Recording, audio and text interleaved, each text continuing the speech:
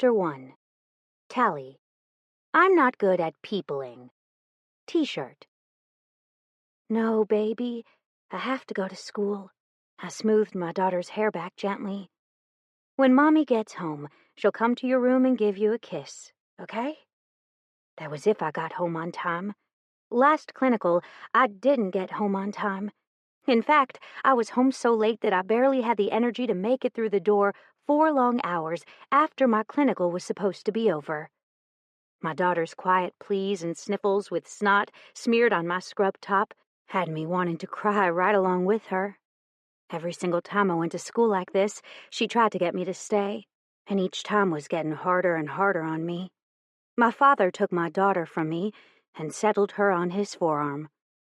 "Go, Tally," he ordered softly. "I've got her." My daughter's fat tears rolled silently down her cheeks. "Be good, baby," I ordered. "You go right to sleep for Pawpaw, okay?"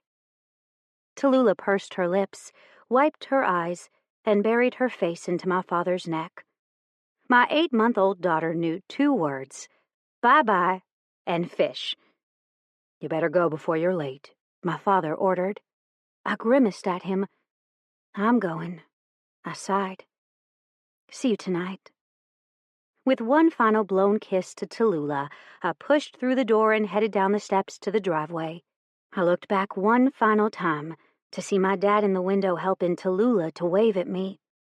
I smiled at her, then unlocked the doors to my Toyota 4Runner, my father's hand-me-down 1990 model that needed a paint job and a tune-up. However, when you're a 20, almost 21-year-old single mom working 40 hours a week and going to school full-time, luxuries such as a new car weren't afforded.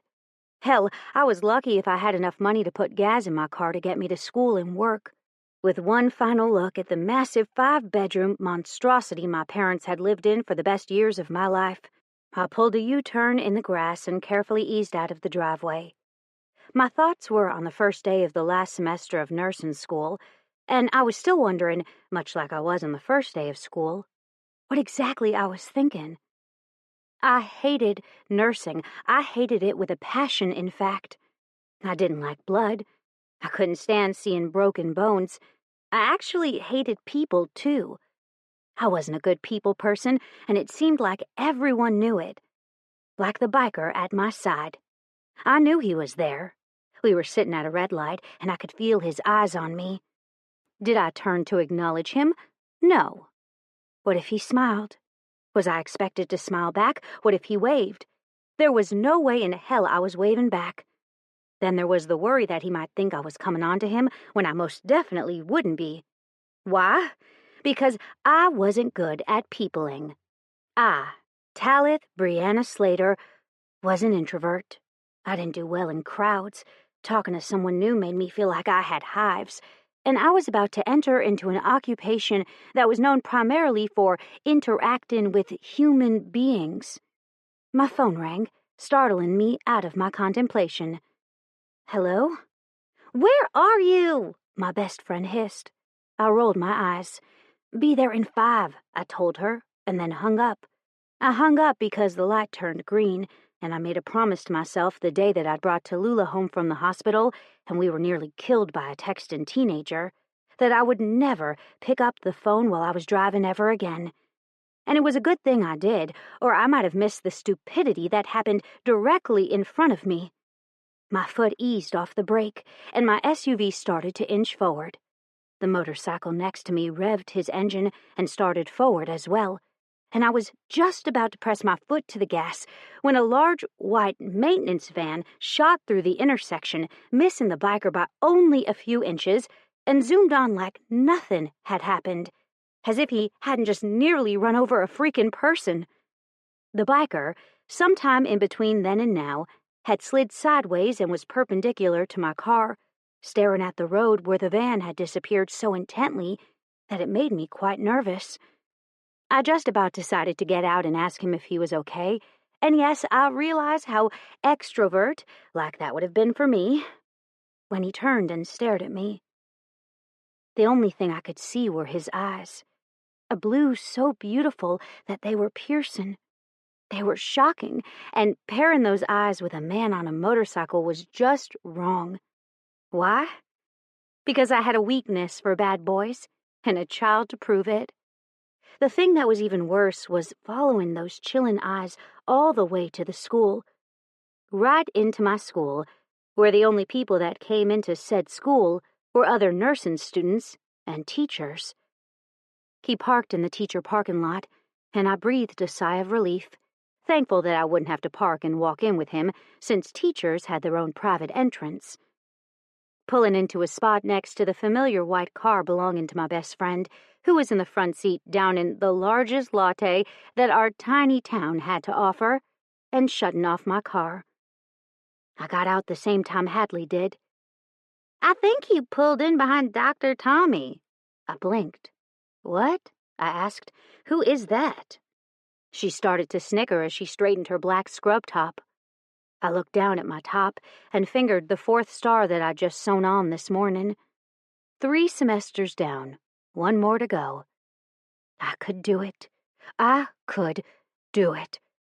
Maybe if I kept chanting that to myself, then eventually it would be true. The tests weren't the problem, though they were tough. No, my problem all boiled down to the hospital itself. "That's Dr. Bones." I froze, then turned, went to my tiptoes, and gasped. The moment I could see him getting off his motorcycle, I finally registered the scrub pants. Dr. Tamirikani Vove, a.k.a. Dr. Tommy, a.k.a. Dr. Bones, who was dubbed that by the ghosts of nursing students passed for his lady boner-inducing powers, was the hot doctor who taught our critical care classes, and this was also the semester that we spent the most of our time in the ER, my worst nightmare. I also saw him nearly get hit at the stoplight just down the road. I would have had to perform mouth-to-mouth with him. I chuckled to hide the nervousness at seeing that man in a classroom and what that was doing to me. "I think you mean on him, not with him." I chuckled under my breath. "Sure, that's what I meant." She rolled her eyes and hefted her backpack, and I followed suit. "You have something cheesy looking on your shirt." I looked down, holding out my scrub top where she'd pointed to examine it, and laughed. "Tallulah was having eggs and cheese when I left," I explained. "I guess I'm lucky it's not vomit." Hadley snorted. "Hey, did you apply for the internship?" Hadley asked suddenly. "Yes," I muttered. "Of course I had. My mother would have killed me if I hadn't. My mother was director of nursing, and she would have had a coronary had I not applied. Apparently, it was a good way to get a leg up on other hires, or whatever. I didn't really care. She didn't know yet that I was likely going to work in a doctor's office and not the hospital at all, but she'd figure that out pretty quickly once I graduated." "I did too." She nodded her head. "My hope is to get in there with Dr. Bones. I hear he's a good teacher." I rolled my eyes. "Dr. Bones doesn't fuck students. He doesn't even fuck other nurses or doctors. In fact, I'm not quite sure that he's capable of even having sex." I whispered to my best friend. She rolled her eyes. "Yeah, but one can hope, can't she?" Yeah, one could hope. We walked up the hallway to where the critical concepts class was. Thank you to our small college for offering something brand new that no other nursing program in the country offered to their level 4 students. And I started to get lightheaded. Yeah, the idea of critical care, of anything that even remotely had to do with blood and gore, gave me the heebie-jeebies. I was determined not to let anyone know of my fear, though, even my best friend. I stepped through the doorway, and my stomach nodded. Here goes nothing. Chapter 2. Tally. If you don't shut up, I'll shove this stick down your throat. Why Tally shouldn't be trusted with tongue depressors when she's pissed. "Sweet baby Jesus," Hadley groaned. "We're going to die. Literally, how can anyone make it through life like this?" I agreed. How were we going to make it through our days without falling into a puddle of goo at the feet of Dr. Tommy? I didn't think it was possible. Well, not now that he was our freaking teacher as well. Why he was a teacher, on top of being a freaking doctor at the hospital, was beyond me. But there he was, in our classroom, showing off his freaking tattoos. How is he allowed to show his tattoos? The girl on the other side of us, Elba, asked. We're not allowed to show ours. Is there something you ladies wish to discuss with the rest of the class? Dr. Tommy drawled, bringing our attention to him. I stalled. I was asking if either one of them had a pen I could use. Mine's no longer working. He started to stalk toward me, and I started to squirm in my chair. Please don't check my pen. Please don't check my pen. He didn't check my pen. No. Instead, he pulled a freaking pen out of his pocket, handed it to me, and waited while I tried to get my hands to work. Thank you, I murmured quietly, taking the pen gently. His eyes were an intense blue, so freaking blue that they looked fake. They looked even bluer when you paired them with his tan skin and black hair. Maybe next time you'll be prepared for my class, he murmured so softly that only Hadley and I could hear. My face turned an intense shade of red. I was sure. I will. I'm sorry, I mumbled. We were supposed to have 2 pens. That had been the instructions on the syllabus on the first day of class. 2 pens, 1 blue, 1 black, 2 pencils, 2 highlighters, 2 notebooks. 2, in case one failed. That had been his instructions. Always be prepared. Bring 2 of everything, always. Everything fails, so always have backup. Gritting my teeth, I gave my friends a sideways look that clearly relayed that they were to behave or I'd kill them, causing both of them to smile. Elba was a very cute Latina girl who I met the first day of class, and she'd quickly become one of my very best friends. She was getting married in the fall after we graduated, and I was really happy for her. As I was saying, before I was so rudely interrupted, your first clinical in the ER might be somewhat overwhelming. That's to be expected. However, over time you will learn the ropes, find your stride, and realize that it isn't some big, scary place that will swallow you alive. Dr. Tommy, I refuse to call him Dr. Bones anymore, continued. I started doodling on my paper, drawing curls and swirls around mine and Tallulah's names. I'd just made a 4th star when a large tanned hand came and snatched the pen out of my hand. I can see now why your pen ran out of ink. Dr. Tommy stared down at me with barely restrained impatience. My face flushed. If it were possible to melt onto the floor in a puddle of complete embarrassment, I would have done it. Right then and there. Jesus Christ! I think you should see me after class, he murmured. My brows furrowed. I hadn't done anything wrong. Looking over to Hadley, she returned a sympathetic smile before turning her head down to her own work. Okay, I finally said. I'll see you after class. He nodded once, but kept his pen. Irrational anger flowed through me throughout the rest of class, and by the time that had ended, I was beside myself. Do you want me to wait? Hadley asked. I shook my head. No, I snapped. I have to go to work after this anyway. I just hope he doesn't make me late. Hadley packed her book into her bag, gave me a worried look, and then left without another word. I stayed in my seat once my bag was packed, waiting to see what Dr. McAsshole had to say. Once the last person escaped, he stopped erasing the board. And yes, I was admiring his ass in case you were wondering. Turned and crossed his thick, muscular arms over his chest. The other teachers gave you glowing recommendations, he started saying. I licked my lips. Thank you?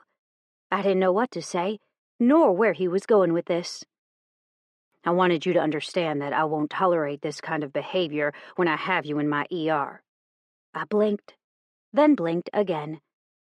I started to say, but he interrupted me. You'll be starting on your nursing internship next week. You'll be there 2 days out of the week, 12-hour shifts, and always under me or Dr. Wilde. I blinked some more. I got it? I was finally able to get out. He nodded his head. Though I expect that has more to do with who your mother is than whether or not you're actually qualified or skilled enough to be there. My mouth dropped open in affront. Oh, I assure you that I am skilled and qualified enough to be there. My back straightened. Is that all? I could have sworn I saw his lips twitch at my show of anger, but no other signs of his reaction to my ire were apparent. Yes, that'll be all. I nodded and stood, throwing my bag on my shoulder and practically stomping toward the door. He stopped me, though, the moment I was about to exit fully. Thank you. I froze and turned. For what? I asked stiffly. For not running over me this morning. Thank you for paying attention. I didn't bother to answer him. Otherwise, I might have said that I now wished that I hadn't been paying attention. Motherfucker. Who did he think he was? My mother wouldn't stoop so low as to get her daughter a job. Would she? Chapter 3. Tommy. Whatever, motherfucker. Whatever. Coffee cup. I was thankful that the shift was over. This had been one of the worst 12 hours I'd had in a very long time, since med school at least. Not because the patients had been difficult or anything, but because of her. The freaking student who made my dick hard with one whispered word from those luscious would-look great wrapped around my cock lips. She wasn't tall, but she wasn't short. Her long brown hair looked just as good flowing down her back as it did up high in a ponytail or in a fucking messy bun scrunched at the top of her head. Sweats, scrubs, jeans. They all did it for me when she wore them. There was literally not a goddamn thing she was able to wear that didn't get me harder than stone. Her green eyes were mesmerizing. One look into them and it was easy as hell to forget that she was a student, a 20-year-old one at that. All right, Mr. Perv, I thought to myself, time to stop thinking about girls who are more than 10 years younger than you. My body, however, didn't care that she was 20, nearly 21 according to her school files, to my 33. It didn't care that I'd get fired if I was found fucking her. It also didn't care that I was trying to control it. The beast wouldn't be controlled.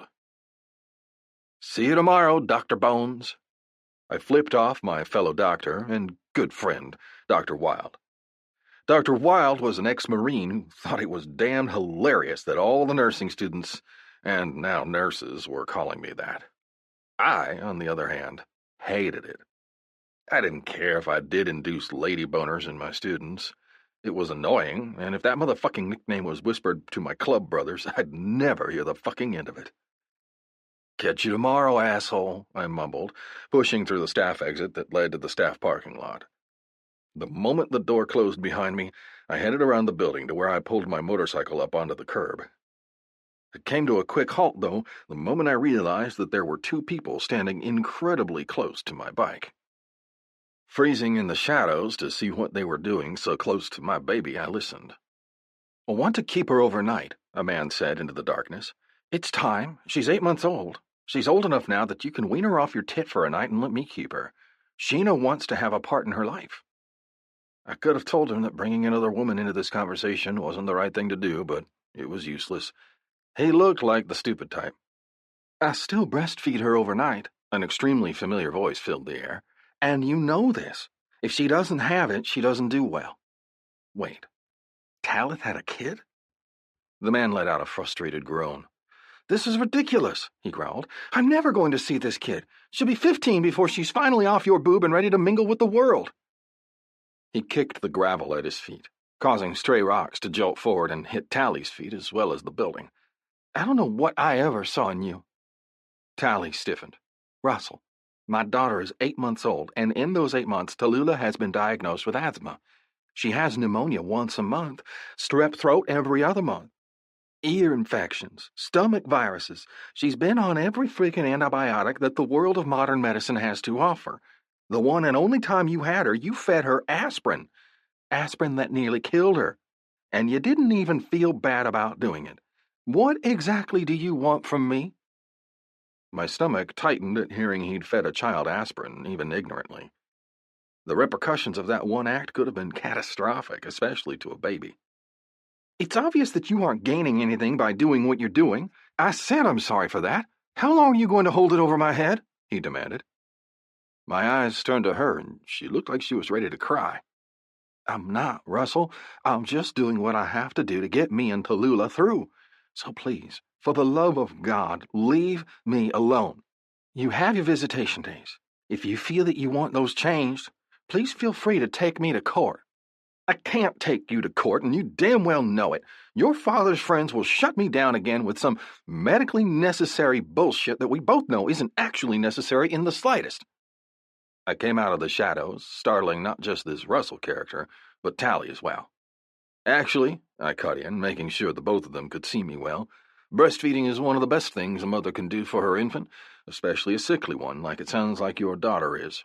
You're lucky that your daughter has a mother that cares for her like she does. And just who are you? Russell bowed his chest up. Russell was about 3 inches taller than my 6'1" frame, and he looked like he was in incredibly good shape. I now could see what Tally saw in him. He was an attractive fucker, I'd give him that. His attitude, however, was not. I'm Dr. Tomarkanov. Russell blinked, then sneered. Well, this is a private conversation, he informed me haughtily. I shrugged. Just need to get to my bike. I pointed, and the man turned, eyeing the bike like it was some random piece of trash. Figures, he grumbled. I'll be talking to our lawyers again, Tal. It's time.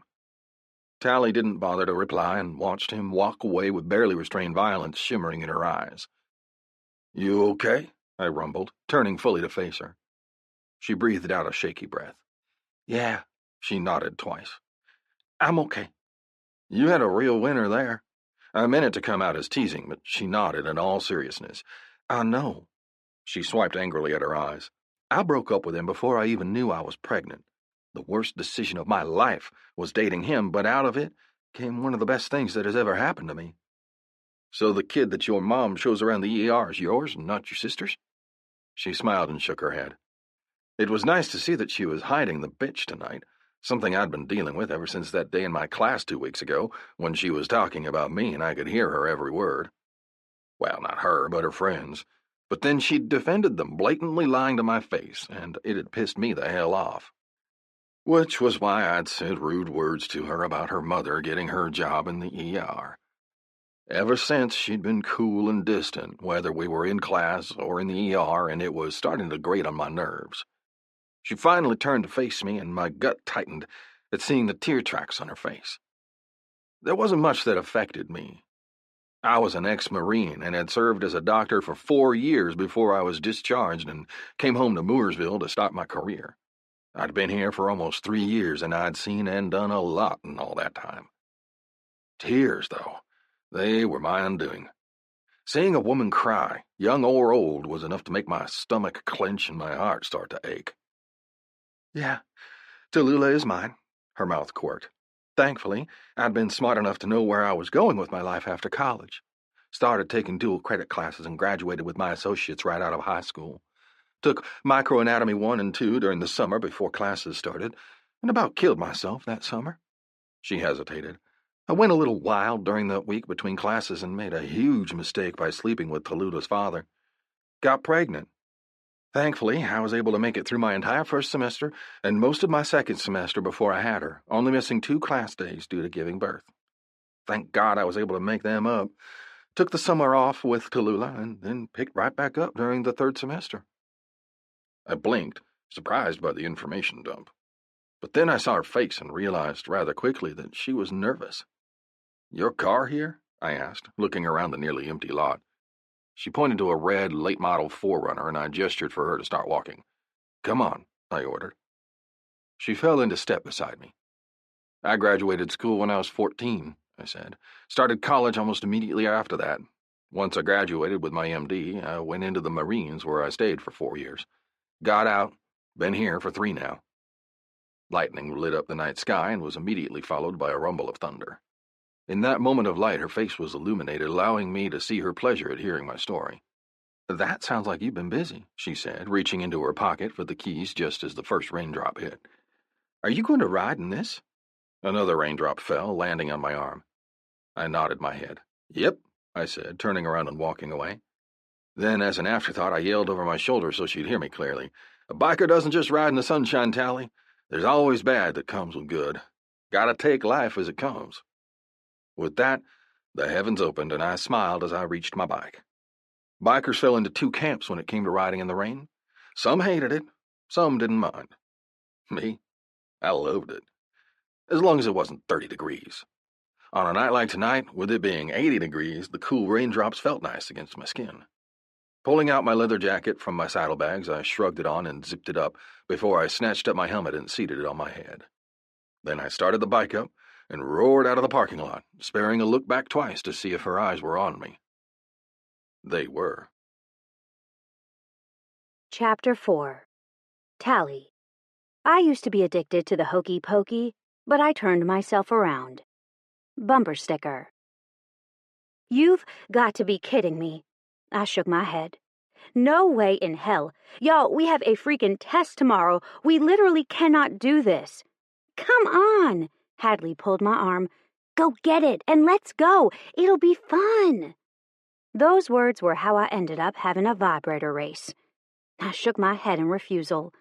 No, just no. The girls, my closest friends, grinned. I really can't. I asked my parents to watch Tallulah so I could study for this test. I have to utilize... Hadley placed her hand over my mouth and shook her head. No, she glared. I already had this discussion with you. You pay for daycare, and they don't mind taking her there.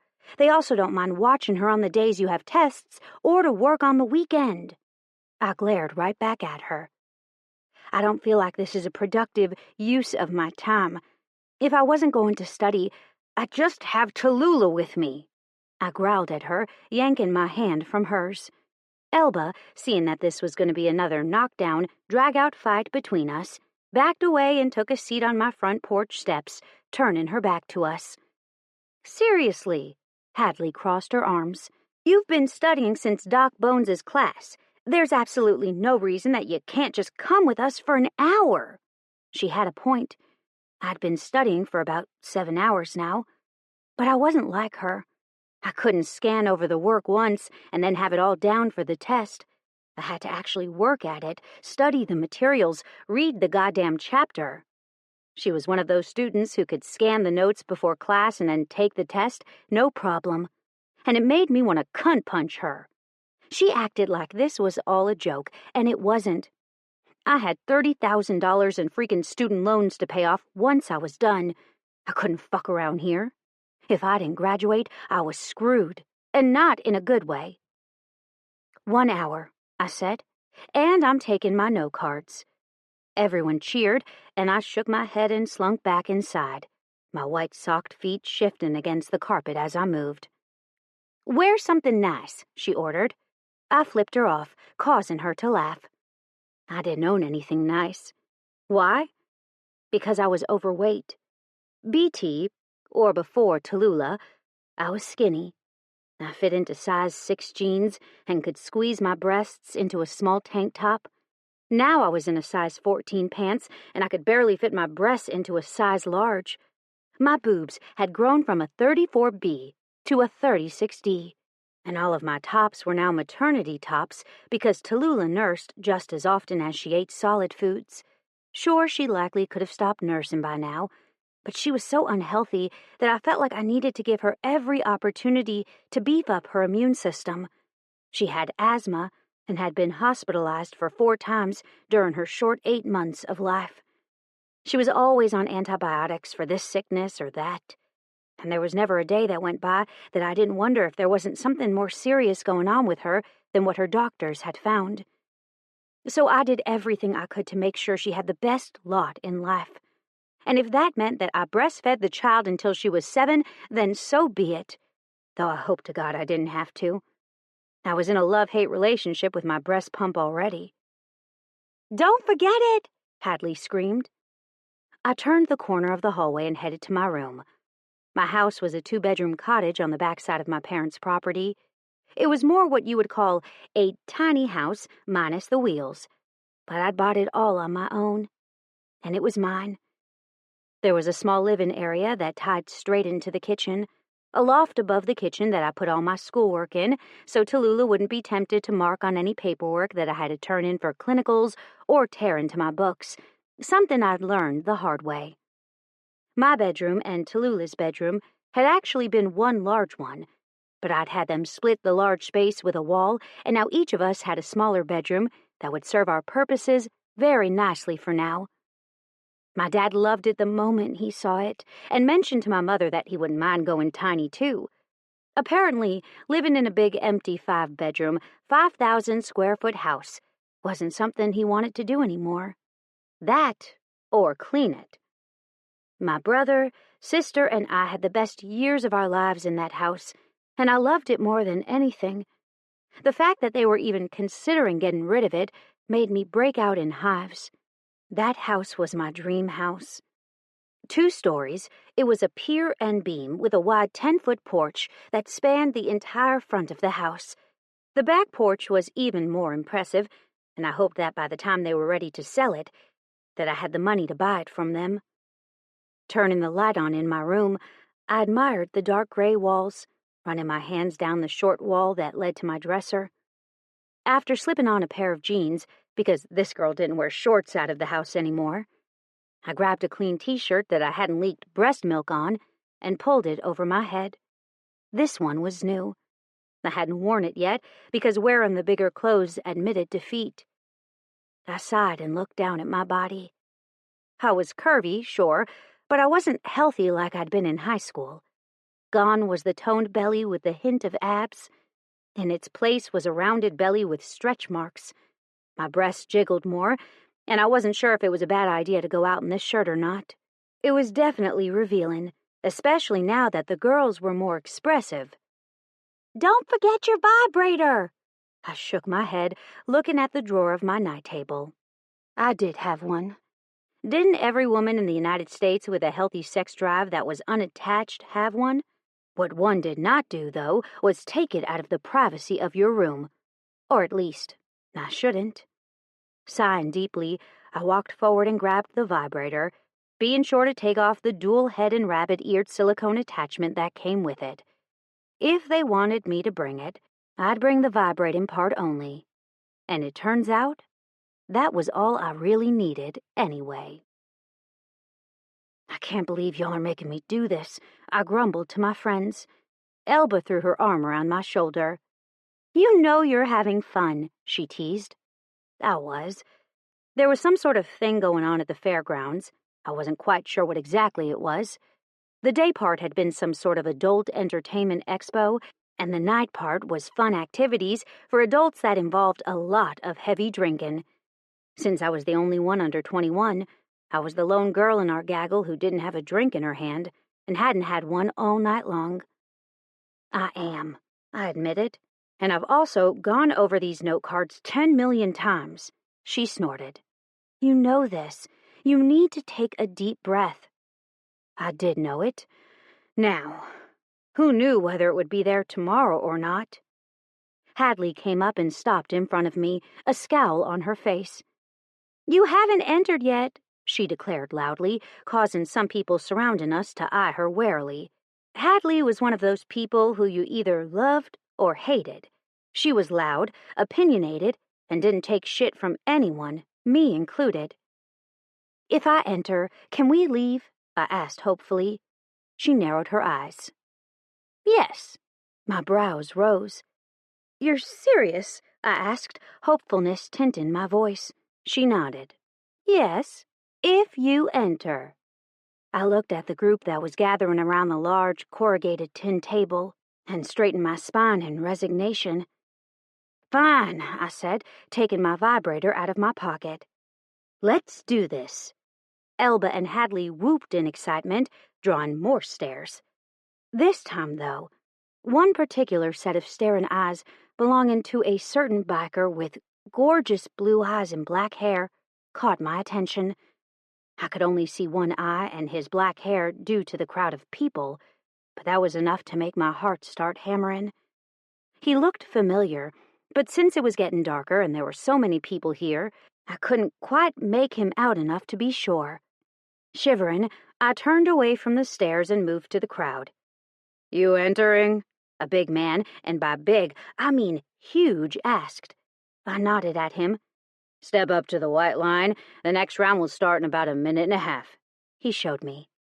Winner gets this. I eyed the huge, hulking thing.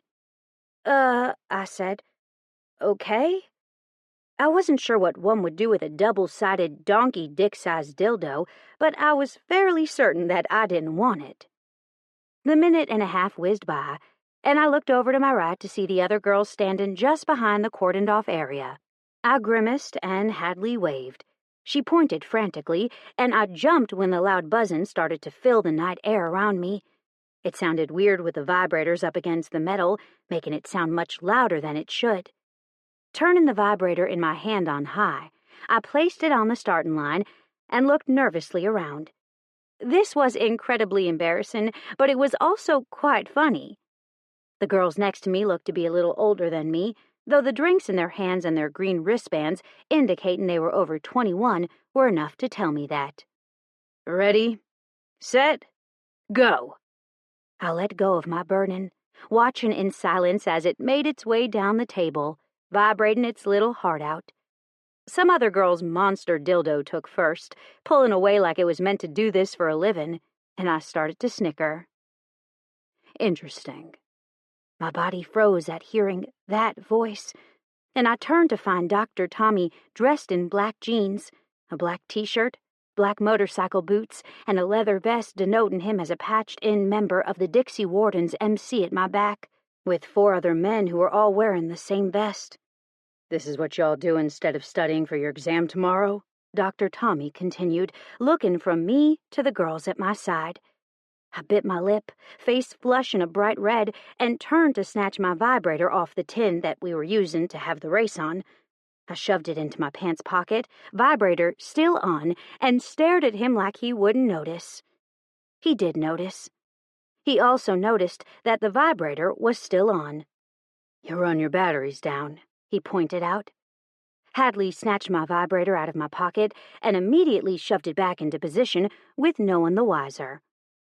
I turned back to look at Dr. Tommy and crossed my arms over my chest. We've already studied, thank you very much, I informed him. This was just a stress reducer. That's not exactly how they're designed to reduce stress, one man said from Dr. Tommy's side. I could probably show you how they're supposed to be used. My mouth dropped open in embarrassment, and I floundered for something to say. Oh, Hadley snickered as she sidled up to my side. We know how to use them. This is just a bonus activity. The crowd started to cheer loudly, and I turned to find the vibrators at the end of the line now, with mine in first. The large man who'd shown me the prize earlier came up to me and thrust the double-ended dildo into my hand.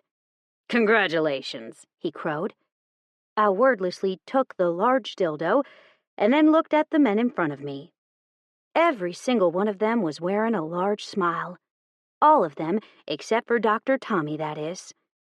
Are you ready yet? I whispered frantically to Hadley, shaking my new dildo in her face. It hit her on the nose, and she grabbed it and pushed it away before answering. Yes, she smiled a secret smile for reasons only she knew. I'm ready when you are. I walked down to the end and pocketed my vibrator, and then tried to hand off the double-headed dildo to Elba, who flatly refused. No, she hissed. Do you see all those hot guys down there? I rolled my eyes. You're getting married soon. You're not allowed to care whether hot guys notice you're holding a dildo or not, I informed her. She snorted. Yeah, she agreed. That's right. I sighed and looked for the nearest trash can, spotting one just on the other side of Dr. Tommy. Fuck. I scanned the area again, spotting one on the opposite side of the lot from where we were parked, and cursed. How could they only have 2 freaking trash cans out here? Knowing I had to get close to him to trash it, I started forward. He watched me come, his eyes taking in my every move. Surely there was something more interesting at the expo than me, right? Wrong. He watched me like a hawk. Even his friends watched me. You want this? I asked him as I passed, skirting around the large men who didn't bother to try to get out of my way. No, they forced me to walk all the way around them, then circle back around to get at their backs. Dr. Tommy's eyes sparkled as he turned. Wouldn't have much use for it. So no, was his answer. Just as I was about to drop it into the trash, that velvety voice broke in again. You could keep it, you know. You never know when you might have use for it. That didn't sound very professional or teacher-like to say. My eyes caught his, and something quick flashed in his eyes before it was gone, as if it had never been. See you tomorrow, ladies, Dr. Tommy said as he started backing away. I looked to the side to see Hadley and Elba were waiting there, watching the exchange with extreme interest. Bye, Dr. Bones, Hadley called, waving excitedly. Dr. Tommy's shoulders stiffened, and he looked over at the man at his side just as he opened his mouth. Why are they calling you Dr. Bones? The man to Dr. Tommy's right asked, eyes sparkling with mirth. Shut up, Truth, he growled. I could always ask. Dr. Tommy left without another word, and the men followed him, all of them chuckling. We watched them go, our eyes avid, until we could no longer see them as they weaved their way through the crowd. You did that on purpose, I hissed at her. She shrugged. I don't know what came over me. My eyes rolled backwards as I looked up at the quickly darkening sky. This is going to come back and bite us in the ass, I told her. Just you wait and see. She smiled. You gonna trash that or keep it? She asked.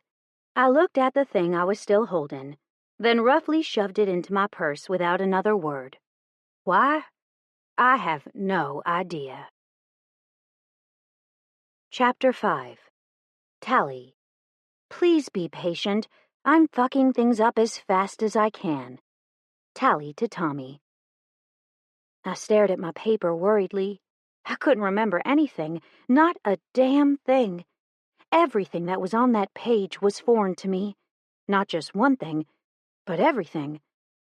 You have an hour to finish before I collect the tests. Finished or not, understand? Dr. Tommy walked to the board and wrote 1033 on the white dry erase board. If you have any questions during the test, raise your hand and I'll come to you. Number 2 pencils only, because I'd hate for the testing machine to not read your answers and mark them wrong. I swallowed thickly, checking to make sure my pencil was number 2, even though that's all I ever bought. I fiddled with my watch, setting my time to the time on the board, and then I started to panic. I couldn't do this. I couldn't. I would fail, and then I would have to work at the gas station for the rest of my life, possibly never seeing Tallulah again because I'd be busy working to make enough money to support us. She'd be 15 when I finally caught up. A Jolly Rancher was set down on the desk in front of me, and I lifted my eyes from my test to look at who put it there, only to stop when I saw a crotch. A very nice crotch at that. I could see mostly everything, and everything was quite perfect, though I had a feeling that had a lot to do with the man that crotch belonged to. Even soft, the man was well proportioned. I wondered what it would look like if... Dr. Tommy's muscled, tattoo arm came into view to block his crotch, and I blushed ruby red. I made my way from his crotch to his face, stalling slightly on his belly and well-defined arms before I reached my destination. My face was still flaming, which seemed to be a consistent state with him. I licked my lips. His brows rose, but he didn't say a word. He glanced down at my paper, which was still blank, then back to me as if to say, "What the fuck is going on with you?" I shrugged, causing his lips to tip up in a smile. He opened the Jolly Rancher and handed it to me, and I took it. Should I put it in my mouth? I was on a diet. I'd not had anything sweet in well over 2 weeks. I should. I definitely should. Popping it into my mouth, I lifted my own brows, causing his eyes to smile. Without another word, he turned and walked back toward his desk, where he took a seat, propped his feet up onto the corner, and closed his eyes. I watched him for a few long seconds before I went back to my test, this time not nearly as freaked out as I'd been a few minutes ago. You passed. My body jolted. I was sleeping on the couch in a back room of the school that acted as a student's lounge. It was placed there by some awesome members of the administration who understood the needs of nursing students. I always took a quick nap on Tuesdays and Thursdays before I had to go to work at the gas station. I had exactly an hour and 15 minutes between 11 and 12:15 to get some rest before I had to be to work by 12:30. Today, since I'd finished my test before class normally ended, I had a few minutes longer. I did? I asked, rubbing my eyes in confusion. I felt the couch depress at my side, and I turned to look at Dr. Tommy. He was holding my test. Well, he was holding all of the tests, but mine just happened to be the top one. "Have you told any of your other teachers that you have test anxiety?" he asked. I looked at him. What would they do about it? I asked him sardonically. "Nothing," he snorted. "Actually, they're required by law to give you another testing environment, and more time if it's found to actually be a real problem for you.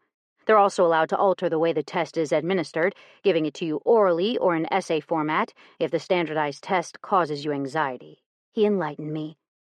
I blinked, then blinked some more. "You're shitting me," I finally settled on, then immediately cursed myself for cussing in front of my teacher. The only things my words got me was laughter, thankfully. "No, I'm not shitting you," he promised. "Come to my office with me, and then go to lunch with me. I want to go over a few things with you." I wanted to do nothing less, but I got up anyway. "I have to be at work by 12:30, I told him. "That's 2 hours. He nodded. Grabbing my bag, I shouldered it only for him to take it from me and carry it by the handle. "I noticed that you weren't overly freaked out until I passed the scantrons out." I nodded my head, following at his side as he led me down the hall to the teacher's wing, where you rarely, if ever, saw students.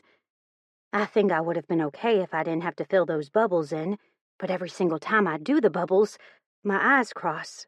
He grinned. "I had to take all my tests throughout school on the computer, because the act of looking and writing down A, B, C, or D made the letters all float around in my head. I failed 3 tests like that in my first year in college before one of my teachers realized what was going on." I didn't say anything. The man at my side, the strong, tall, dark, handsome, tattooed badass, yes, I could go on for days listing his virtues, didn't look like he had any weaknesses. No way. So it surprised and elated me to learn that he wasn't quite the model of perfection that I had originally thought he was. And over the next 2 hours before work, I realized that he really wasn't perfect. He smoked the occasional cigarette when he had a really bad day at the hospital, he said. He cursed, he was loud when he drank, and he had a dog that should really be put on a diet, but he didn't have the heart to force him to slow down on his food. All of that caused me to fall even more for him, which inevitably would end up with me being hurt and sad. Because Dr. Tommy hadn't made one single move to exhibit that he felt the same.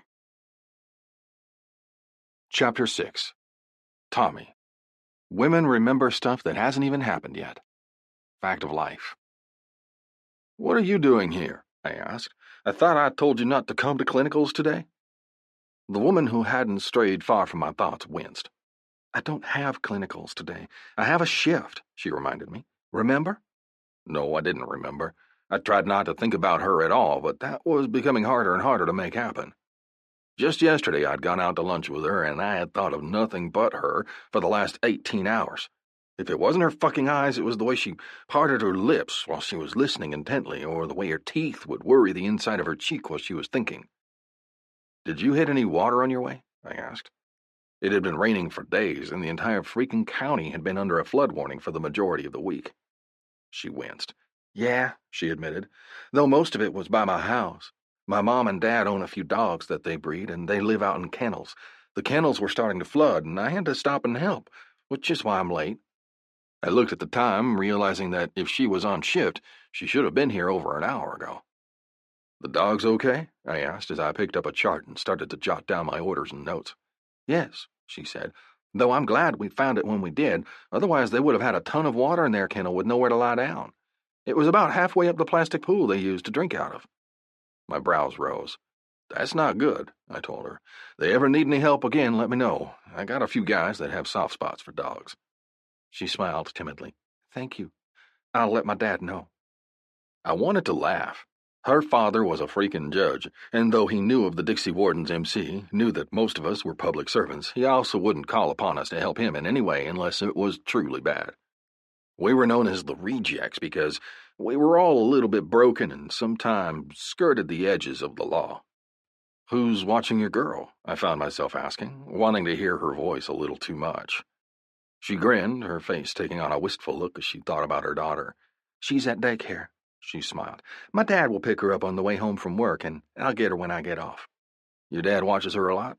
I asked. "Mom and Dad," she nodded. "My sister and brother take turns, too. I wouldn't have been able to make it through nursing school without them."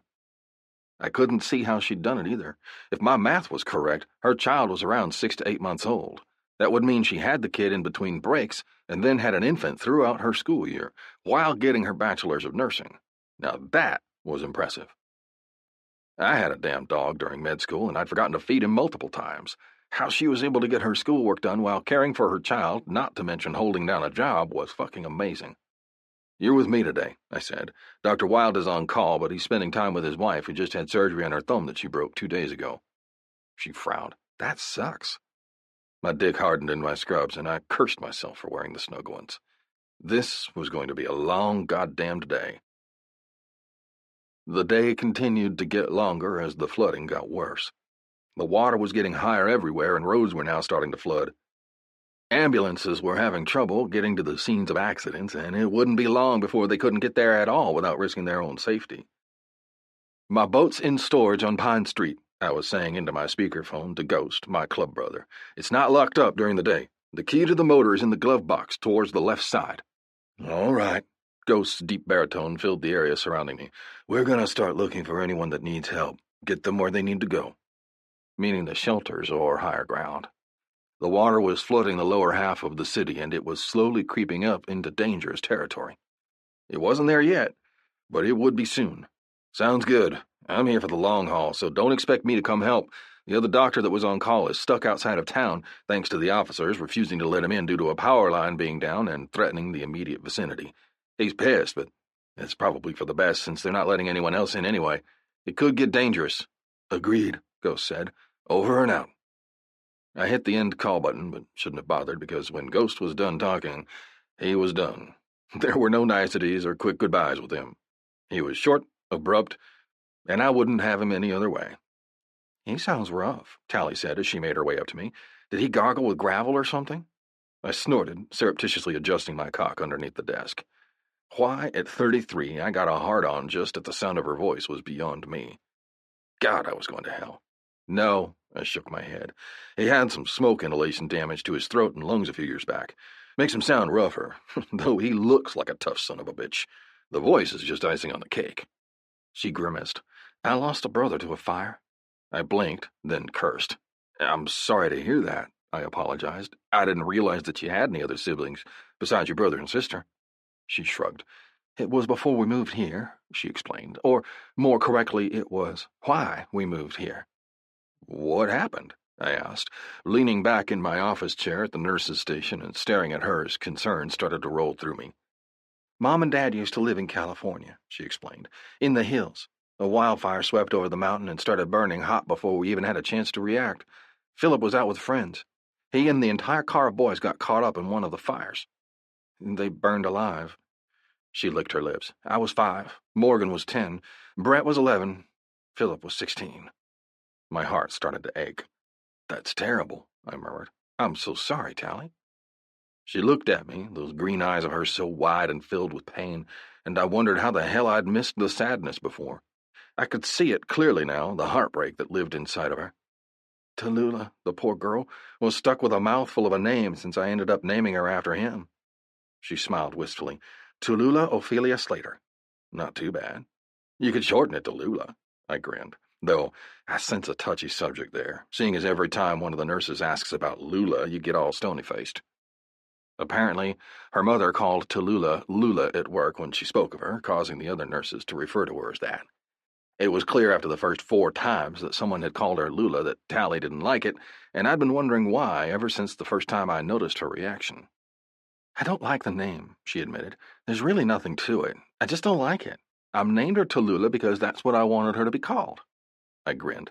It's a mouthful, as you said. Gotta be hard for her to say, I informed her. She sighed. I'm sure it will be, she confirmed. The ER doors opened and a soaking wet Sunshine, another member of the club, came barreling in with a patient. Sunshine was a medic and he was damn good at his job. I'd work with him at my side any day of the week and twice on Sunday. Sunshine walked past me, not even acknowledging me, and headed straight back for the room that he'd been instructed to use while en route with the patients. Once he'd transferred over care to one of the nurses, he came back out, a thunderous scowl on his face. "What's up?" I asked him as he made his way in. He growled at me, walking straight past me into the refreshment room for the paramedics. I got up and followed, curious now as to the reason for his anger. I found him muttering obscenities to himself. "What's wrong?" I asked. "Someone took the last Dr. Pepper," he grumbled. "Who's the chick?" I turned to see Tally in the seat I'd vacated. "Tally," I answered, not giving any more information than that. He didn't need to know that she was my student, and I was having some very not-so-teacher-like thoughts about her. "Fucking A," he grumbled. "We lost an ambulance." I blinked. "What?" I barked. "How the hell does that happen?" He glared at me as he pulled out a Mountain Dew and started chugging it, all the while keeping angry eye contact with me. "I mean," he said once he was finished, "that we parked it to go to a scene, got as close to the accident as we could, but ended up having to walk to the scene where some dumbass tried to drive into high water and got carried off. Just got to the car when I hear a god-awful crash and look back to see the ambulance floating away down the fucking creek-turned river." I blinked. I stifled my laughter. "How the fuck does that happen?" He glared. "A semi slammed into the back of it, flashing lights on and all, and pushed it into the water. We got the guy out of the car, and I hoofed it all the way here from 10th Street. He crossed his arms over his chest. "That woman is hot as fuck. Have you fucked her yet?" I turned to find him staring at Tally. Then burst out laughing. "Oh, no," I said. "She's a nursing student." I refused to admit that Tally was my student, though. Not to him. I was about 2 seconds away from breaking the goddamn law, not to mention the moral code when it came to Tally Slater, and I'd rather not admit it out loud. Because if I didn't admit it aloud, it didn't really count. Right? The first part of my long day started not long after she arrived. One second we were sitting at the nurse's station, and the next we were at a woman's side whose daughter was having an asthma attack. I was practically on top of Tally, my body pressed to hers as we worked. "Have you been able to get anything in her?" I asked the woman. "No," she frantically replied. "I tried to give her meds in her spacer when I realized what was going on, but by then she was already too far into it." I nodded and started to work as Alessandria, the other nurse who Tally was shadowing, was helping me. Tally stayed at the girl's side, speaking to her as she tried to calm the child down. The mom was on one side, holding her hand, bent down, talking to her as well. I spared one quick look at the soft, not panicking smile on Tally's face and breathed a sigh of relief. 20 minutes later, the little girl was breathing. I was no longer pressed against Tally's ass, and I was trying to contain the adrenaline rush that always ran through me in emergencies. My cock was still fucking hard, and I had the smell of Tally clinging to my body, and I was heading to the bathroom. I was a sick motherfucker, but I couldn't deal with this hard-on for the next 10 hours. I had to get it under control, and in my mind, there was only one way to do that. Closing the door of the private physician's bathroom, I yanked my pants down, fisted my cock, and started running my hand up my shaft furiously. It took less than 40 seconds before I was coming all over a paper towel I'd grabbed just in time, and I couldn't help but growl Tally's name. I didn't know what I was thinking. Throughout the night, the weather had gone from bad to worse, and we were now staring 3 o'clock in the morning in the face. "We can sleep in the main room, and you should sleep while you can, because if things keep going like they're going, we're going to be put to work sooner rather than later." "There's only one bed," she said. "I can't take your bed." I shrugged. "It's not technically mine," I made a point of telling her, "and the bed is big. You just sleep on your side and we'll be fine." She gave me a skeptical look, then held up the pillow at the top of the bed, and then pointed to the lamp beside the bed. "This screams you," she informed me, "and I saw you wearing that shirt yesterday." She pointed to the corner of the room where my grunt-style t-shirt laid in a dirty heap against the wall. "Well," I shrugged, "it's not technically like I said, but I am the main one who uses it, though." "One of the nurses told me that you threw a bit... you complained when one of the other doctors used it to sleep in," she amended quickly. I sighed. "I did, but there was more to it than that." "Enlighten me," she ordered, fidgeting slightly as I gave her the weight of my eyes. A med school shit came in here, took a nap, and then took it over for himself, I explained. When I went to use it, the motherfucker had left a fucking jizz towel on the floor, thrown underneath the bed as if he hoped it wouldn't be found, and the entire room smelled like he'd fucked for hours in it.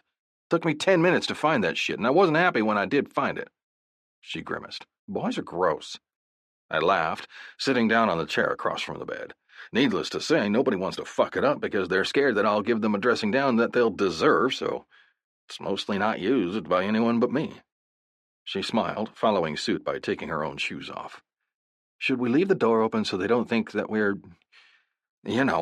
She cleared her throat. I grinned. Fucking? God, I really was going to hell. The act of saying that word to her was enough to make my dick lengthen as blood rushed to it.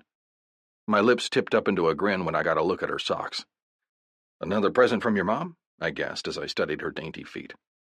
She rubbed her feet with her hands, and I wanted to push her hands away and take over for her, but I didn't. Yep, she smiled, though she says they're from Tallulah. I grinned. I bet she likes when you wear them. I bent forward and fingered the small flap of fabric off the back of one ankle that looked to be a cape. Does your daughter like superheroes? Tally nodded hurriedly. That she does. Her room right now is decorated in Batman and Captain America. I grimaced. That's sacrilege. What is? She asked as she started to scoot back, making room in the bed for me and moving until she was practically snug against the wall. I got up, keeping my arm down to shield my dick from her view, and flipped off the light. The room plunged into darkness except for a slight illumination that lit the area around the bottom of the door. The fact that you're putting a DC comic book hero in the same room as a Marvel comic book hero, I told her, stopping at the side of the bed to remove my shirt. Once it was free of my body, I tossed it in the direction of the chair and took a seat, the softness of the bed inviting me. The cool sheets hit my back and I tensed for a few seconds before finally scooting myself all the way into the bed. And I realized my mistake. All the other times that I'd been close to her, felt her against my body, we'd been in public places. Now we weren't in public. Now I was shirtless. And now we were in a goddamned bed. Son of a bitch. Chapter 7. Tally. Whenever I feel down, I just put my hand on my vagina for a few short seconds. Holding that much power always cheers me up. Hadley to Tally. I lay in the bed next to Dr. Tommy, straight as a board. I didn't move. I didn't dare. If I moved, I might touch him. If I touched him, I might not be able to stop myself from running my hands along his abs that I knew he had. I'd felt them up against me that day in the exam room while we were working on that little girl. I'd felt all of him, every hard inch, and I'd loved every single bit of it. Dr. Tommy shifted, and I nearly groaned as his elbow grazed my sensitive breast. Biting my lip, I rolled, putting my back to him and faced the wall. The move put my backside up against his knee that was hitched at the side, and I froze, wondering if I should move. Or should he move? Certainly I was taking up less space than him, but talking to him would only force me to listen to more of that deeply intoxicating voice of his. In the dark, with his smells surrounding me. So instead I chose to stay still. I stayed like that for a long time. So long, in fact, that my back started to get stiff from lying so rigidly. At some point in the last however long it had been, Dr. Tommy had fallen asleep. His soft, even breathing filled the dark room around me. And I finally thought it was safe enough to roll over, to move myself off of the wall, enough that I wasn't touching it from thighs to shoulders. Moving only enough to allow me to roll again, I flopped to my belly and inwardly groaned when I rolled on top of his hand. His hand that was now plastered against my crotch. Biting my lip, I started to inch my way up the bed to move his arm, but he only tightened his hand, fisting my pants as well as panties, and I was sure a few stray hairs in his clenched hand. Fuck me, literally and figuratively. Oh God, he'd probably feel absolutely amazing between my legs. His mouth, his hand, his tongue, his cock. His hand finally unclenched, and I contemplated moving. If I moved, would he wake up and find his hand on my vagina? I started to shift, and his entire body rolled until he was pressed to me, chest to feet. His feet were tangled with mine. His hands twitched, one still on my crotch and the other on my waist. His mouth was inches from my face, his breath exhaling against my cheek. His hard chest was pressed into my arm, and his crotch was snug against my hip. It was more than obvious that he was a cuddler. He was clutching onto my body like I was a body pillow instead of a living being. And his breath smelled sweet, like the chocolate bar that I'd witnessed him eat not long before we'd come in here. Never before had I been jealous of a fucking nut. But the minute he sucked one of the nuts free of caramel, I'd been a fucking goner. Closing my eyes, I allowed myself to wander to a time and place where I would take advantage of this position, where I would run my hands down the length of his defined chest. An alternate reality where he wasn't my teacher, and I wasn't his student. My mind ran and my breathing hitched as I thought about what I'd do, where I'd touch him first. And I was so lost in my own musings that I inadvertently pressed down onto his hand, grinding myself into him. He snuggled me closer. God, I was going to hell. Licking my lips, I moved closer, my hair falling into my face, and pressed my lips to his neck. He didn't move, didn't react at all. And I bit my lip, wondering just what else I could get away with. Tommy. I wasn't awake. Not at first, anyway. I had a good sense of time and always had since I'd been a young boy. Therefore, I knew the moment I woke up, someone had moved in the bed next to me, that it had only been a short time since I'd fallen asleep. My eyes were heavy and my limbs were still tired, and I was surrounded by the most delicious scent I'd ever had the chance to smell. Caramel and peanut butter, or maybe cocoa. I wasn't sure. All I knew was that I'd smelled that particular scent before, had been dreaming about it for some time now. Experimentally, I cracked one eye open and came face to face with the best sight I'd ever seen. Tally. Inches from me. Lips so close that if I wanted to, I could let my lips part and my tongue snake out and I'd be able to taste her. Just as I was about to say something, she leaned forward and placed a delicate kiss on my neck, right under my Adam's apple. I shifted, unable to help it, and she gasped lightly. That's around the time I realized that I was cupping her crotch with my left hand and had her hip on my right. My crotch was placed snugly against her opposite hip, and my dick was so hard that it literally couldn't be good for my blood supply when most of it was feeding my cock instead of my brain. That had to explain what I did next. Surely I wouldn't have done this had I been thinking clearly, not half asleep and oxygen-deprived from too little oxygen to my brain. My hand clenched even harder on her pussy. She shifted again and her breath fanned against my lips. Her lips hovered over mine. Just when she was about to press her mouth against mine, my phone started to blare. Cursing, I rolled out of instinct, moving so quickly that Tally never even had a chance to react. Her breath left her body as I pinned her underneath me and she gasped. "Dr. Tommy." Her voice was breathy and raspy and I closed my eyes tightly to force myself to calm down and think. "Sorry," I groaned, rolling back off her. "It's okay," she murmured as I crawled out of the bed. "Everything's okay." No, I wanted to disagree with her. Everything was not okay. My dick was hard, my phone was ringing, indicating something was wrong and they needed me, and I was fairly sure that I was about to die from need. Did I voice any of those concerns? Hell no. Instead, I picked up the phone, placed it to my ear, and said, "Talk to me." Chapter 8. Tommy.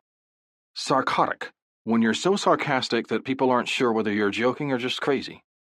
T-shirt. "Got your boat here if you want it," Truth called into the phone. I shook my head. "No," I murmured. "I got a room by the house while I still can." I looked up at the still gray sky and wanted to curse. The water's gone down, but if we get any more rain at all, it's going to be stuck there. "It's not done. You won't have running toilets or water." I grunted. "They're supposed to get out there today with the toilets," I disagreed, "and I'm going to throw a goddamn fit if they don't." Truth grunted. "Good luck with that." I wanted to throat punch him. I didn't need any more negativity in my life. I had enough of my own when it came to the house I was building. I didn't need any of his. "Hold on to the boat. Take it to the clubhouse and I'll pick it up in a couple of hours. I have to go check out the floors and make sure they didn't fuck anything up," I murmured as I walked to my bike. I stopped when I saw Tally standing there, her daughter on one hip. Both of them stared at me, and I had a little hitch in my throat when I saw the two of them. "Okay," Truth hung up without another word, making my head shake involuntarily at his abruptness. I should be used to it by now.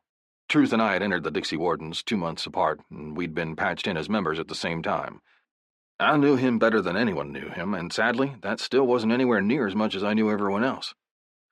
"Who do you have there, Tally?" I asked, smiling down at the two ladies. Tally smiled as she bounced her hip lightly as she gestured to me. "Tallulah, can you say hi to Dr. Tommy?" she encouraged the young girl. Tallulah was a gorgeous child and was the epitome of adorable. She also looked nothing like Tally. Tally's green eyes obviously weren't dominant because Tallulah's baby blues were bright and focused on my face.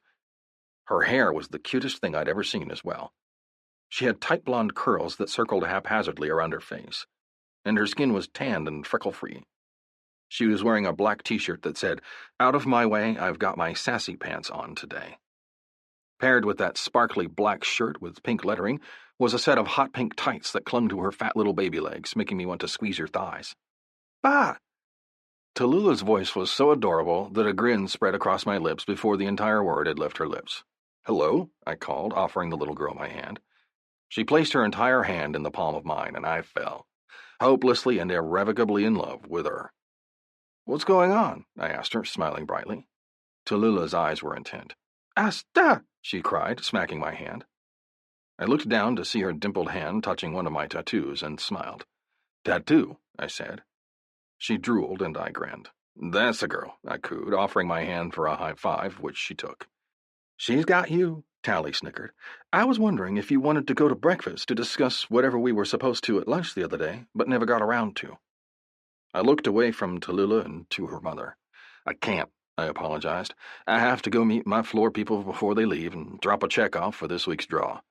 I held out my hand when Tallulah reached for it. "Unless you want to wait 45 minutes and let me run by the house and change, you can meet me at my place and we can go from there."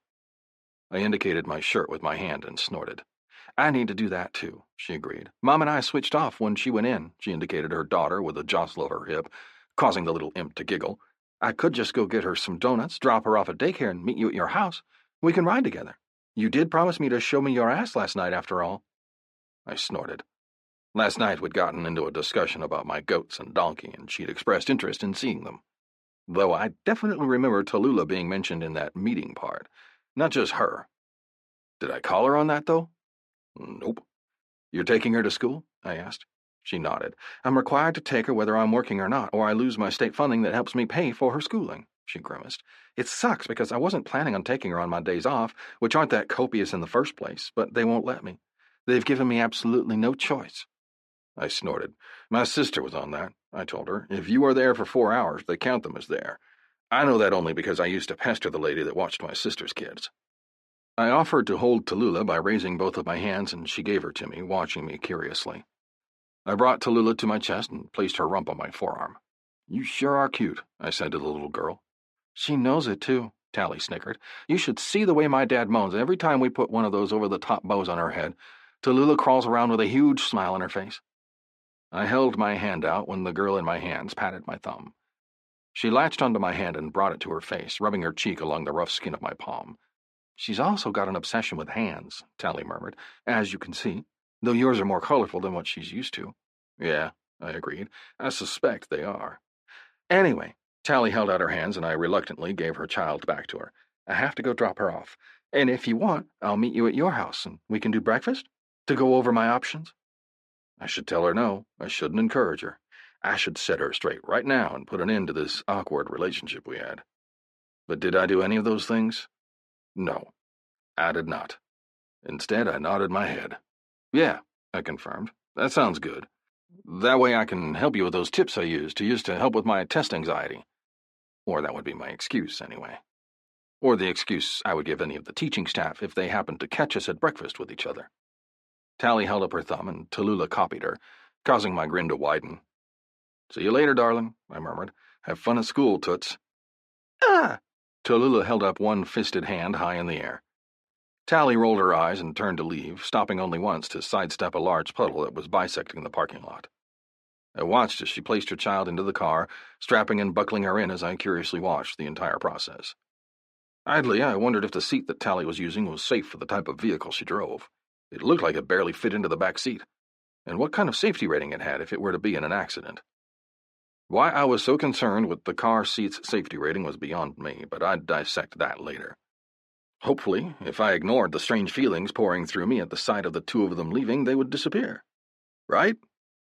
Wrong. But I was a good faker, and I had a sensational poker face. "You've got to be fucking kidding me," I said as I looked at the floors that were just stained and sealed. "What the fuck is this?" The boy, and yes, I really do mean boy because he had to be 18 at most, looked at me with fear-filled eyes. I'm just here to help. I only clean the floor. Mr. Jody can answer your questions." I growled low in my throat. "How about you go get him for me then, kid?" I asked. The kid ran, halting to place his broom down, almost making me want to laugh. Almost. This was so far from freaking funny that it was laughable. I wanted to strangle someone. And the man, the leader of this band of dumbasses, came around the corner smiling at me like I should be proud of the goddamn floor when I wasn't. "Hiya," he called loudly, his annoying voice echoing off the walls of the empty house. "How do you like it?" I didn't smile. In fact, I didn't do a goddamn thing but cross my arms over my chest and let him see my displeasure. The grin slipped off his face, and he stared at me warily. "Is this what you call quality workmanship?" I asked him, pointing toward the ground. "Do you see this?" He looked down and swallowed. "Yes, sir," he answered. "The builder told me that you would use paint thinner to dissolve this before you put the sealer down. Why, in God's name, do I see fucking white paint on what is supposed to be my brown goddamn floor?" I growled. "That shit's never going to come up, and I'm forever going to have to look at that eyesore.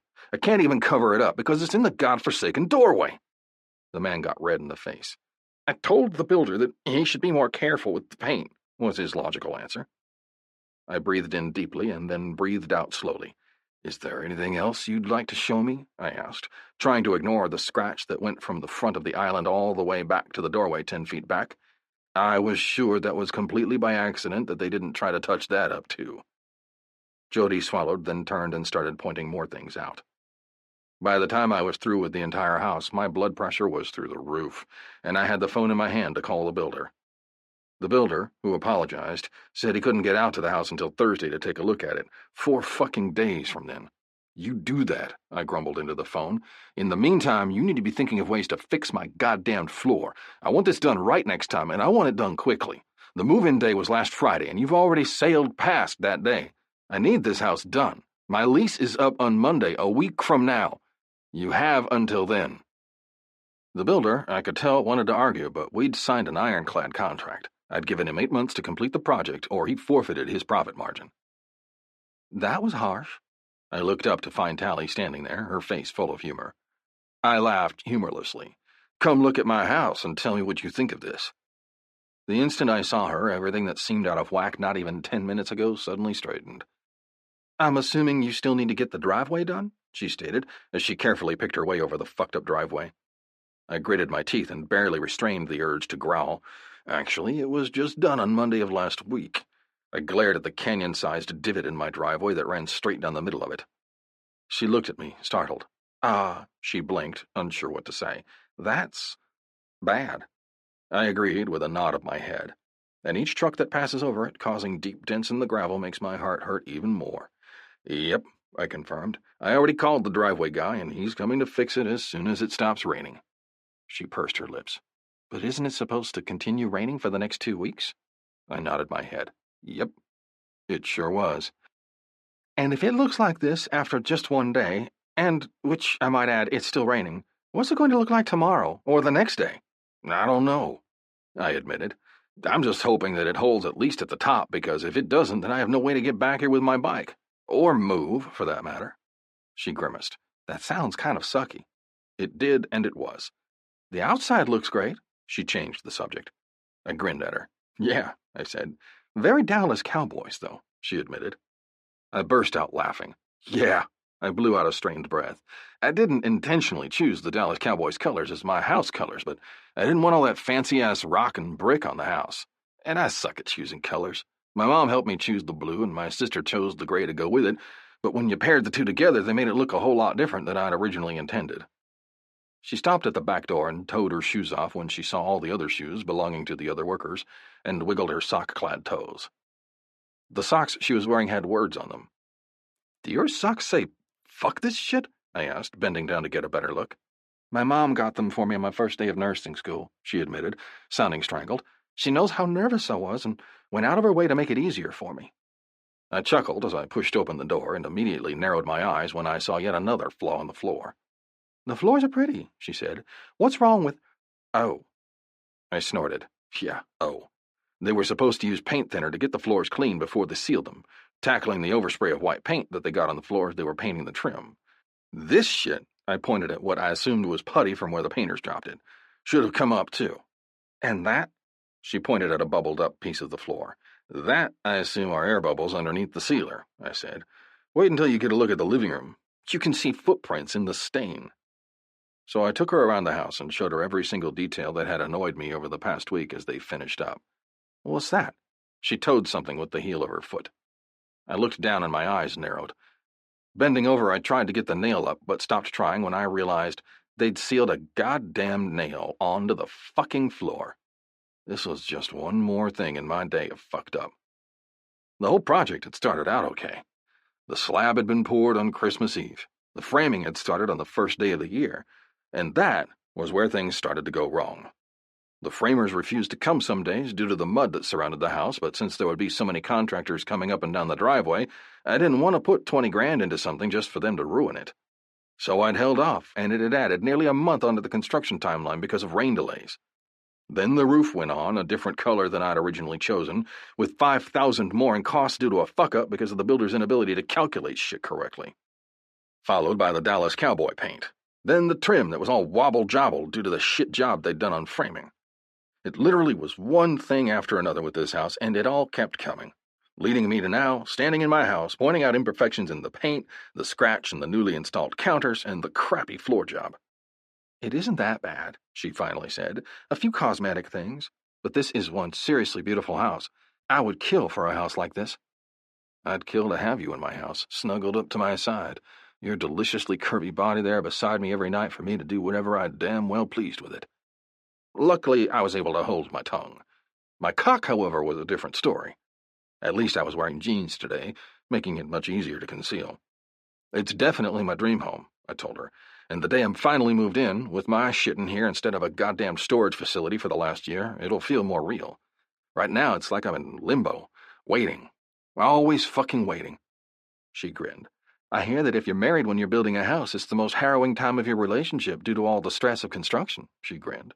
"And since you're not married, you have to carry all of that without anyone to help share the load. Pairing all of that with your duties in the ER and as a teacher, I can imagine you're stressed." I laughed, kind of like being a single parent to an infant who was holding down a full-time job while going to nursing school and doing clinicals, I teased. She snorted. "Yeah, kind of like that." "Sir!" I turned to find Jody hurrying toward me. Meeting him halfway, I stepped out onto the porch, and then moved even further so that I wasn't in the way of the men working. "We're going to fix it," he promised over and over again. "I talked with the builder, and we think that we can find a way to make it look good." I crossed my arms over my chest. I knew what I looked like. A 6'1" man with heavily muscled arms and wide shoulders sporting a cut indicating that I was a member of a motorcycle club, the Dixie Wardens, Alabama chapter, to be specific. Dark hair, trimmed beard, defined muscular legs encased in a pair of blue jeans that had definitely been worn and used exactly like they were intended for. Work. I was an intimidating bastard, just like I'd intended to be. His eyes stopped on the tattoos curling around my wrists, and he swallowed thickly. "I would hope that you're going to fix it," I told him bluntly, "since you were the one to fuck it up in the first place." Tally snorted and turned her head to study the grounds, then walked off when she spotted the ducks and chickens that were directly behind me. When we'd gotten closer, the Drake had started demanding food, knowing if I passed him I wouldn't be able to resist. "We're going to fix it. You'll be happy," Jody promised.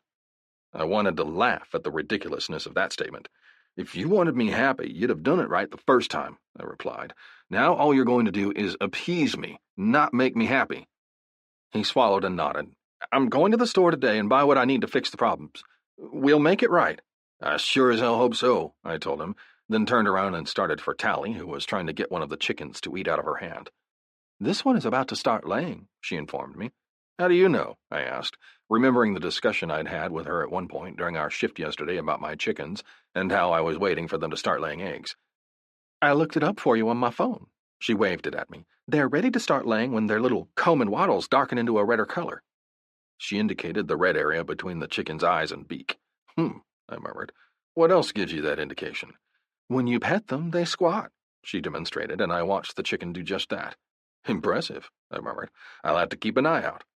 She stood and walked to where I kept the hand sanitizer. They say you can get some fake eggs at the feed store that'll help them figure out where they're supposed to go and do it at. She grinned at me over her shoulder. I'll go look for you if you want. We can go after breakfast, I told her. Are you ready? She wiped her hands nervously on her pants, and I had another realization. She was nervous around me. Well, that made two of us.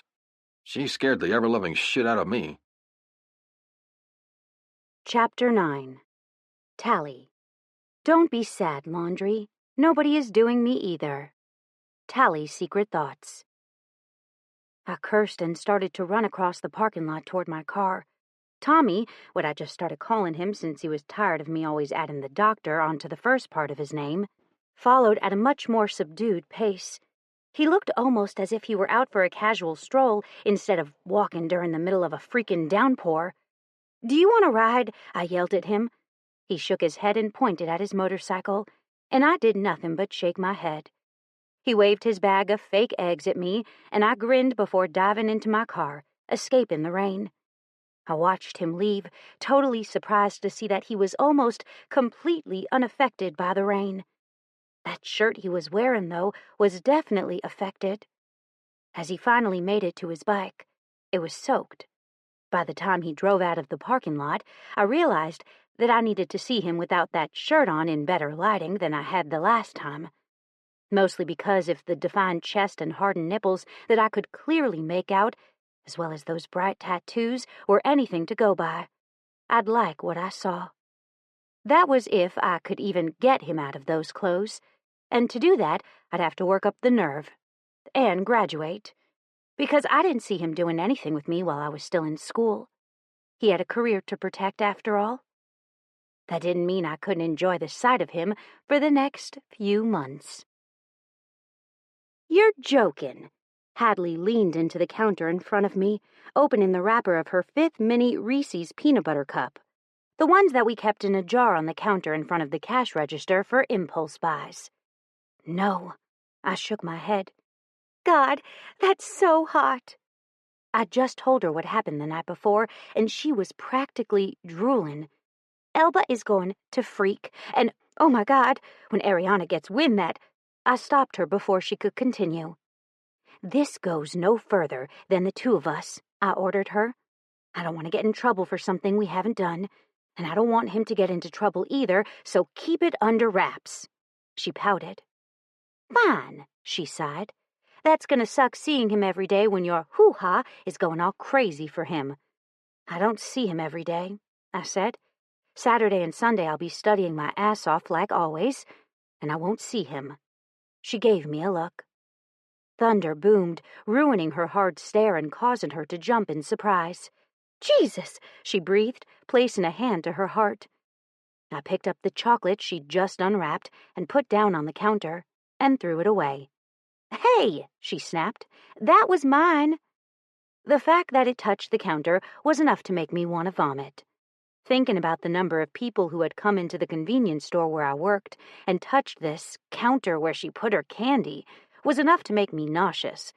Her putting something in her mouth that had touched the counter that nearly every customer touched at some point during their visit was enough for me to declare the food unfit for consumption. No. I shook my head. I haven't cleaned the counter since I arrived over 4 hours ago. In that time, a large man wearing jeans that hung around his crotch leaned up against it, scratched his balls inside his pants, and touched the counter with a very dirty-looking hand. Then there was the woman who scratched her head, and some unidentifiable nastiness fell out onto it. She lifted her lip in a silent snarl. Fine, she shivered. That's gross. I hate that you have to work here. I shrugged. It worked out well. When Brett left, I was able to step right in since I'd spent enough time here watching him work that I knew how everything was supposed to run. Plus, I get paid $11 an hour. Where else am I going to find a job like that with good hours that works well with my schooling and child? She shrugged, not having an answer. I still hate that you work here. At any given time, someone can come in here and rob you, she admitted. That was true. It could very well happen. It actually had happened to my brother when he'd been working here for a half a year. However, there was now a shotgun underneath the counter, so if something did occur, I'd at least be armed. Mama Moring didn't fuck around when it came to the safety of her employees. It'll be okay, I said. What? Oh, shit! I hurried around the counter and looked in horror at the rain that was coming down and the water that was starting to creep closer and closer to the door. Uh-oh, she groaned. That's my signal to get the hell out of here. I have to drive through this shit to get home. Hadley lived over an hour away and drove in every day to go to school in clinicals. She worked as a waitress at Cracker Barrel and still lived at home with her parents. She was a hot mess, and she was an even worse driver. Get out of here, but be careful on the way home, okay? I caught hold of her arm. And remember that just because it doesn't look that deep doesn't mean it won't sweep your car away. Text me when you get there. She rolled her eyes. Yes, Mom.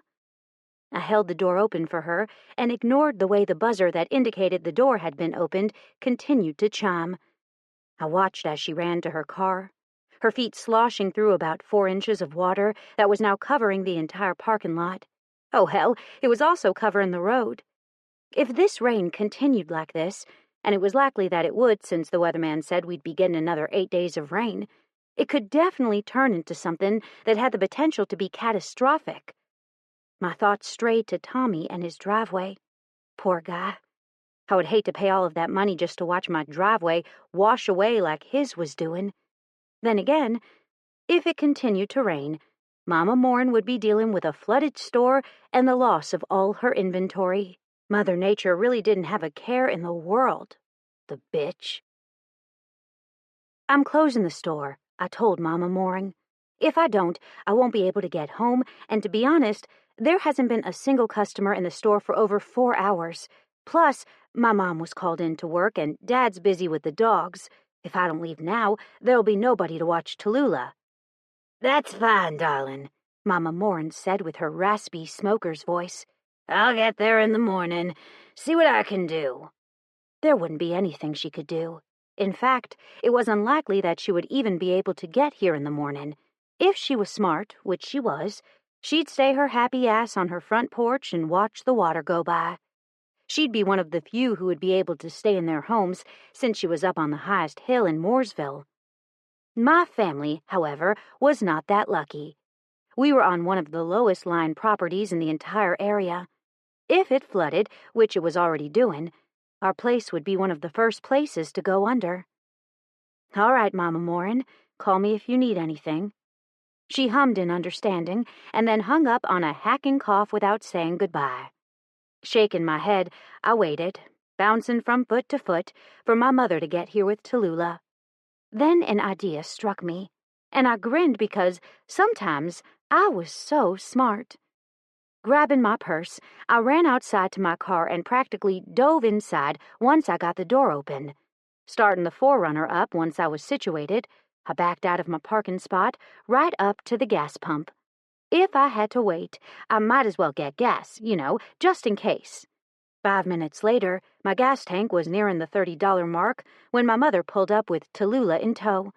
I waved at her through the glass and smiled at my mom when she pulled up on the opposite side of the gas pumps.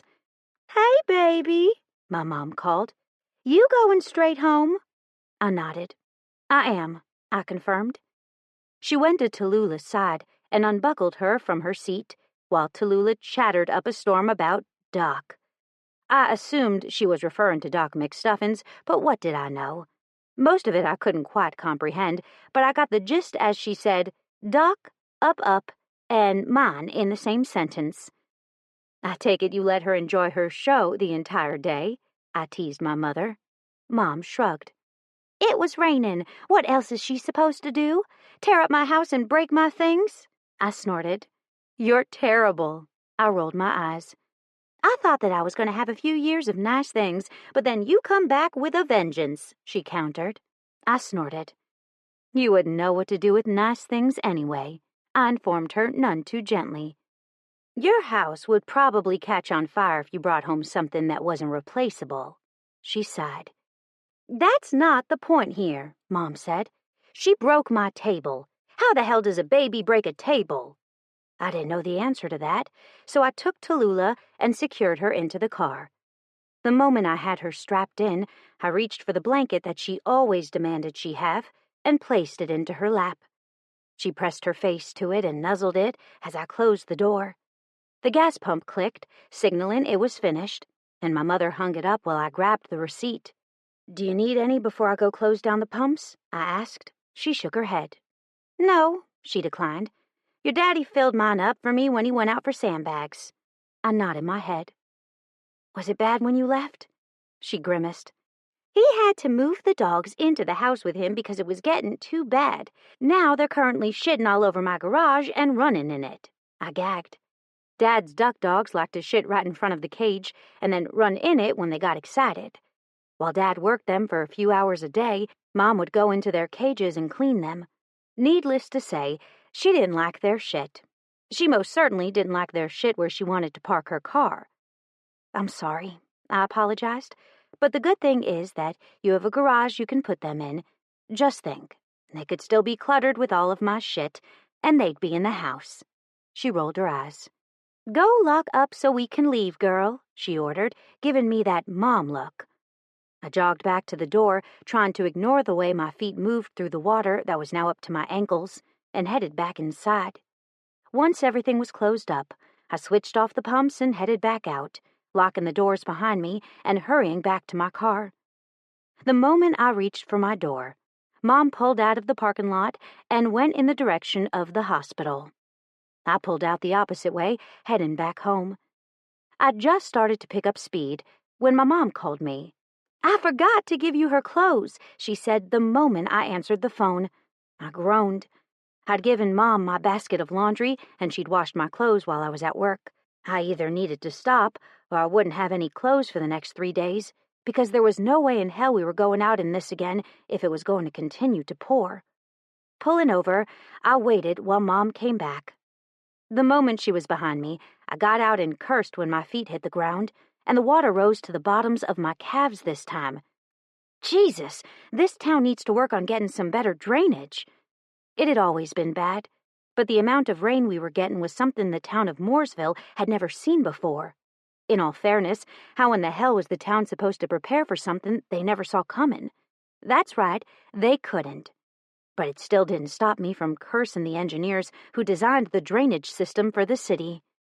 Sorry, I apologized as I took the basket out of the back seat. She waved me off, and I headed back to my car, throwing the basket in the seat next to Tallulah. Waving, I opened my door and lifted my leg. Oh, my mother called right when I was about to drop back into my seat. Her medicine! My belly rolled as I realized what exactly I almost forgot. She couldn't go anywhere without her medicine. If she did, and she had an asthma attack, she could literally lose her life in a matter of seconds. I had backups at my house, my parents' house, in my car, and parents' vehicles. Today, though, my mom told me that she'd misplaced her meds, so I'd given her the spares out of my car until she found them, intending to have her prescriptions refilled sometime in between leaving the hospital and going to work. But I'd gotten distracted by Tommy and wound up going to breakfast with him instead. And just look at where that almost got me. Thank you, I whispered, once again sloshing through the water. She waved me off, and I dumped the meds into the basket of clothes that my mother had so helpfully folded for me as well. Tallulah waved at my mother as she pulled a U-turn in the empty street, and I started off in the direction of home. My eyes were glued to the street around me, and I was driving so slow I likely looked incompetent. The idea of driving into floodwater, though, terrified me. I'd watched on the news as not one, but 5 vehicles had been carried away by floodwaters rushing over the road, and I wasn't going to be another one of them. Or so I thought. I just pulled onto Belk Street that would eventually lead me home. when I felt the Forerunner start to drift. Water came up over the road, lightning fast. 1 second I was driving, and the next I was being swept right off the road and through the trees. My blood froze as I lost control of everything. My car spun backward, and my heart started to pound. "Dear God," I whispered, looking over my shoulder to my child in the back seat. She was enjoying it. Her arms were flapping, and her cries of excitement filled the air around us. I, on the other hand, understanding just what kind of danger we were in, was freaking out. Coming to a quick decision, I reached back for the blanket that she always had to have. This one was one of those muslin blankets that was very thin and tied easily. I'd used it 100 different times to tie it around Tallulah's shoulders so she could use it as a cape. I also had about 5 of them in the back seat from where they'd been left there, meaning I could tie them together, then tie her to me so I'd have my hands free, because I was fairly certain that we were about to go swimming. My phone rang, but I left it in my back pocket where I'd stored it after speaking with my mother. Instead, I quickly tied the blankets together. Then I unfastened my seatbelt and turned around in my seat. The car rocked precariously to one side, and I halted. My gaze went out the window to ascertain what was happening around me, and I froze when I saw flashlights. I knew they were flashlights by the way they bounced and swirled. There were 2 of them, and they were obviously trying to get my attention. Brows furrowing, I rolled the windows down, then had the thought that I should probably turn the SUV off, which I did in the next second, allowing me to hear the yells. "Answer your goddamn phone!" I answered my phone. Hello? The car bounced hard, and I turned my head rapidly to the side to find that it had come to a rest against 2 trees. The water was still moving quickly around me, but it was held in place, for now. "Don't fucking move. Don't do a goddamn thing." My heart started to thud in my chest. "Tommy." He growled something unintelligible, and I bit my lip and looked over my seat at Tallulah. Her eyes were growing heavy with sleep, and I swallowed thickly. She had no clue, and I envied her that. She had absolutely no earthly idea what kind of situation we were in. One wrong move, and the car would be swept out to God knows where, and we'd be along for the ride. "Are you listening to me?" Tommy's barked words had me turning back toward the lights, and then placing the phone back to my ear. I hadn't been aware that I'd dropped it from its previous position. "No, I'm sorry," I apologized. "I'm listening now, though," he growled. "We're tying some ropes off to a tree that's right here. We're both going to come get you, okay?" Tommy instructed. "I'm not by myself. Tallulah's with me," I whispered. At the mention of her name, the eyelashes that started to fan against her cheeks bounced back open. I smiled at her, trying to dissuade her from thinking anything was wrong. She smiled back, and her eyes grew heavy once again. Tommy cursed a blue streak. "We're coming. You're not far off the road." I wasn't? How was that even possible? I'd floated for what felt like days before I'd hit the trees, but that was obviously just my brain playing tricks on my rational mind. Now that I studied the lights that were slowly coming toward me, they were a lot closer than I thought they were previously. By my estimation, I was only about 50 yards off the road, which really wasn't that far at all. "Okay," I whispered, voice trembling now. The adrenaline which had been flowing freely through my veins was starting to recede, and with that, I was quickly wilting. My eyes started to fill with tears at the realization that I'd nearly killed my daughter. Yes, I was overreacting, but that was what parents did. And I held my breath as the 2 men started toward us. The flashlights bounced, and my heart raced twice when one of the lights went underwater, only to come back up again with a splash and a curse. "Told you to watch your step," I heard not only on the phone, but outside my window as well. At hearing voices, Tallulah abandoned her sleep and turned to watch what was going on. Her eyes lit as she saw the flashlights bouncing toward us, slow at first, but picking up speed. Then they were both there, holding onto my car.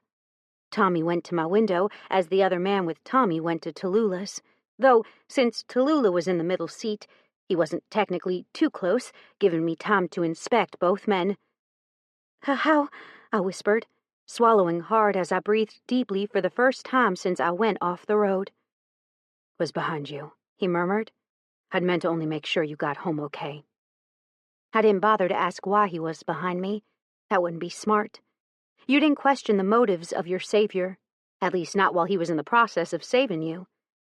Later, though, you bet your ass I would be asking him why the hell he was following me. "While we have the car pinned to the trees, reach back there and unbuckle her. Take everything you think you will need." I did as ordered, freeing my excited child from the constraints of her car seat. The second she was free, she started to squirm out of her seat, and I caught her before she could fall to the floor. The moment I had her in my lap, she went right for Tommy. Tommy grinned, a white flash of teeth in the darkness, and reached for her. Tallulah went willingly, and I nearly melted into a puddle of goo. Seeing that man, a real man, unlike any man I'd ever seen before, melt for my baby was just so hot.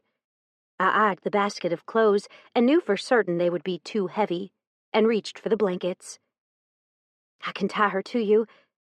It was what I was going to do with myself," I told him, holding up the blankets. He took the blanket and looped it over one shoulder, strapping my girl to his chest like he'd done something similar 1,000,000 times before. He turned, and the man standing beside him, the one I hadn't gotten a good look at, tied the two ends in a tight, fat knot. He turned back around, and I licked my lips at the sight of the man and my daughter. Illuminated with just the stranger's flashlight beam, it gave me only a vague outline of what they looked like together, but that was enough to set my hormones on fire. "Your purse?" he asked. I nodded and reached for it, looping it around my shoulder before zipping the bag closed. Then I reached for the diaper bag in the back seat. Once that was looped over my shoulder, too, I opened the car door. Or tried to.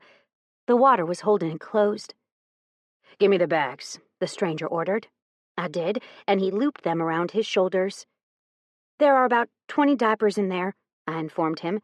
"If you drop them, Tallulah will have to pee more than ever tonight, and I most certainly don't want to deal with that." He snorted but said nothing, offering his large hands to me after he handed the flashlight off to Tommy. I went, and my eyes lit on the man's vest. No, his cut, that was nearly identical to the one that I'd seen Tommy wear almost every time he wasn't in his scrubs, and a few times when he was. The man's strong hands went under my arms, and he hauled me right through the car window. "My keys!" I yelled the moment my feet were holding me up. The water flowed around my legs, but I didn't care as I reached back into the car for my keys. Two sets of hands pulled me back, and Tommy barked a curse. "Fucking hell, Tally," Tommy ground out, pulling me back. I shivered when his hand met the bare skin of my belly, and immediately backed away from my car. "What?" I asked in confusion. "The car might shift if you lean on it," he informed me, "and then swing around and take us all out like fucking bowling pins. Let him do it." He indicated to the man at his side, and I backed away in acquiescence.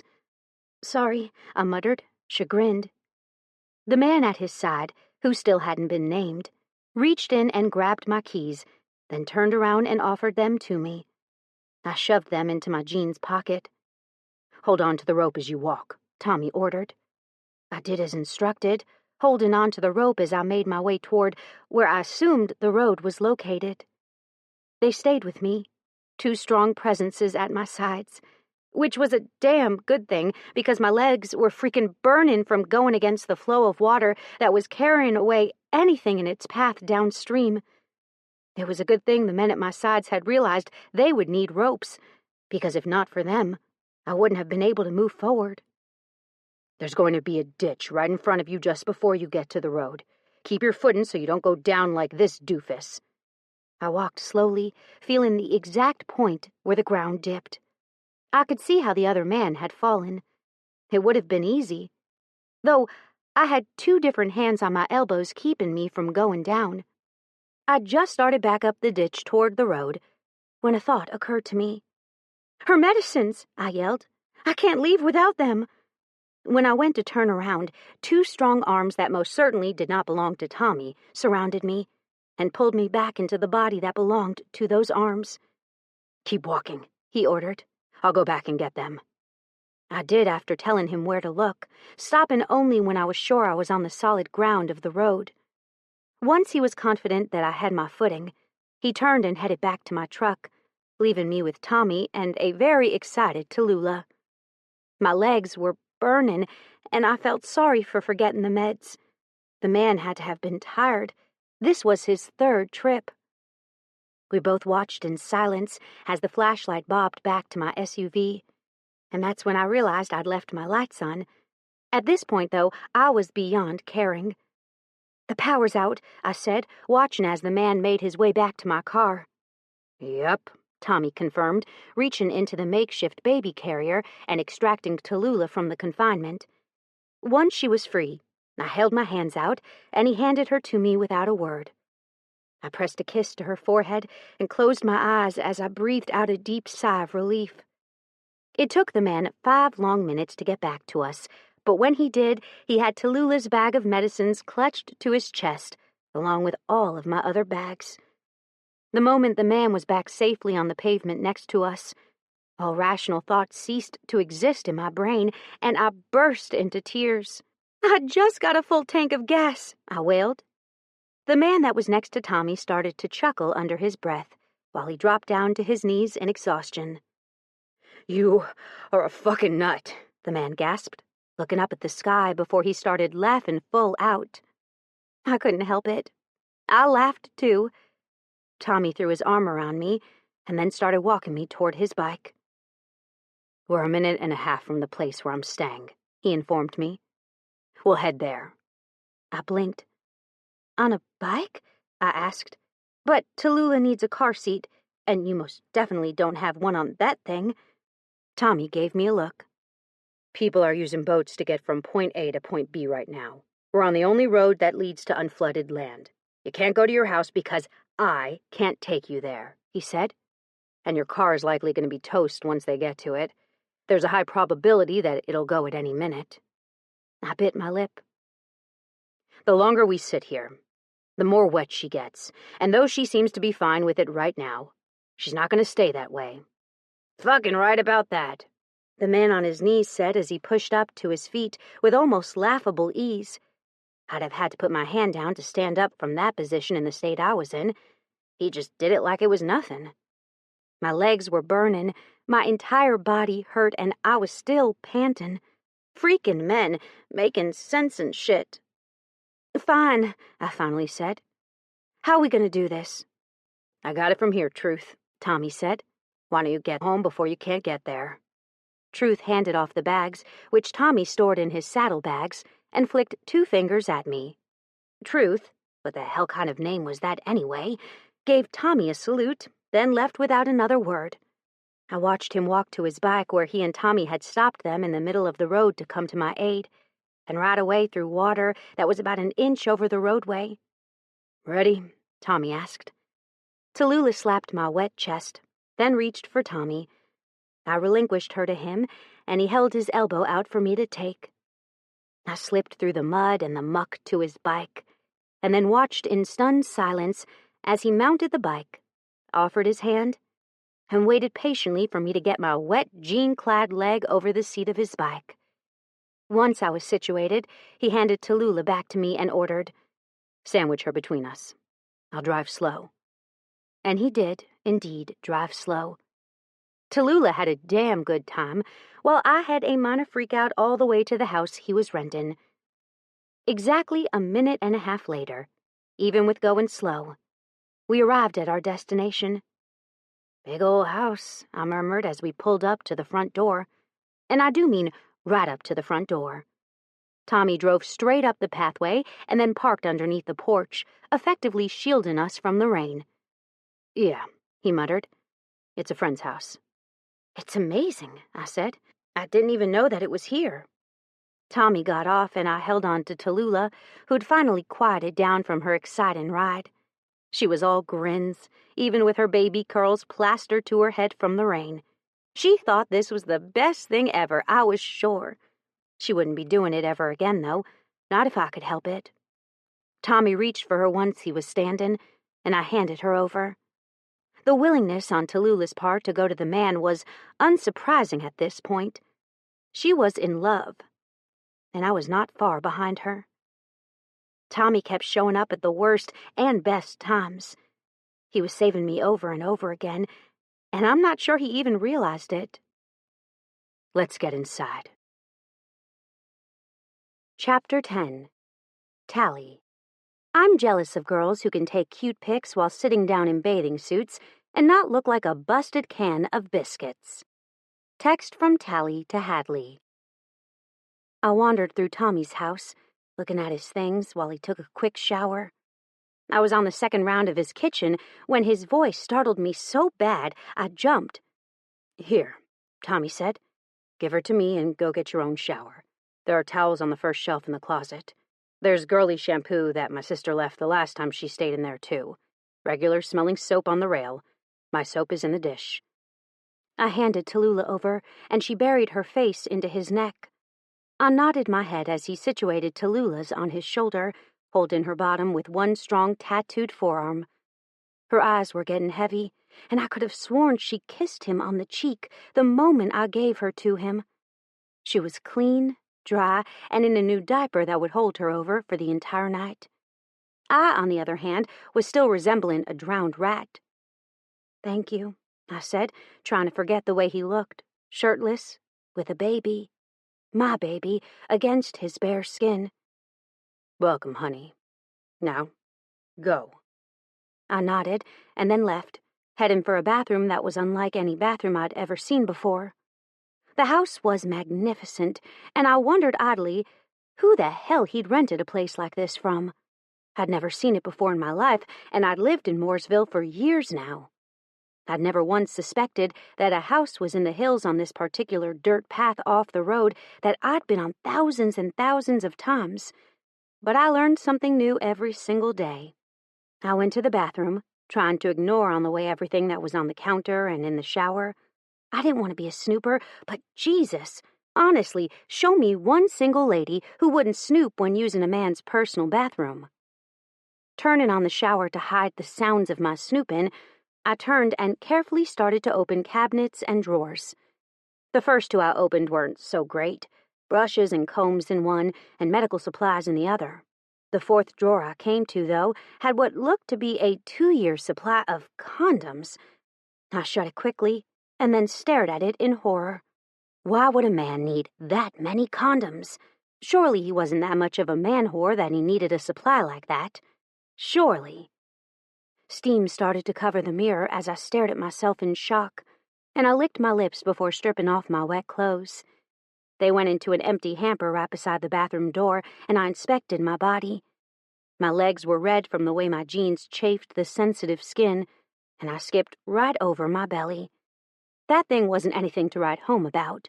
In fact, just a single look at it made me want to drop to the floor and do sit-ups. Not that sit-ups would help it. I had a flabby, post-baby belly, and nothing but a tummy tuck would get rid of the loose skin and the stretch marks. I'll never be able to get into a bikini again, not without offending the general population. My ass and legs were at least still in fairly good shape. My arms, however, well, they needed some work. When I waved at people, I always felt like they were staring at my flabby arms instead of my face, but that was likely just me. I had a double chin, or the start of one, and I knew I wasn't attractive any longer. Not that I was ever anything to write home about. I was the girl next door, the one who looked pretty when she tried. Or at least I used to be. Now it took a lot more than a hairdo and a coat of mascara on my lashes to make this post-baby body pretty. With dark thoughts clouding my mind, I got into the shower and immediately fell in love with everything about it. It was one of those walk-in showers without a door, and towards the back there was a shower head, 2 of those jet thingies, one on both of the side walls, and a large rain shower head that hung in the center of the ceiling. Only the regular shower head was on, but I looked at the control panel that was at chest level with curiosity. There were numbers, buttons, and dials. It was like something from the future. The first button I pushed changed the water temperature. My eyes turned to look at the knobs that were across the space, and I smiled. though this one was less hot than I would have liked. I didn't push any other buttons that had numbers. Those must be preset numbers. The next button I pushed had dashes and lines, which apparently worked the jets. One jet turned on and hit me in the belly, while the other came on second, shooting straight into my ass, though I guessed that it was likely positioned to hit right around the area where Tommy's thighs would be. I just turned to the side and left the jets on, curious now what the other buttons did. The next two I pressed turned on the rainhead and started the jets pulsing, and by the time I got to the last button, I was convinced that when I finally got to the point where I could build a bathroom like the one I was standing in, I was going to put a shower very similar to this in A, because it was one of the coolest things I'd ever seen, and B, because it was one of the best things I'd ever felt in my life. By the time I washed my hair, with Tommy's shampoo, since I'd forgotten to grab the girly stuff out of the cabinet after the condom fiasco, and soaped up my body, I was fairly certain I could live a good life right here in the shower for the rest of my days. My eyes lit on the razor in the corner notch of the shower, and I bit my lip as I lifted it off the ledge. I couldn't not shave. I had to shave. It was imperative that I did. Why? Because I hadn't done so in well over 2 days now, and Tommy had said he'd grab me a t-shirt. I couldn't wear just a t-shirt around the man with my leg hair long enough to feel. I just couldn't, and I didn't. I used the soap, that also smelled manly and spicy, and shaved, unbelievably astounded at how well a man's razor worked compared to a woman's. I was going to have to start buying men's razors if they worked as good as this one did. And oh God, having the water pulsing into my sore thighs as I shaved, and the warmness of the shower surrounding me, I was very reluctant to get out, and probably would have stayed in a few minutes longer had a knock not sounded at the door. Unenthusiastically, I turned the shower off and made my way out as I called, "Yes?" "I grabbed you a change of clothes." My heart started to beat 1,000,000 miles an hour. "Thank you," I said as I reached for the towel. Oh, God, it was warm. My eyes went to the bar, and I realized it was one of those warming towel bars that kept the towels warm forever and always. Whenever you wanted to shower, it was there, waiting for you. I could seriously get used to this. I'd just gotten the towel partially covering my breasts, and I say partially because my nipples were still exposed, when the door opened and Tommy's arm appeared. "Eep!" I squeaked, reaching instinctively for the clothes he was holding out. He'd been looking down at the floor to ensure that he didn't accidentally see my body, but the weird noise I made caused his eyes to flicker up, and then became frozen on my body. I had big boobs, really big boobs. In fact, they were still big because I was breastfeeding, and they'd not been small to begin with. "I'll just be, out here," he murmured. I cleared my throat and clutched the clothes to my chest, but before I could blink, he was gone. I looked down at my chest to see just how much boobage he actually got, and yep, there was full nipplage. Perfect. Just fucking perfect. And the icing on the cake? My fucking milk was dripping out of them. Just wonderful. Though it always happened while I was in the shower, something about the hot water and my milk let down. I'd never had it happen when someone was there to see it. Full of mortification, I got dressed in the clothes he provided me, which weren't much. A faded black t-shirt that smelled like him, and a pair of boxer briefs. Yes, a pair of his underwear. That fit. They were surprisingly comfy, though. My breasts had luckily stopped their faucet imitation, and I was now ready to go face the man who'd seen me practically naked. My freaking teacher. Oh my God, I couldn't do it. I couldn't. I was just going to move into the shower. If he needed it, I'd hide in the closet. But then Tallulah's "I'm hungry" cry filled the air, and I had no choice but to go out there and face the man. He had my child, after all, and he also didn't have boobs to feed her. Walking out of the bathroom like a child dragging their heels, I headed towards the crying. I found my unhappy child in Tommy's lap while he tried to distract her with a set of keys. It wasn't working, not even a little bit. My mom didn't feed her dinner, I said. We think she's getting another ear infection. Tommy frowned. She's hurting or hungry, he asked me. Both, probably, I admitted, reaching for her. He handed her over, and I took a seat on the recliner before discreetly lifting my shirt up for Tallulah to latch on. I chanced to peek up to see Tommy's eyes trained directly on me, taking everything in with a look in his eyes that I couldn't quite decipher. My gaze immediately snapped back down as my cheeks went hot. Doing some rearranging, I fidgeted and wiggled until everything that could be covered was covered. Tallulah was oblivious to the charged silence in the room, her hungry mouth suckling away without a care in the world. Let me go get my bag out of my room, and we'll check her ear. I blinked as I looked up, finally making eye contact with him, and froze. He was staring intently at me, enraptured by my every move. Then he smiled a smile I hadn't seen from him before, and all I could think was, oh, shit. Why? Because that smile communicated that he was done with the nice teacher act, done with trying to stay away from me and out of my pants. And I couldn't say that I had it in me to resist him. I wanted him just as much as he wanted me, and it was obvious in the way we watched each other. Oh yeah, this was about to come to a head, and I knew without a doubt that it was going to be earth-shattering for both me and my vagina. An hour later, I found my ass on Tommy's bed, nervous as hell, but seriously glad that I'd shaved. I'll call in a prescription for her tomorrow, he was saying into his phone as he walked around the room. And we'll give it to her if she exhibits any more signs other than the pulling of her ear. I might need you to go get it. Tommy had, in fact, looked in her ear while I was still breastfeeding her. He didn't seem to care that he was only millimeters from my exposed breast. If he could be a professional about it, so could I. At the time. Now, not so much. Tallulah was sleeping, and I'd just gotten off the phone with my dad telling him where I was and what had transpired to get me there. After my father had hung up, I'd come to the bedroom, the only one with a bed in it, and quickly sat down before throwing the fluffy covers over me. I tried to make my eyes take in Tommy's house instead of the man himself who was flexing, bending, and shaking in front of me. Okay, so he wasn't intentionally doing those things. He was on the phone with someone, one of the guys from his club, telling them about Tallulah, my car, and where they could find it in the morning. But he was animated when he spoke, very animated. His muscles rippled and his belly bunched. His eyes shone with each of his expressions. I roughly ripped my thoughts away from the contemplation of his abs and forced myself to look at the walls surrounding me.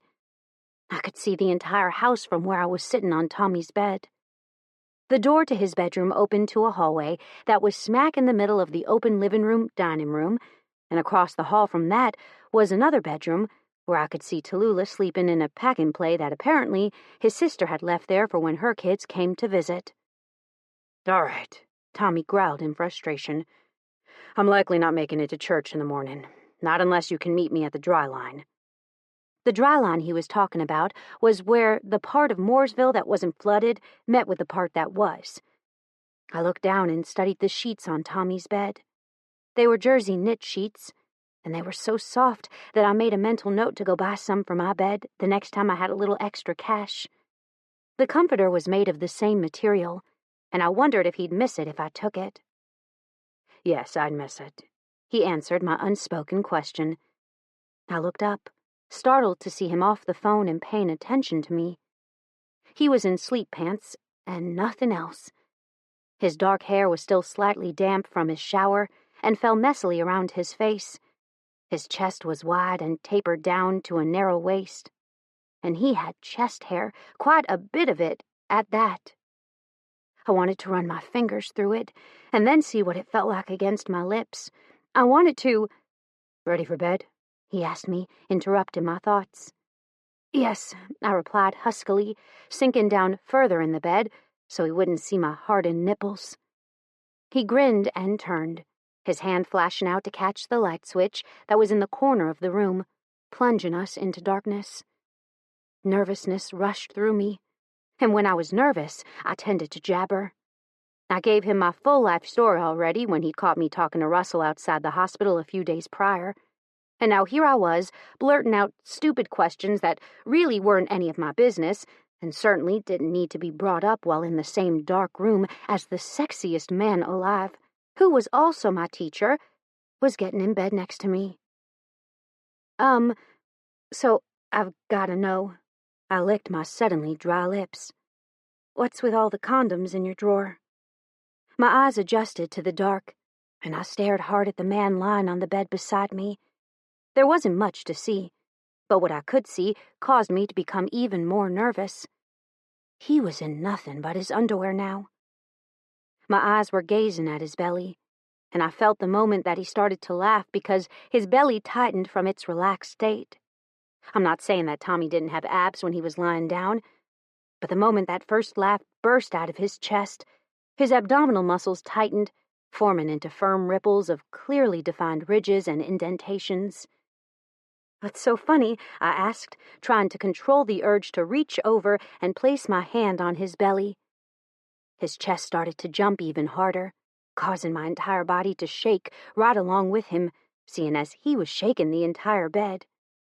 I started to blush profusely, and my embarrassment started to morph into anger.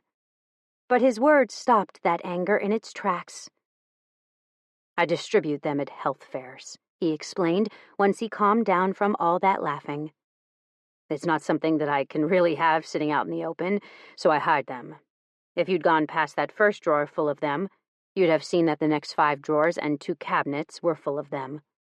"Why do you have so many?" I asked. "Aren't they expensive to buy?" He snorted. "Yes, but they have my clinic information on them, so they're a business expense." "You have a clinic?" I asked in surprise. "Where?" "Mooresville Health Clinic." My mouth dropped open. "You own that?" He nodded his head. "Opened it a few years ago when I realized that Mooresville needed one, though I don't work there as much anymore now that I have a staff running it," he explained. "I do most of my work at the hospital." I rolled over onto my back to try to ignore the things that were going on between my legs, mainly the spontaneous orgasm I was about to have just from listening to his rumbled words. "I was thinking that," I said. "You're always there." He murmured something soft and barely coherent, and I realized that he was tired. Closing my mouth, I got more comfortable, and before I realized it, my eyelids grew heavy. Then I cursed myself. If he thought that I was keeping tabs on him and where he spent the majority of his time, then he'd think that I cared about him more than I was letting on. And I didn't need him thinking that my every thought was on him and what he was doing. It was more than obvious that I needed to step back. In fact, I had every intention of pulling back and keeping my distance. Tomorrow I would handle this better. Tonight, though? Tonight I was going to go to sleep and let myself enjoy being in his bed. But then my daughter had an asthma attack in the middle of the night, and I had no control over my actions once I was scared. Chapter 11. Tommy. Spankings, because cheeks were made for blushing. E-card. It was the wheezing that woke me. At first, I wasn't sure what the sound was. I didn't have any dogs. I didn't have a cat. I lived alone. I jackknifed up in bed, and before I even realized what I was doing, I was turning lights on and crossing the hall to the spare bedroom that was right across from my own. Panicked footsteps followed behind me, but I didn't turn around as I practically sprinted to the pack-and-play that Cecily, my sister, had left there for her kids to use when they came over to stay the night with their Uncle Tommy. The moment I reached into the playpen and pulled the wheezing child into my arms, my heart began hammering in my chest. Hurt and sick children were my weakness. I could deal with a woman who was beaten to a bloody pulp, though I was angry afterward. I could deal with a 50-year-old male with half his arm missing because he decided to shove his hand inside of a wood chipper. I could even deal with the 99-year-old woman stroking out. What I couldn't deal with were sick kids, and the one currently in my arms was a very sick kid. At least right then. She was wheezing and whimpering and breaking my heart all at once. "Here," Tally gasped, shoving something into my hand. I instinctively took it, placed it over Tallulah's face, and depressed the canister. The medicine shot out of the inhaler and straight into the spacer that was held tightly over Tallulah's face. My chest tightened as adrenaline rushed through me, and I watched helplessly as the little girl tried in vain to take a deep breath. Which, thankfully, she did just moments later, and her tiny chest feeling was the sweetest sound I'd ever heard. Her breathing became even and deep instead of short and choppy, and I sat her up to allow her to see her mother. It was nearly instantaneous. 1 second she was wheezing, and the next she was quiet. Taking the spacer off of her mouth, I sat down hard on the couch and inspected the small body in my hands. Her ribs look good, no retractions, I said, running my rough, tanned hands over Tallulah's baby soft skin. Skin color is good, eyes are aware. She sounds clear. Tally bit her lip. You caught it in time, she whispered. I looked up at the woman hovering over her child, which in turn caused her to hover over me, and I nodded. She's going to be okay, I promised. The baby in my arms whimpered and dropped her face to my bare chest, her tears mixing with my chest hair as she rubbed her cheeks against me. Fuck. The couch depressed beside me. Thank God for rescue inhalers. Tally breathed deeply as she buried her face into her hands. I could tell she was trying not to cry. With Tallulah still in my arms, looking around wildly as she came down from her earlier peak, Tally wouldn't show weakness. Later, though, with Tallulah sleeping soundly by the side of my bed in the pack-and-play, she broke. Her small body racked with sobs as she buried her face into the pillow to stifle her sobs. I sat down beside her and ran my hand up and down her back. Shh, I whispered, dropping a kiss onto her head. She's okay. She got up onto her knees in the bed and then threw herself at me. I caught her, falling back into the bed as she came down on top of me. I rolled, so she was partially underneath me, and she let me, holding onto me tighter. That could have been really bad. I squeezed her tighter. We wouldn't have been able to get to the hospital in time, she murmured. The rain might have stopped, but the water is still there, and it's still rising. I didn't disagree with her. We'd watched the news reports advising viewers that we may have a break in the rain, for now, but that the river would continue to rise and crest and subsequently flood the area for about 2 more days. She was right. With the water still there, it would have been extremely difficult to get her to the hospital in time. We couldn't even call for an ambulance because they'd have problems getting to us, and it was unlikely that they'd get here in time anyway. So yes, Tallulah really was lucky tonight. I know, but she's okay. She's sleeping soundly right beside the bed, I told her. You can even hear her snoring. Tally's muted sob as she tried to laugh at the same time as she cried warmed my heart. She snores like her mama, I'm sorry to admit, Tally informed me. Unlucky for you. I loosened my hold on her, and of course, my body chose that moment to react to her closeness. An instinctive reaction, one that I likely wouldn't have ever acted on had I not been coming down from an extreme adrenaline high, had me pushing her all the way to her back and coming fully over her. She gasped, her eyes as wide as saucers as she stared up at me in surprise. What made me continue down this path, though, was the way she parted her thighs to make room for me as she latched onto my biceps with such a tight grasp that it felt like she'd never let me go. What are you doing? She gasped. I stared at her lips. Only the slightest bit of light from the bottom of the closed bathroom door filtered into the room around us, but it was just enough to allow me to see everything I wanted to see. Like the way Tally's eyes kept flicking down to my mouth, or the way her hands fisted in the sheets at her side. The place where she'd forced her hands to go as she tried to act like what we were doing wasn't something she was sure she wanted to do. Tommy, she cleared her throat, we shouldn't do this. I kissed her. She was nervous and maybe a little unsure, but her body wasn't, not even close. Her hips were lifting to meet my cock when I pressed it into her. Her eyes were still on my lips, and she kept licking and sinking her teeth into those plump pieces of flesh that I'd wanted to lick, suck, and bite since the moment I'd seen her in the car behind me. Her breathing was hitched, and her knuckles were so white from fisting the sheets as she tried, and failed, to stay still and act like she didn't want me, that it was comical. She tasted exactly like I thought she would. Sweet. She'd put on some sort of lip shit that made her taste like fucking vanilla sugar cookies. When my lips touched hers, she resisted the kiss for about 2 beats before she moaned and kissed me back eagerly.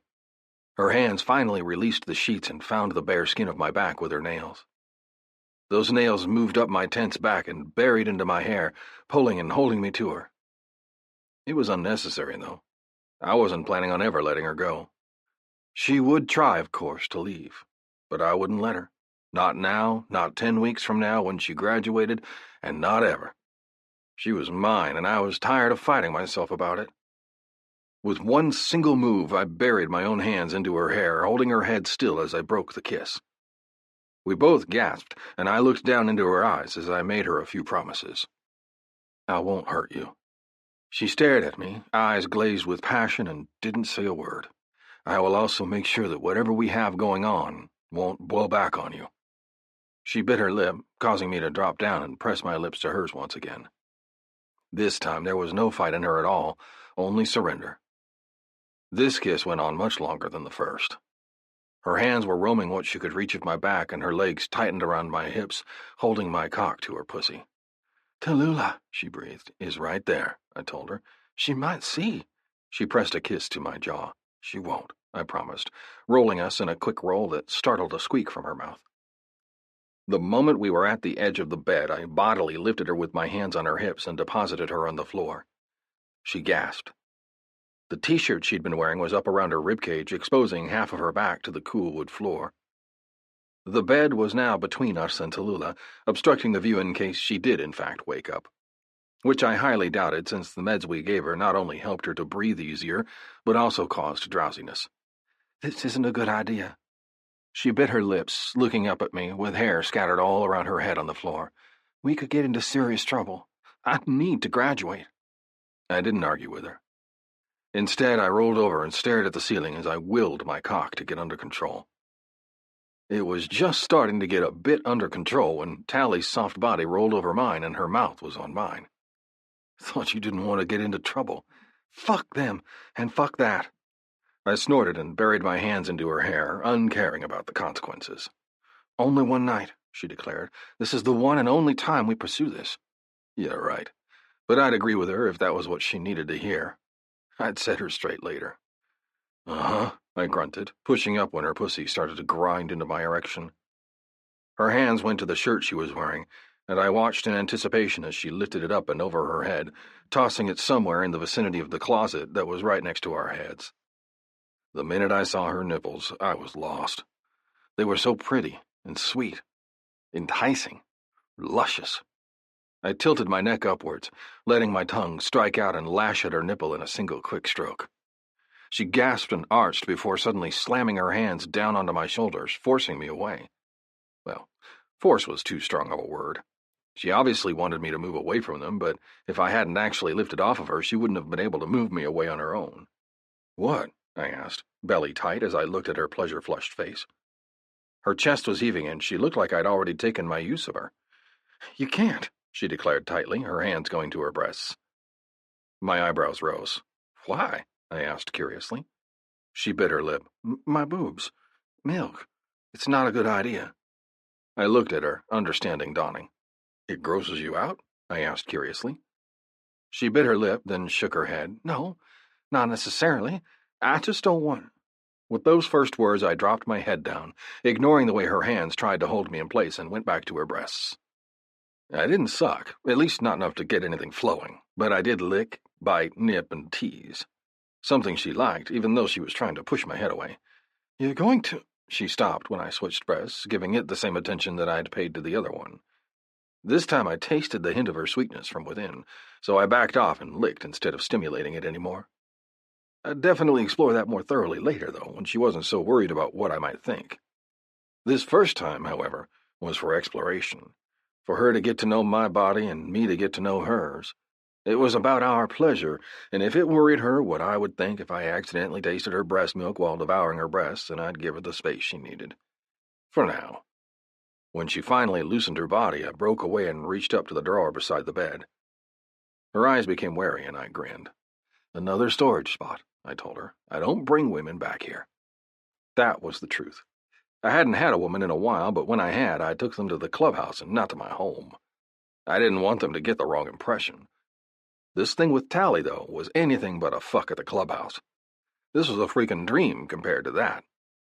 Something that I wanted her to understand. "This isn't a good idea," she said warily as I yanked out an unopened box. I've never been so happy to have these sample boxes in my life. The shipment of them had only come in 3 days before, and since I hosted a lot of parties at my place with the club, I won't be leaving those suckers laying around. The boys would just help themselves.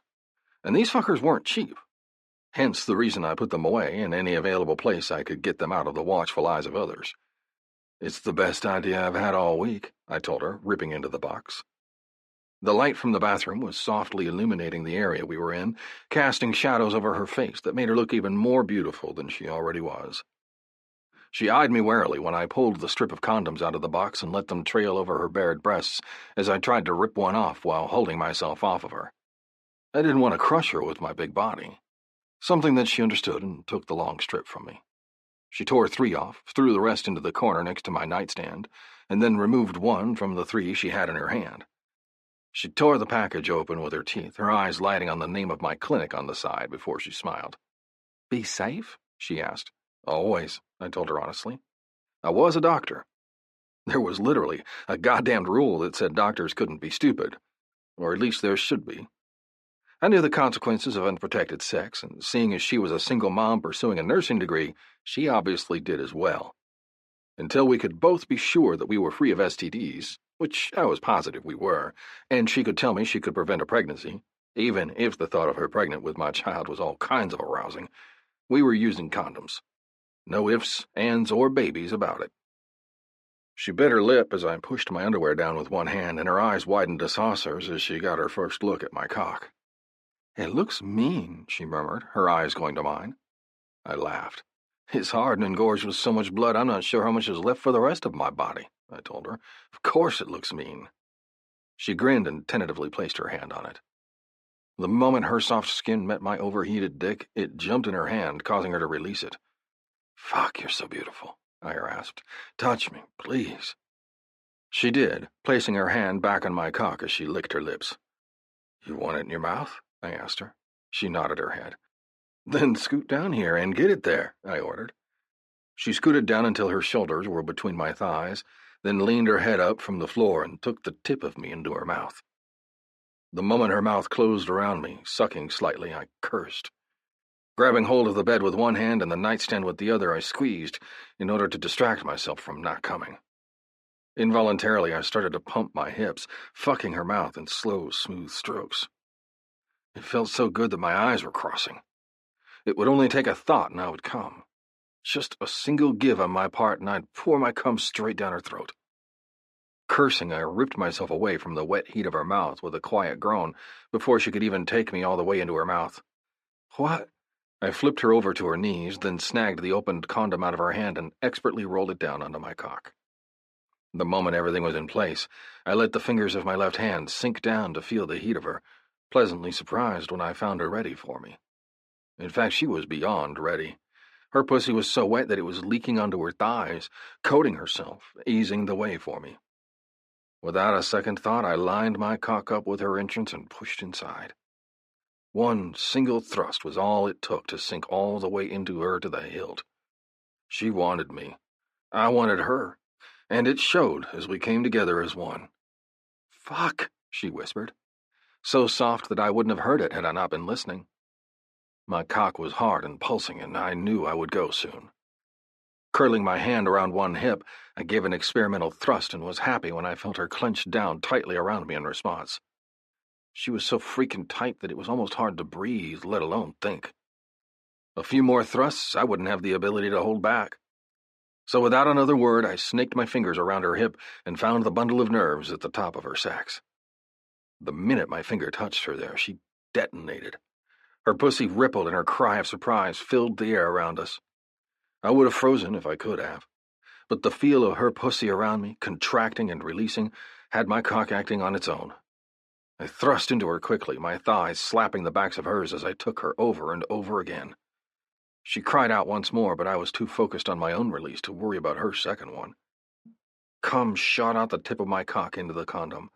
My cock jumped and pulsed inside of her as she continued to ripple around me. Her hands had collapsed beneath her, and her face was now plastered against the wood floor as she breathed in panting breaths underneath me. My hand tightened on her ass as the last of my release left me, causing her to crack one eye open. "I think," she breathed, "that if we do that again, we need to leave the room.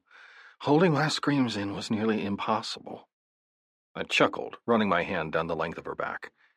I'll remember that for next time. She smiled and went back up to her hands and knees. Taking that as my cue to pull out of her, I did, and nearly moaned as I lost her heat. Too bad, though, that was the only time we are doing that, she said. I laughed and caressed her ass. Yeah, I murmured. We'll see about that.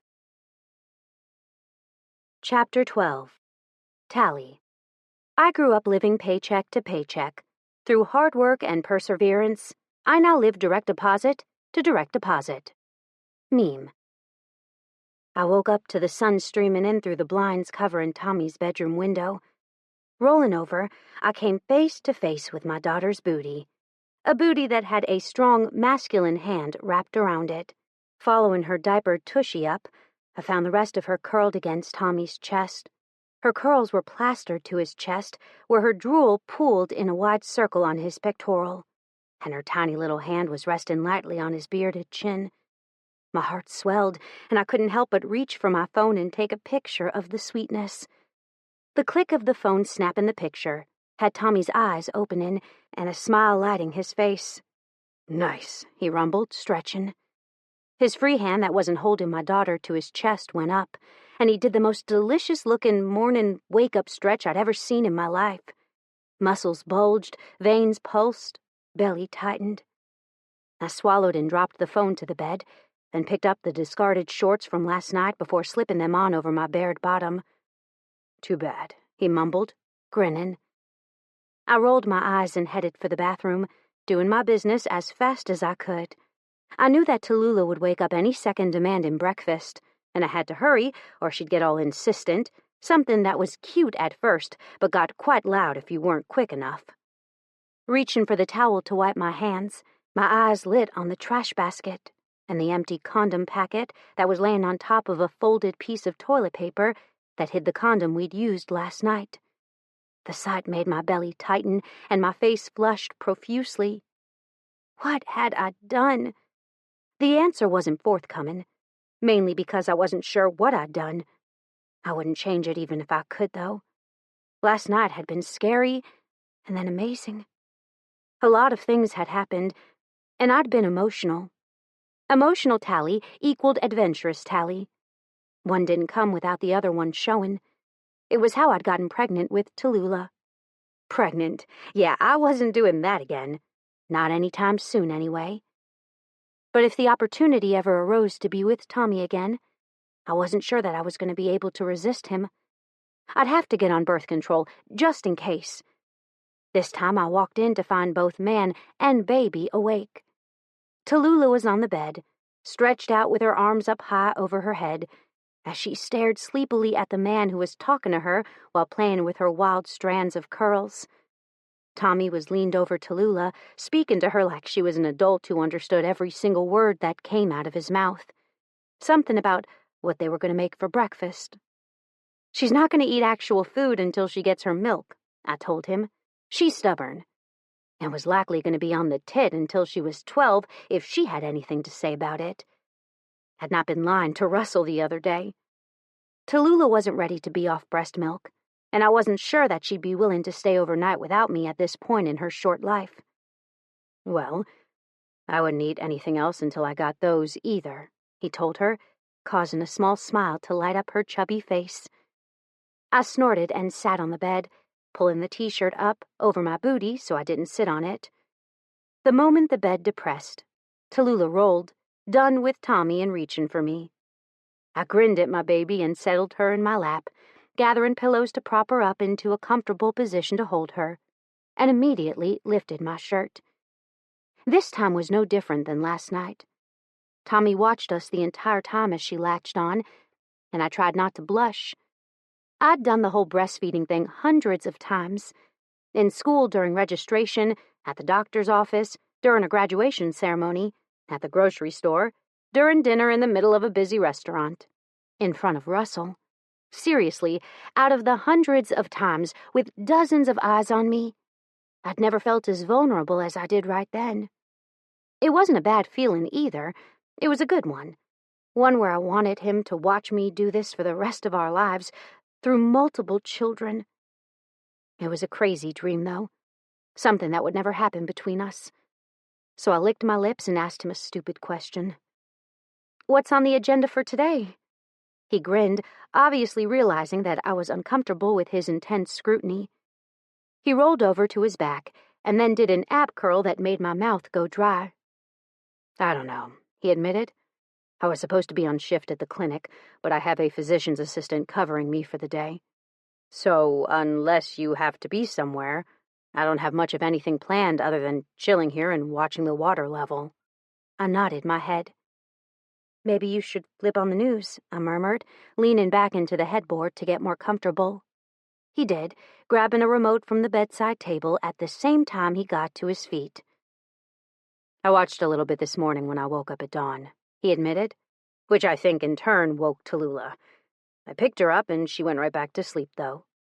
"We do that a lot," I told him, watching as he pointed the remote at the TV and changed it to a local news station. "Do what?" he asked, turning his beautiful gaze back on me. I licked my lips. "Take morning naps," I said. "We doze a lot before I have to go to school, so it's not surprising that she'd do it with you." "I think she likes you." "She won't do it for anyone else but you?" he asked. I shook my head. "Nope," I confirmed. "My mom and dad tried because she gets up so early, but she doesn't let them sleep in. If they wake up and she's up, she's awake for the rest of the morning until it's time to take a nap around lunchtime. Drives my dad crazy." Tommy grinned. "Can't say that breaks my heart," he admitted. "She's a good baby." She was. Despite the difficulties of the multiple illnesses that she'd had throughout her life, she was the best baby I could have ever asked for. She slept through the night from the day she turned 3 weeks old. She ate well, had no problem switching between the breast and bottles. She smiled often, even when she was sick, took her medicines like a champ, and was genuinely a happy kid. Unless she was with Russell, whom she hated and made no effort to hide that fact. "She doesn't usually take to people as fast as she did you," I told him, turning my eyes to the TV to see a commercial on it. "You should see her with Russell." Tommy disappeared into the bathroom, but I still heard his question easily. "What does she do with Russell?" I was just about to reply when I heard the distinct sound of him using the restroom, with the door open, and I wondered if I was supposed to reply or if I was supposed to wait until he was done.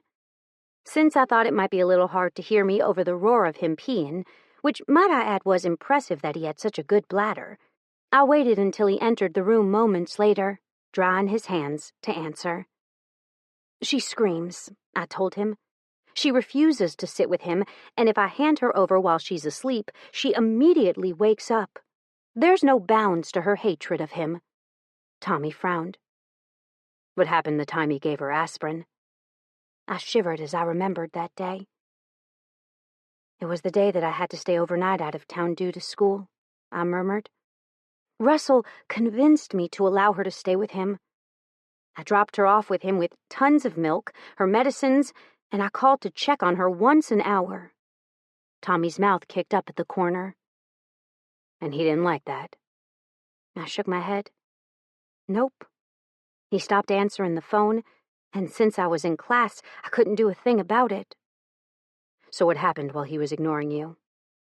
Before answering, I switched Tallulah to the other side as he continued to watch me, eyes taking in everything. I'm not really sure why the hell he thought giving her a medicine that I didn't even have in my bag was okay, but he claims he didn't realize it would hurt her, even though I specifically said that she wasn't to have anything that wasn't in that bag. I gestured to the bag, the same one I'd been using since she was born, that was sitting next to the TV, and he turned to look at it.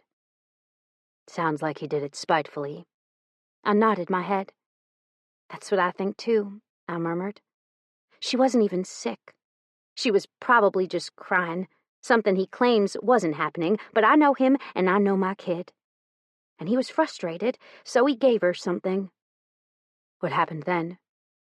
"She started vomiting and screaming her head off, which thankfully was enough for him to get his head out of his ass and take her into the ER, I murmured.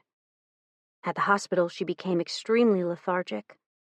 By that point, they were able to pinpoint why she was acting the way she was, and they were able to reverse the effects and cleanse her system of the aspirin. But it was enough for me to get a judge to issue a court order stating that she wasn't allowed any more overnights with Russell. Tommy shivered. I could have been bad. Had he not taken her in, she could have... He left the rest unsaid, but I knew exactly what he was talking about. It could have been fatal indeed. Needless to say, now he's all butthurt that I won't let him have Tallulah, even though the only reason he's even pursuing it in the first place is because his new wife wants them to spend time with her. Or maybe she wants her. Hell, I don't know. Tommy sat on the bed next to me and stroked one finger over to Tallulah's cheek. He rubbed it back and forth, causing her to smile. She would have screamed at Russell if he'd interrupted her meal, I murmured. My girl gets hangry. He chuckled, then moved his hand from her cheeks to start playing with her curls. Hangry seems to be commonplace among women, he murmured. I'll have to remember to not interrupt her meal too often. I grinned and turned my eyes back to the TV. That looks terrible, I murmured, as I finally realized what was on the TV. But luckily not as bad as they expected it would be, Tommy agreed, pulling away from Tallulah's hair and moving until his back was to the headboard like mine was. I suppose he was right, but it still looked pretty terrible to me. They opened the spillway, I murmured. Won't that flood the town below it? Yes. One word. Simple, straightforward, direct. Tommy didn't bother mincing words. We both knew that it spelled trouble for that poor city. That's awful, I murmured. It's either open the spillway or run the risk of the dam breaking. One option is really bad. The other is disastrous. He turned to look at me. Think of it this way. He stood and gestured with his hands. The spillway opening slowly floods the town below it, but they know it's coming and they have time to prepare. The dam breaking just decimates the town below it with no warning. Which one would you rather have? I grimaced. Either option was a bad one, but one was definitely the lesser of two evils. Turns out, I would be facing one of those rock-and-a-hard-place type of choices myself in the very near future, in regards to my relationship with Tommy. And I wasn't going to like the consequences much, either. Chapter 13. Tally. I'm fine. I want you, I miss you, I hate you, you're a dick, come back, bring cake, why are you touching me? Girls on their periods. There are just some things on this earth that you never, ever want to do. Ever. Two things high up on that list are farting on the guy that you have a crush on, and bleeding on his sheets, and all over him during the middle of the night. Today, I did both, though not at the same time. The latter happened when I woke up that morning. Tommy practically wrapped himself around me while we slept, and today had been no different. When I tried to pull away, he'd held on tighter. At first, I didn't notice the slickness between my legs.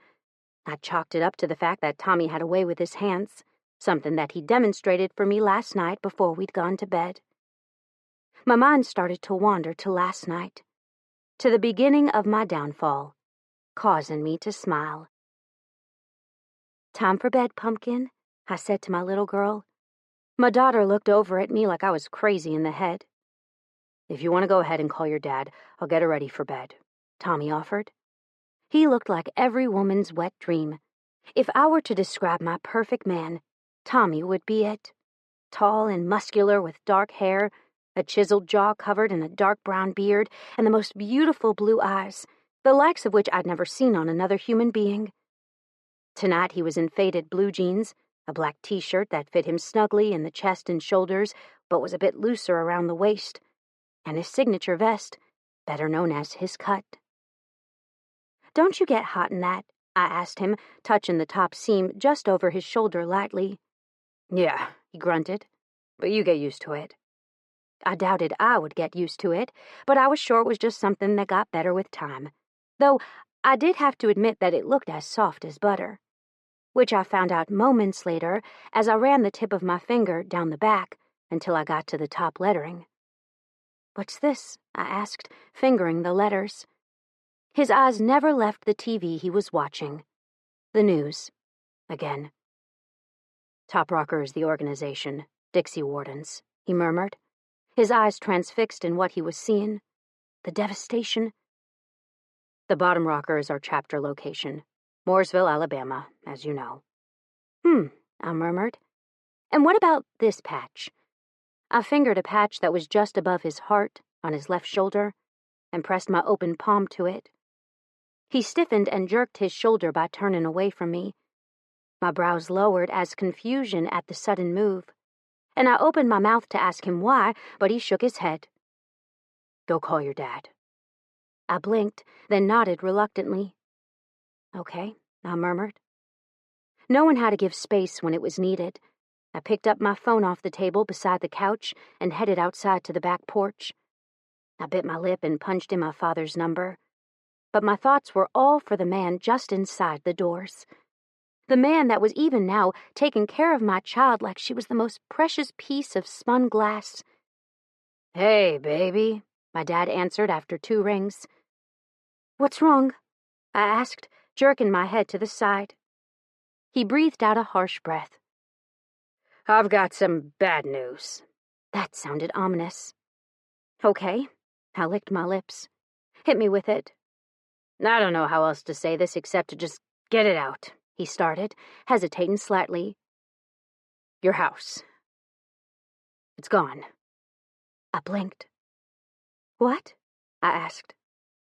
"Swept away in a flash flood. Took the dog pens, my truck, and all of the things that weren't either in a building or secured in some way," he murmured.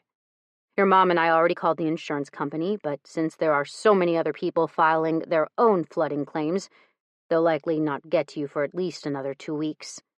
My stomach sank. "I just paid it off," I whispered brokenly. Everything I'd worked so hard for was now gone. "Yeah, baby," Dad acknowledged. "I'm sorry, honey, but you can stay here with us. All your things are still in boxes that are now in our living room. Other than Tallulah's crib and your clothes, you didn't lose everything." I guess that was right. But I lost my house. I lost all the appliances that I'd just bought and was still paying off on my credit card. And it was likely that I'd lost my job as well, especially after last night. If my parents were affected, then the store that I worked at for my entire working career was likely going to be shut for repairs too.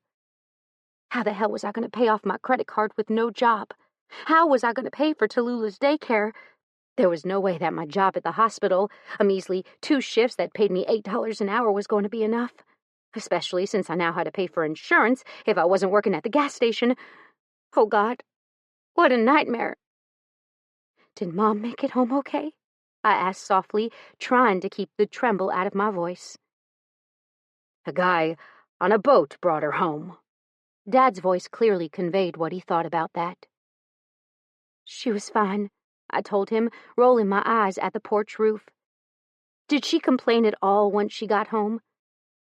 According to my father, Mom was a delicate flower, but she really wasn't. He believed she deserved to be pampered, though, and he wanted her to quit her job with a ferociousness that was quite comical in the right setting. Now, with my house being swept away from flooding, it wasn't even remotely funny. "Was anyone able to get my car?" I asked hopefully. Dad had told me he'd called a tow truck this morning, and I'd assumed that was what his call while I was in the shower had been about. It wasn't, and I wished it had been. "Yeah, baby," he confirmed. "It's dented, but luckily it was high enough off the ground that when it was wedged against the trees, no water was able to get in it, other than the rainwater that came in through the open window. Once the water recedes, they'll be bringing it back home." I breathed out a sigh of relief. "Thank you." Dad hummed in understanding. "It'll be okay." I knew it would. It didn't help the hurt I was feeling right now, though. "Night, Daddy," I whispered. "Love you to the state line and back." Dad chuckled as he said, "Love you to the state line and back, too." When we'd made our way to Texas after the forest fire that had taken my brother's life, apparently my commentary about the sheer size of Texas had been enough to start a new trend that not just me, but my brother and sister had also adopted. You could spend an entire day driving in Texas and never leave the state. And it was an observation I'd made, which had slowly morphed over time into a catchphrase in our family to add emphasis onto something. I had started it by saying, "I love you to the state line and back," to my mother, and then my sister had started to use it too. It caught on, which led all of us using it now. After pushing the phone into my pocket, I turned to survey Tommy's front door. I was nervous. It was bedtime, and Tallulah, my buffer and excuse for not getting close to Tommy all day, would be in bed and no longer available to be used as an excuse. But with nothing else to do, and no more reasons to stay out here, I twisted the knob and headed back inside. I found Tommy sitting on the couch, elbows on his knees and face in his hand, as he studied the floor. He was still upset about the patch.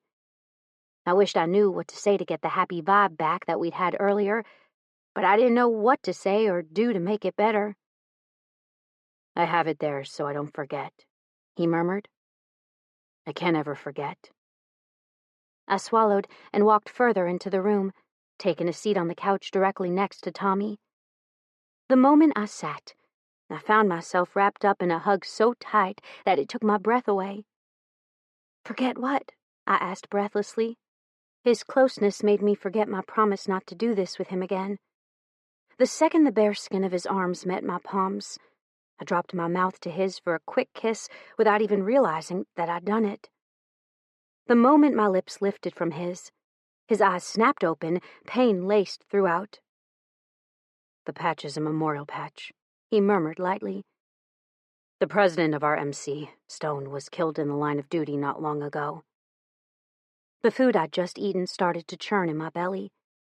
Was that the police officer that was killed by that gang member?" He nodded. "Yes," he confirmed. "That one." I smoothed Tommy's hair back by running both sets of fingers through it. "He was a good man," I murmured. "Did you know that he took me to the hospital the day that I went into labor with Tallulah?" His mouth quirked. "You were the chick that had the kid in his car, weren't you?" I bit my lip. "I was," I confirmed. "He saw my vagina, along with the rest of the general population of Mooresville." He started to chuckle. "I didn't see your vagina," he pointed out, "and I worked there. You're just lucky I was at lunch that day, or your vagina would have been branded into my brain." I slapped my hand over his mouth before he could finish. "There are certain things a man should never say to a woman, and that's one of them," I told him, pushing on his face a little harder before letting him free. His eyes sparkled in mirth, and I would take teasing from him any time if it kept him from having that haunted, broken look in his eyes. It was clearly apparent that the death of his club's president had hurt him, affected him on a monumental level that he would likely never fully get over. "I was there," he said, startling me. "What?" I asked, not sure I heard him correctly. "I was there." I blinked. "You were there the day he was shot?" I asked, hoping that I was wrong about what he was trying to say. I wasn't, of course. I was always right. And it was as much of a curse as it was a gift. "Yeah," he confirmed. "I was there. Tried to save him." He shook his head. "He was shot. The bullet went straight through his aorta. He bled out in a matter of seconds." I closed my eyes and leaned forward until my forehead was leaning against his. His fingers tightened on my ass, and I found myself picked up and being moved to the bedroom. "Tommy." "Shh," he whispered. "Just one more time." I leaned back so I could stare into those bluer-than-blue eyes, and melted. "Okay," I whispered. "One more time." The moment my back hit the bed, I spread my thighs wide, causing his mouth to kick up at the corner in a small grin. "You want me?" I stared at him. "I've wanted you for weeks." His smile was brilliant as he reached a hand over his head. catching the collar of his t-shirt between 2 fingers and pulling it over his head. Why did men look so sexy taking their shirts off? Trying to be just as sexy as he was, I did an ab curl that was more of a muffin mush as I tried to execute the same move he'd just done. I failed spectacularly. I got my head caught on the collar of the shirt and promptly choked myself. When I tried to grab the hem of my shirt to ease it over my head, I somehow got my hair added to the mix. It helps if you hunch your shoulders some. Tommy's laughing, muffled voice came from somewhere above me. But since I was still stuck in my t-shirt, how the hell did this even happen? I couldn't confirm that. His hands went to the shirt and he pulled my arm out, causing the rest of me to pop free as well. His smiling face was the first thing I saw, and I kind of lacked that my quirkiness was the thing that put it there. I didn't like seeing this man look as sad as he did just a few moments before. I need to work on that before I do it again, trying to be all sexy, I informed him. Can we just pretend like that didn't happen? He grinned down at me. During the time I was tangled up in my shirt, he'd lost his pants. The only thing shielding the object of my current desire from my gaze was a thin piece of fabric, his boxer briefs. I think you need to buy more of those, I told him, indicating his boxers with a tilt of my head. He didn't look down like I expected him to. He just planted both fists on either side of my hips. Under Armour apparently likes to make underwear that shows off the goods, he mumbled. I have a pair of shorts that do much the same. They push everything up and out. It's kind of like a push-up bra for my cock and balls. My mouth dropped open, and it took me a few moments before what he said made sense. Then I threw my head back and started laughing. Ah, I giggled. That's the best analogy I've ever heard. But when I opened my eyes and tilted my head back to his, it was to find him only inches away from my face. I like it when you laugh, he murmured. I like looking at your throat as the muscles work. It makes me want to bite right here. He lifted his finger to drag it along the cord of my neck. And lick it. What's stopping you? I challenged the large man who was looking at me like I was a piece of meat, and he hadn't had anything to eat in days. His eyes snapped down to mine, and his lips tipped up. Nothing. Then he pressed one large, rough palm to the middle of my chest, his fingers spanning nearly from armpit to armpit, and pushed. I fell backwards, my arms going up high over my head, and my breasts bouncing with the movement. His eyes took it all in for long seconds before he grinned and started to prowl up the bed between my splayed thighs. Once he was over me completely, he dropped only his head to my neck and started to nip. Small, teasing flicks of his tongue darting out and firing up my blood. But I became complacent, thinking I knew what I was going to get from him, and he took me by surprise by biting down on the cord of my neck. I jolted, and my hands convulsed, my nails digging deep into the skin of his thighs. The bite wasn't strong enough to break skin, but it was enough to leave small indentations where he'd nipped me and caused rays of pleasure to shoot straight through me to where it mattered most. I gasped, my hips involuntarily hitching up to push into him, but I got nowhere. The way he was hovering over my body on his hands and knees made it impossible for me to grind my pussy against his cock like I wanted. Tommy, I growled, then froze at the volume I'd used. He read the panic. She's back in the room across the hall. He answered my unspoken question. For now. When I'm done with you, I'll bring her back in here. My mouth went dry as he lifted up my knees and pushed my thighs impossibly wider. I'm going to make this one that will hold us for a fucking while. He informed me none too gently. When you graduate, you're still going to be feeling me. My breathing was now coming in pants. I don't want to call this quits, but I also don't want you to lose anything by staying with me when you're so close to being finished, he informed me. But the day you graduate, just remember that you're mine. Mine to touch. He lifted one hand and ran it down the outside of my thigh, circling around my knee before moving it back up to the top of his boxer briefs that I was wearing. Mine to kiss. He dropped his mouth to mine, taking it with such an intensity that my whole body nearly burst into flames. Mine to fuck. His finger slipped past the waistband of my bottoms, not stopping until his finger filled me completely.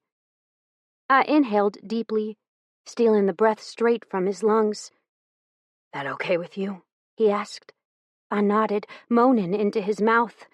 "Yes," I breathed. "Fuck, yes." I would wait for him forever. The next couple of months would blow, but I could handle it. So could he. We were adults. We were human beings with willpower. This would be so easy. "I want to fuck you every way imaginable," he rasped. "I want to fuck you here," he growled.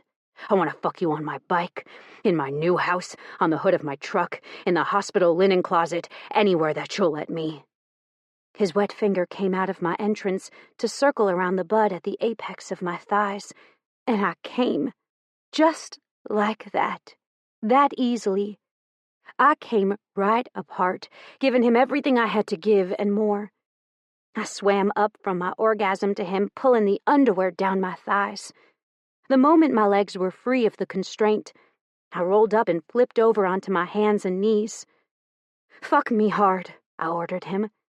He growled something unintelligible as he smoothed one rough palm over my ass cheek, letting his fingers tease the crack of my ass as he did.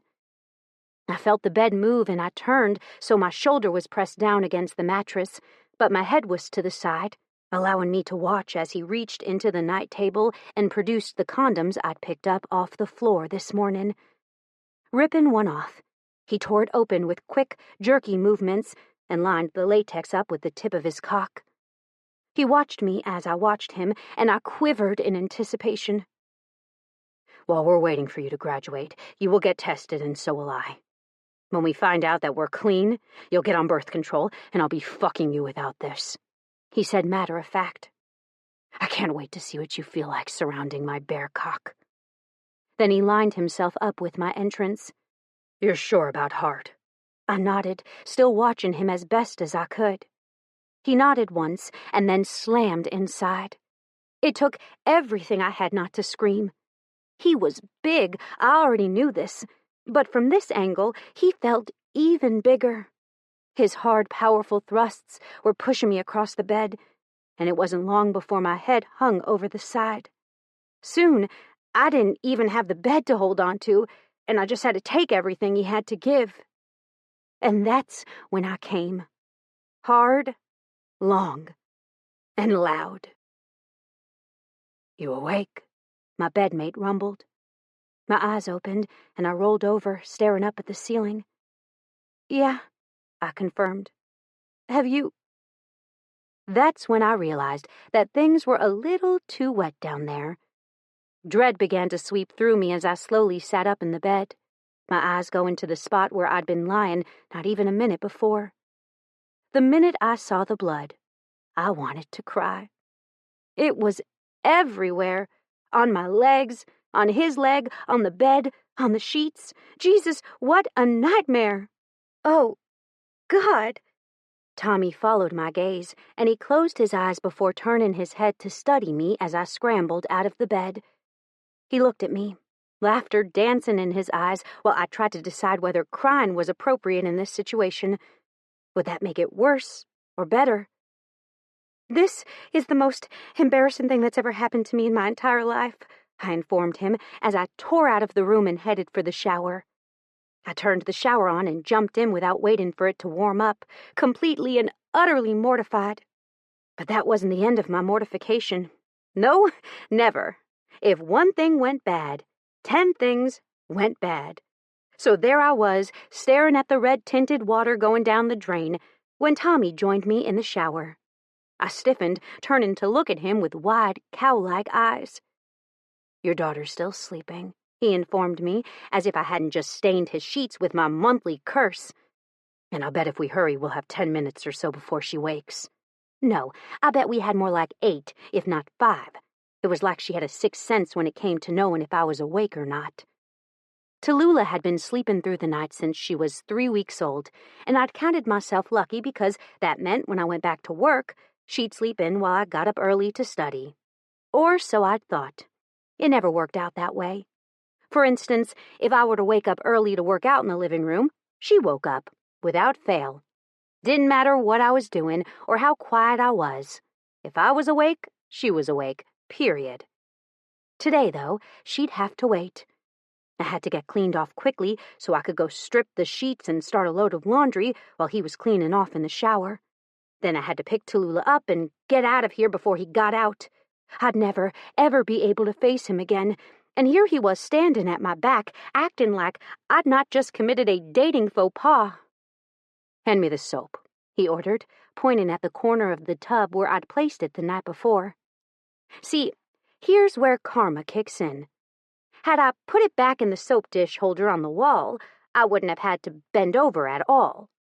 Because had I not had to bend over, I wouldn't have farted. It was the cutest sounding fart I'd ever let out in my life, but still, it was a fart. My asshole clenched and I froze under the water, wondering what in the hell I'd done to deserve this lot in life. Surely I hadn't done anything too bad. I'd kicked my brother in the nuts on purpose when I was in high school, and I'd stolen my mom's car 2 months later out of spitefulness, though she hadn't noticed. I'd felt bad and come home all within 15 minutes, and then had the gall to admit what I'd done to her. She'd looked at me like I was crazy and had told me to go clean the kitchen. And to this day, I still felt bad for the fork I'd thrown in the trash because I couldn't get it clean. So yeah, I was going on the fact that I'd thrown one of my mom's expensive forks into the trash for the reasoning behind why exactly my life sucked. Maybe I could just drown myself in here. A strong muscled chest moved up close to my back, and I stiffened even more. Here I was, bleeding and goddamned gassy, and the man wanted to hug me? Why? "How are you so calm?" I demanded as I looked at him with water pouring down my face. Aren't most men period-phobic? Fart-phobic? Not that I'd bring that one up. I could totally act like it didn't happen. He looked at me with laughter in his eyes. "Yeah, some are," he shrugged. "I'm a fucking doctor and a grown-ass man. I understand the logistics behind periods and gas." Oh, God, he just said gas. I was going to die quietly right here in his arms. "I don't want to talk about this anymore. Get off me." He refused. "I already put the clothes in the washer, and your daughter's about to wake up any minute," he informed me. "I'm about to drop you off at your mom's, and I won't be able to speak to you for 2.5 goddamn months the way that I really want to. So how about you forget about being embarrassed over bodily functions that you have no control over and that the majority of the population experiences on a daily basis, and hug me the fuck back." I looked at him, staring into those blue eyes that had the power to melt my heart, and nodded. Then I wrapped my arms around him, burying my face into his neck, and breathed easy again, no longer in quite the panic that I'd been in when I'd woken up a few minutes before.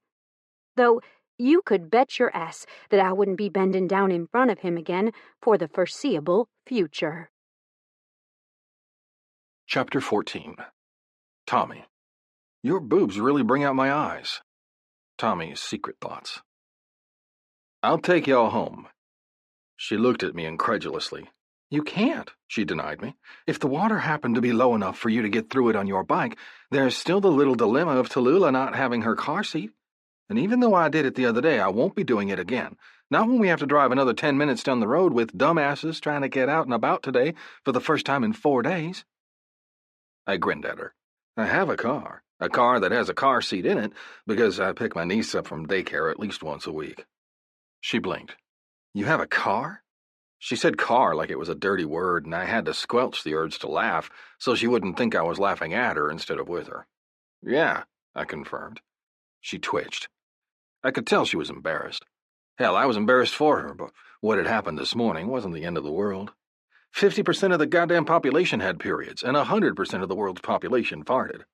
It was a bodily function, and one that you couldn't control. So no, I wasn't upset, grossed out, or mad. I was, however, pissed off that I was having to give her up, even if it was just temporarily. I fucking hated responsibilities. I hated that she wasn't going to be here after 2 days of having her in my bed, giving me things that I wanted more than anything when I got home from work. I wouldn't even have the smell of her on my sheets since I'd had to wash them. I'd almost say that was on purpose, since she was still trying to pull away, if I hadn't seen her face and the way that her mortification had swept over it. Taking her by the hand, I urged her out of the house. I'd already loaded Tallulah's diaper bag and her medicines while Tally had been feeding Tallulah, so all I had left to do was drop down and sweep Tallulah into my arms, which I did moments later while still holding on to Tally's hand. Ready? I looked at Tally. She took one last look around, like it was the last time she'd ever be in this place, which was likely true since I would be moving into my own place within a week, and nodded her head with very little enthusiasm. Yep, she confirmed. Show me to this mysterious car. I grinned and pulled her with me, taking her down the steps and around to the garage door, which was already open and waiting for us. She froze the moment we rounded the side of the house. This is not a car, she informed me. This is a freaking beast. I looked at my black 1967 Chevy Impala, the one that left the garage only on rare occasions, and grinned. I got this girl when I was 16, I told her as I pulled her forward. When I turned 21, I got my first bike, and I haven't driven her much since. That's blasphemy, she informed me. It's cruel and unusual punishment to put a car like this on the back burner. I led her to the passenger side and opened the door for her to take a seat. She took a look at the white leather interior, and I could tell she wanted to snort. I guess you don't have your niece much? I shook my head. No, why? She reached for Tallulah, and I handed her over, watching her as she twisted in her seat and lifted Tallulah up and over the bench before placing her in the car seat. I'm glad she still rear faces, Tally said as she clipped Tallulah into place. I didn't hear much of what she said because my eyes were on the way her ass looked in those jeans. She was shimmying and shaking, so it took me a while to realize that during this time I should have been walking to my own door and getting in. Instead, I was still standing there like a dolt and staring at where her cute ass used to be. What's wrong? She asked, then horror crossed over her face. Oh, God, is there more? I blinked, then shook my head. More of what? I questioned in confusion. Blood. She said the word like it was some dirty secret, and I had to bite my tongue to keep the laugh from exploding from my body. No, I told her the truth. I was staring at your ass and wondering if you'd have a problem with me stopping by to fuck you during the middle of the night when nobody could see us a few times over the next couple months. Her face colored.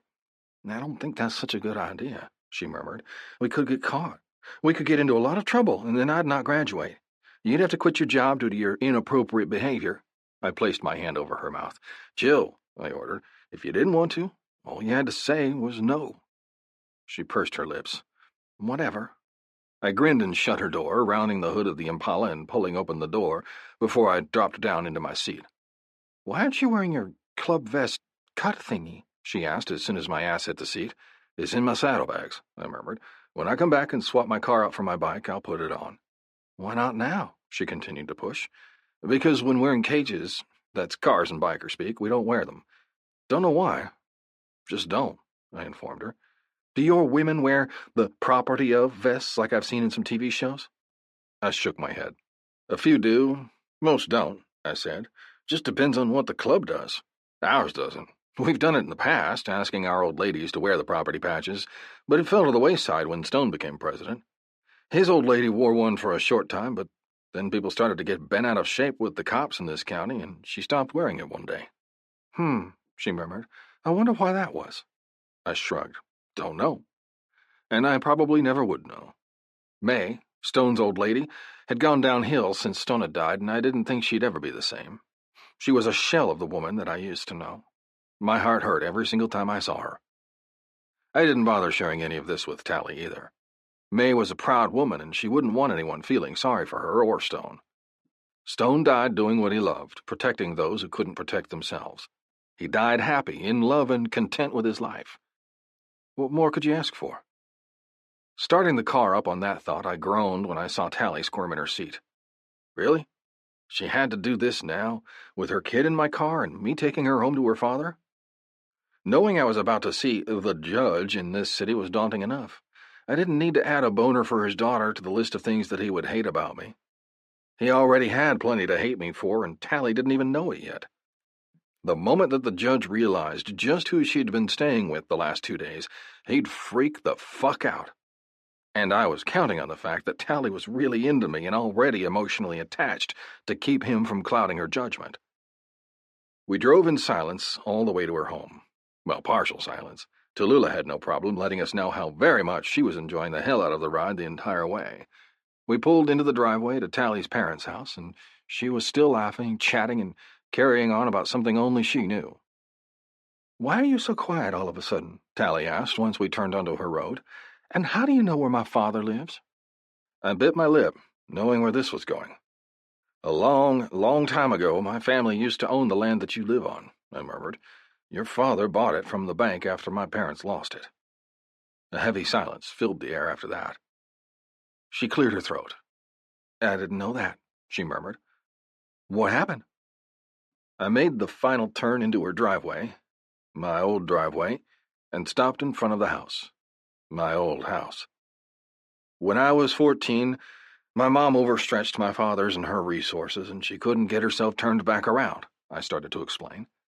"They started to spiral downhill until there was nothing else they could do but let the house and the land go back to the bank." "I think I can see where this is going," she murmured. I grinned, but there was nothing nice in it. "Yeah," I murmured. "We were evicted the summer that I graduated from high school." She breathed deeply. "Did you know me?" I shook my head. "No," I admitted. "But if I had, she would have been mine the moment she turned 18. I'd been full of piss and vinegar for years, and it had taken me turning 21 to finally see the error of my ways. But by that time, I'd already done everything that I could to piss off the one and only person I now had to impress. Judge Slater. "That's good." "Oh." She reached for the handle of the car and got out, heading for her father, who'd just rounded the corner. I twisted in my seat and unstrapped Tallulah from her restraints, and then lifted her into my arms before facing the music. And the music wasn't good music either. The moment that the judge's eyes met mine, his scowl went thunderous. "What the hell are you doing on my land?" he growled. "Give her to me." I handed him Tallulah, expecting the move the moment that he started stalking toward me. "Sir?" I murmured. The judge glared hard at me, and I realized that it was going to take a very long time to win this man over, if I even could at all. Glancing at Tally, I nodded at her and headed for my car, knowing when I wasn't welcome. "Have a good one, Tally." Tally looked confused as she stared at me leaving, and the moment I turned my car around and I could see her in my rear view, I realized that it would take quite a bit of convincing to get her back on my side. Shit. Tally. "You will not have anything to do with that man, ever again," my father ordered me. I blinked. "What?" I asked. "Dad, I'm nearly 21 years old. Surely you don't think you can still tell me what to do?" Dad's eyes were so shrewd and calculating that I knew what was going to come out of his mouth before he even said it. "You live on my land, and since your house is gone, you'll be living underneath my roof. I sure as fuck can tell you who you can and can't see," he informed me. I gritted my teeth. "Tommy is a—" I started to say. But he interrupted me with a raise of his hand. "Stop," he demanded. "I don't care what that man is. I know what I know, and what I know is that he's no good. And now that I know he's your teacher at the college, I'd be delighted to inform them of the criminal they have on their hands." I growled. "Give me her and leave me alone." Dad handed Tallulah to me, not one to hold my daughter against me. At least he had that going for him right now. That was one of his better virtues, allowing me to raise my child without his interference, even though I could tell many times throughout my so far short stint in motherhood that he wanted to intervene. He let me make my own mistakes, but apparently he wouldn't let me make the Tommy mistake. Too bad I'd already made it. And it was glorious. Now I just needed to find out what exactly he did to piss off my father, one of the most easy-going men I knew. Chapter 15. Tommy. I would eat healthy, but tacos. Every woman's secret thoughts. I'd let her have her space. I also was fairly sure that I wasn't going to be able to continue to allow her that space, but I'd give it the good old college try. Today had been a lesson in restraint, literally and figuratively. It had all started out fairly simple. I was in the simulation lab with our students when I asked for a volunteer. Who wants to volunteer to try out these restraints? I asked the class. I looked at everyone, even Tally, and waited for someone to raise their hand. Nobody did. So I grinned and said, "Now, I don't want everyone to step all over each other to get to the bed," I teased them. "Come on now. Someone has to do it. Don't make me choose for you." Still nobody rose their hands, and I sighed. "All right," I said. "When's your birthday?" I asked the girl who was at the front of the class. The little stuck-up bitch who tried to kiss my and every other teacher's ass in the entire building in hopes of getting a better grade. "June 12th, she answered instantly. "And you?" I asked the next girl. "August 1st. Who here has a birthday after August 1st? The only person to raise her hand was Tally, causing me to grin. "All righty then," I grinned. "You're up." Tally's eyes flashed, and I had to resist the urge to grin at her like a lunatic. It was apparent, as she walked to the front of the room, that she didn't want to be doing this, especially not with me. It had been a full 2 weeks since we'd held a conversation, one that didn't have something to do with school, during class, with each other, and I was beginning to wonder if it was intentional. Her mother had somehow gotten her shifts changed so that she was on when Dr. Wilde was there, and since there were only 2 doctors who worked the small ER at any given time, that meant that I never saw her, even if I had wanted to be there. I knew it was a possibility, but luckily there was nothing that the judge and his wife could do about the class I was teaching. If there had been, they'd have already done it. But I knew they did try.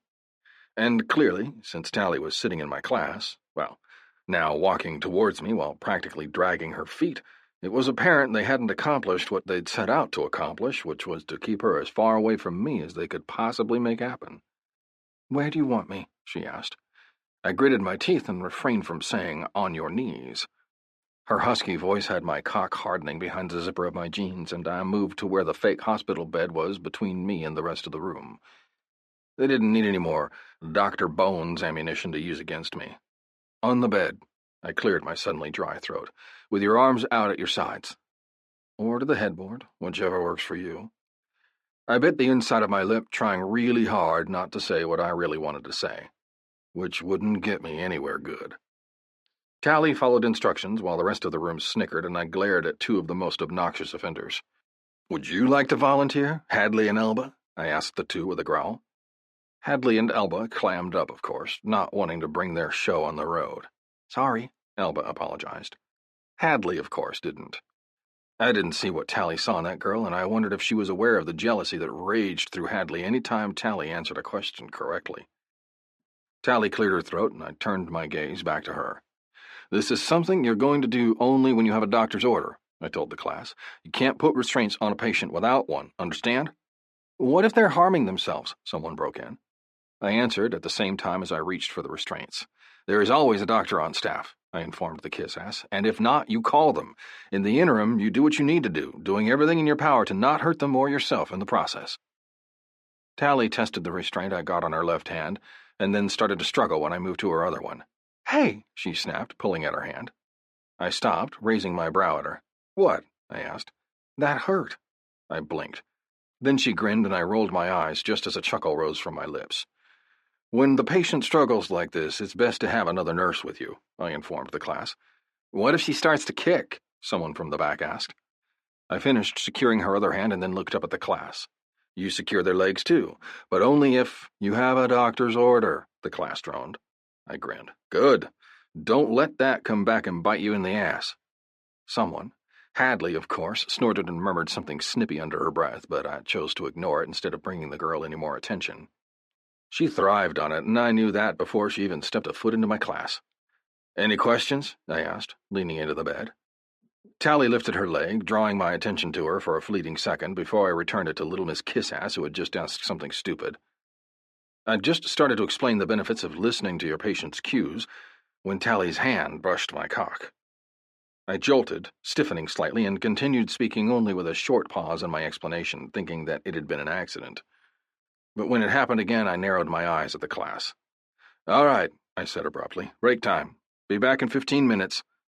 The class dispersed, the solid door closing behind them all so quickly that I nearly laughed. Nearly. All because of the woman who thought it was okay to touch a man's dick when he wanted nothing more than to toss her beautiful ass over one of the desks in front of him and have his filthy way with her. "What," I murmured as I leaned into the bed, "was that?" She looked at me all innocently. What was what? She batted her eyelashes at me. I growled and kicked the wheel lock on the bed, pushing it forward and locking it so quickly that she had no idea what I was doing before I did it. The moment the bed was in front of the door, I locked the wheels and slammed my mouth onto hers. She fought for all of 3 seconds before she gave in to the kiss, her mouth taking mine just as hungrily as mine took hers. I ripped my mouth away from hers with a snarl, causing her to gasp in surprise. Jesus Christ, I growled. Do you know how hard I am right now? She brushed her hand against my cock again, and I swallowed another curse before slamming my mouth back down onto hers. Did your daddy turn you against me? I growled against her lips. He tried, she said, but he didn't accomplish his goal. And what goal would that be? I asked, pulling back just enough that I could see into her beautiful eyes. To keep me away from you, she confessed. But as you can see, you're still here, and so am I. I blinked. He tried to pull you out or have me fired, I asked, knowing for a fact that it was one of the two. When one didn't work, he tried the other, she admitted. When that didn't work, he tried to make me feel bad. She hesitated. And I'm still trying to figure out what the hell you did to deserve that kind of reaction out of my normally laid-back dad. I shook my head, knowing she wanted me to explain why her father hated me so much. But that wasn't something I wanted to tell her. Not until she was completely mine and never leaving me, that was. No comment, I murmured. She lifted her lip in a silent snarl. I'll figure it out one way or the other, she threatened. I didn't take the bait. I knew what she was trying to do, and I wasn't going to fall for that pretty face. Nor was I going to give in. Not on this. My record was sealed for a reason. So I'd been a stupid kid. So I'd been an even stupider young adult. That wasn't going to come out until the last possible second, if ever. And she couldn't get it out of me, no matter what she said, tried, or did. At least not yet, anyway. You could try, I murmured as I used 2 fingers to stroke her pussy over her scrubs. You want to know why you won't be doing that? I asked her carefully. She glared. Why not? I grinned and covered her mouth with my hand. Because you like me, I informed her. You want my cock in your pussy. You want my ass in your bed. You want to be wrapped up in my arms when you've had a hard day. I moved closer until we were only millimeters apart. You fucking want me as much as I want you, and that's why you're not going to play silly high school games. She hissed at me, and I had to admit that was pretty cute, but now I was pissed. She lifted her hips, urging me with her body since I had my hand over her mouth and wouldn't let her get her words out. What do you want? I teased her. She glared. Knowing what she wanted, I slipped my hand under the hem of her top until I came to the stretchy waistband of her scrubs. You want my cock, I muttered. Well, you can't have it, but you can have my fingers. She arched into my hand as I slipped it not just past the waistband of her pants, but into her panties as well, and honed in on my target. She growled into my hand and dug her heels into the bed, effectively urging me on. I sank 1 finger deep inside of her, moaning as I felt the first sign of her need for me. You're fucking soaked, I told her, and that's all for me. It's the man that your father fucking hates. I knew I didn't need to keep bringing it up. It would only keep and hold her attention, but I couldn't help it. The last 2 weeks had been utter shit, all because her father had deemed me a menace to society over 10 years ago. She bit down on my lip, and I jerked back just in time to see her eyes roll back into her head. She came with only 2 fingers in a matter of seconds. Either I was magic, which I wasn't, or she was thinking about it long before I'd actually gone there. And only one solution was logical. I didn't even get much chance to examine the feelings when the door started to open. Lucky for me, the bed was in the way, wheels still locked, or they would have seen me pulling my fingers out of Tally's pants. Red flushed up those pretty cheeks, and she started to yank at her restraints. Grinning, I sucked my fingers clean, and she glared. Not cool, she grumbled, as she yanked at her restraints once again. I used one hand to get her loose while I finished licking my fingers clean. Get to your seat, I ordered. She hissed at me. Jerk! Grinning like an asshole, I pulled the bed from the door, put it back into place, and took a seat at my desk. How is taking your tests in the library going? I asked, referring to the new testing environment I'd arranged for her, for not just my class, but all of her classes. Relief crossed over her face. Amazing, she admitted, and having an extra 40 minutes wasn't too shabby either. I chuckled and picked up my water that was on the edge of my desk. I'll bet. Though it pissed Hadley off, she murmured. She's mad that I get extra time. I resisted the urge to say, fuck Hadley, and good thing, too, because lo and behold, it was the woman under discussion who was the first one through the door scant seconds later. "Tally!" Hadley called. Tally looked up at Hadley and then grinned at something I couldn't hear. I looked up and watched the two women converse, wondering again what Tally saw in that girl. Even I could tell from all the way across the room that Hadley was looking down on her. Deciding that I needed to speak to Tally about her, I got up and continued with class. All the while, my fingers smelled of Tally. Chapter 16. Tally. You need to turn down your psycho before I turn mine up. Trust me, no one will like it if I turn mine up. Tally's secret thoughts. You want to go out tonight? Hadley asked. I shook my head as I bit my lip, my pen working furiously over the page of my NCLEX study guide. Can't, I said. I have to run a few errands, and I have Tallulah tonight. Hadley grumbled something under her breath that sounded suspiciously like bullshit. What? I asked, looking up at her. I was surprised to find a look of derision on her face.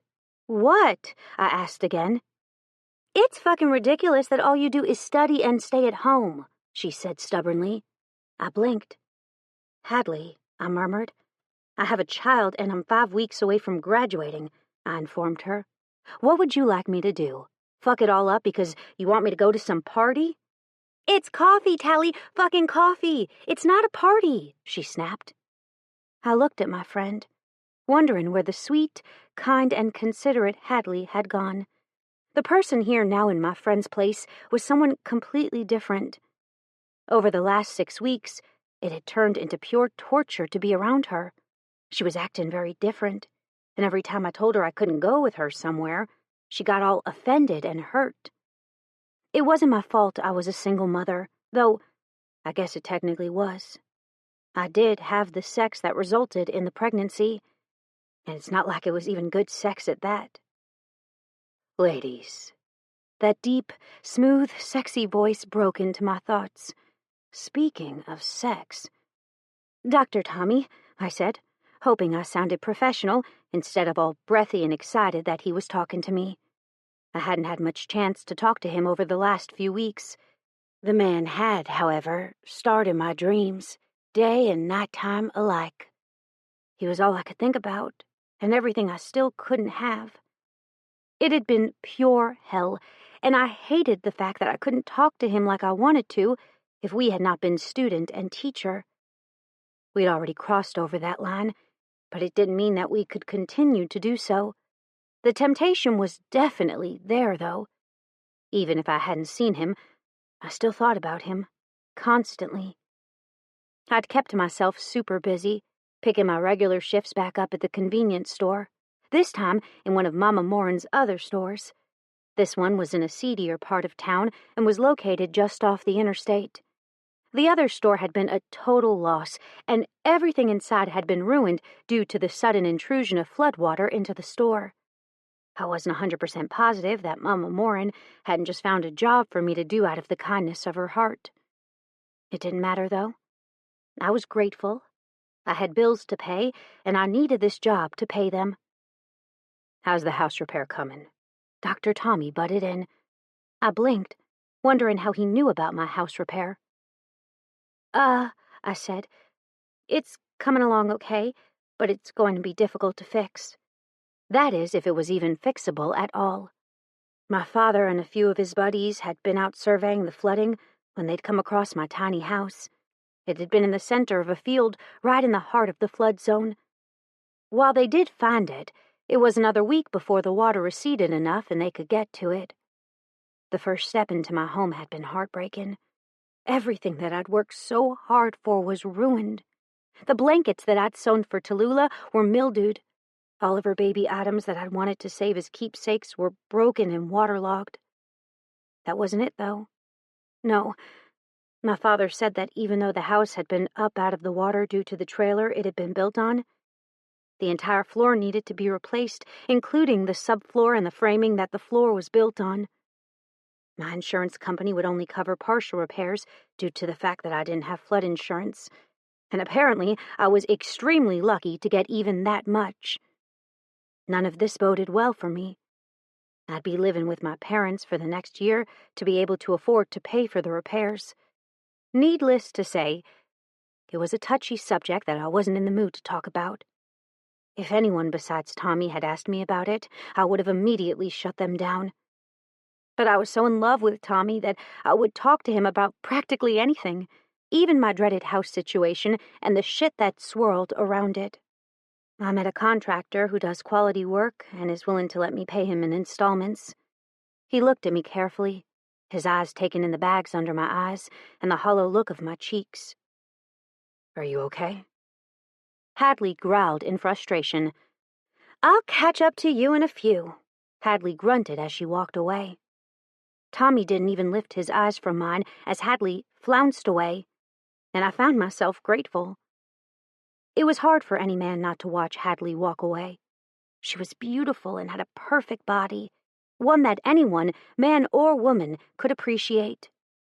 Tommy, loyal man that he was, only had eyes for me.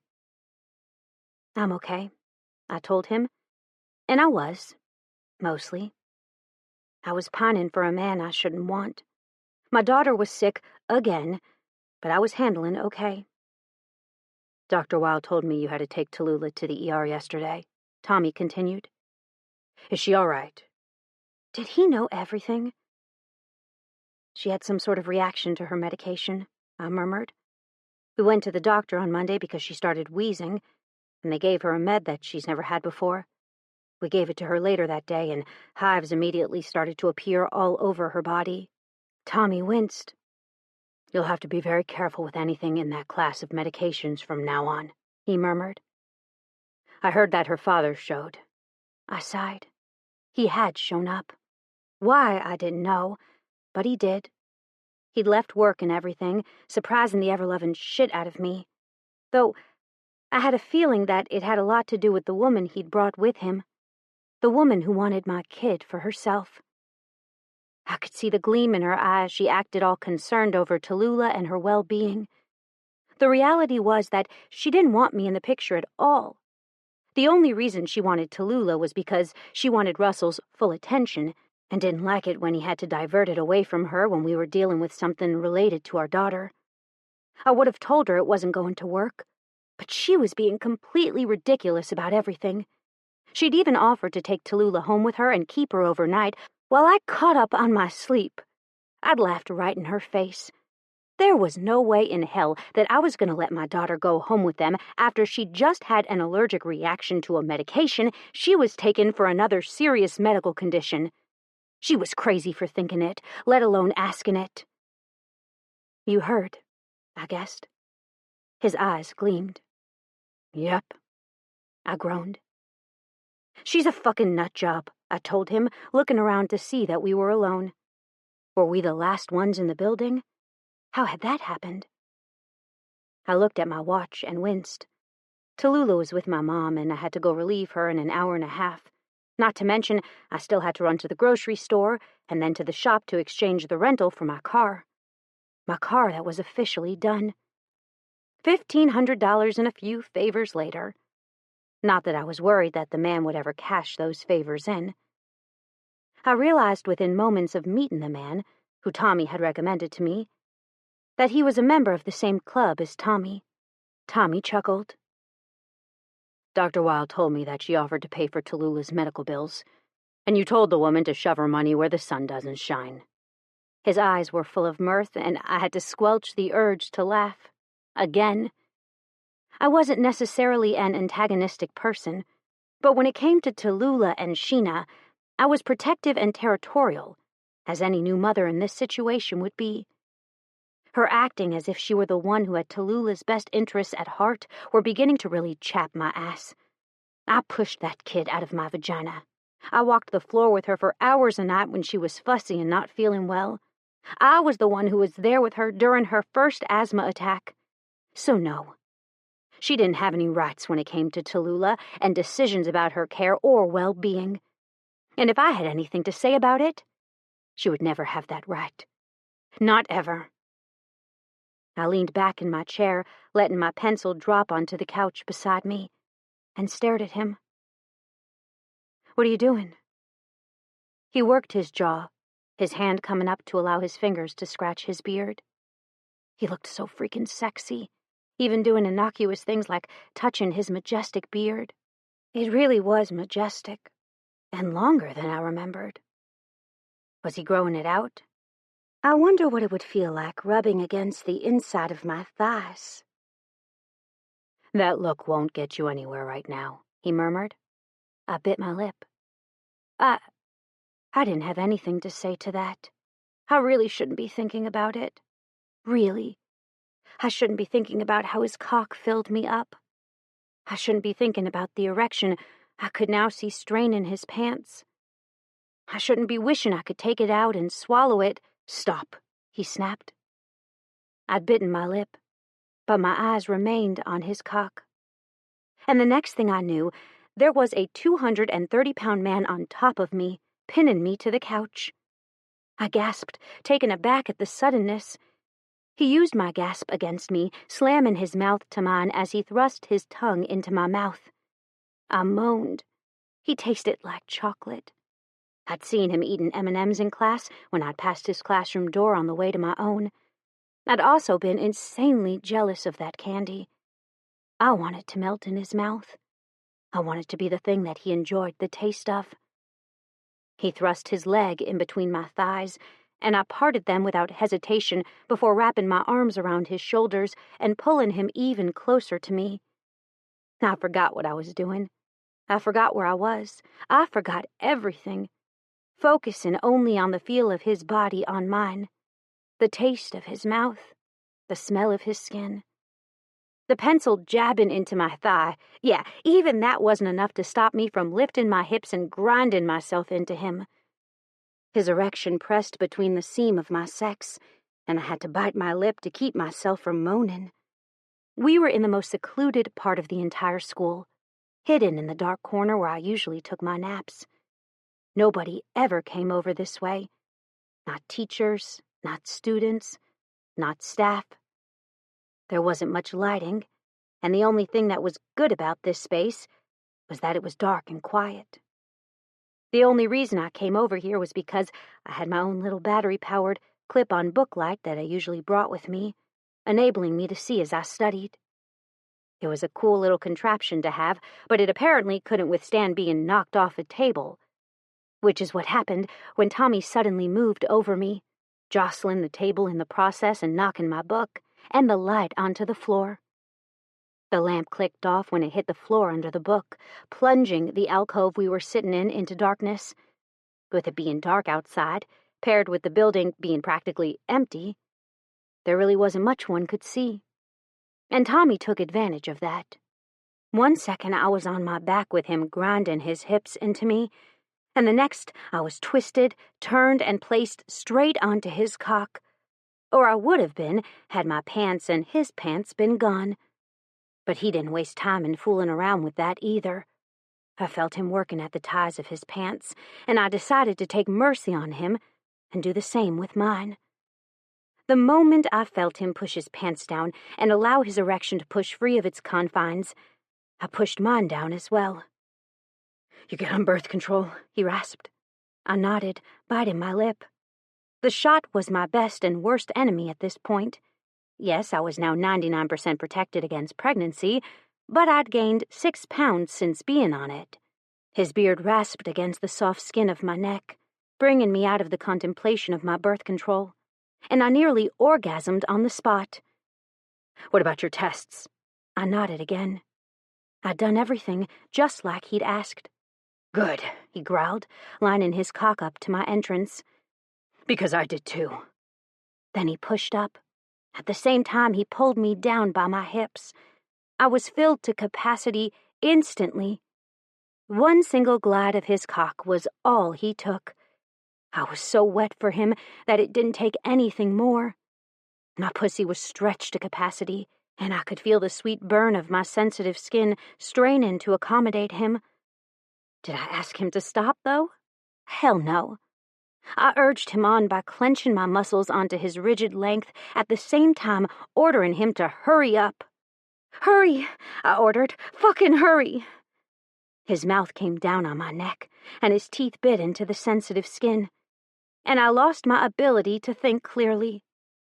One second I was urging him on, and the next I was coming. His hands moved to my ass to better angle me for his use, and that only served to... "Why is it always so dark on this side of the building?" I heard someone ask, breaking into my sex haze. "Someone should ask management to put in some more lighting." "I thought Dr. Tommy had already asked someone to do that," a man replied. "Normally they do anything that man wants." My teachers, 2 of them. Motherfucker. Did the fact that there were 2 teachers on the other side of the couch, probably only 10 feet away, stop the man inside of me from continuing his thrusts? No. Of course it didn't. In fact, I thought the fact that we might get caught was making him harder. I got my confirmation on that thought a few moments later when he breathed in my ear. "Does it turn you on knowing that I'm fucking you with someone standing 5 feet away?" He breathed into my ear. 5 feet? "No," I said as quietly as I dared. But my nipples didn't get with the game, and neither did my betraying vagina. It had sold me out for a ride on the Tommy train. I was slicker than ever, and knowing that someone was right there, that we could be caught at any moment, was enough to make me come again. This time I turned my head, buried my teeth into the skin of his arm, my pussy locking down on his cock so hard that I thought I might break his poor penis. But he didn't seem to notice the potential penis pulverizing. He was too busy coming, filling me up so full that I feared we might very well leak all over the couch. What the hell was I supposed to do now? And Jesus, why was he still moving? If he didn't stop, I'd come again. My toes started to curl, and I gasped, finally releasing my hold on his skin. I was coming again. He stopped in the middle, and I bucked without conscious thought, urging him to keep going. He growled almost subsonically. I could feel it against my back, but I couldn't hear it, though that was likely due to the fact that my senses were focused solely on my vagina instead of self-preservation. By the time we came to a stop, both of our hearts pounding a mile a minute. It was to see the 2 teachers exiting the front door of the college, the door shutting behind them with a loud boom. I became aware of the awkward position moments after the door shut, and I sat up, ready to stand up, when he stopped me with his hands on my hips. "Won't want to move just yet," he suggested, reaching for something. My jacket. "No," I cursed, snatching the jacket away. "You can't use that. It's my only jacket." He started to chuckle, making my body jump. "It's not going to permanently ruin the jacket, woman," he grumbled. "It's going to temporarily make it dirty. You'll wash it when you get home, and it'll be as good as new." "I can't wash a jizz jacket with my daughter's clothes," I hissed. He snatched the jacket out of my hand and placed it between my thighs, and then pushed me up, covering my entrance before he could leak out of me. It all happened so fast that I never had the chance to refuse. I stood there, staring at the wall in front of me, and wondered if it'd be crossing a line if I tossed the jizz jacket at his face. "I'll wash it," he mumbled, taking in the look that was written all over my face. "And I'll bring it back to you in the morning."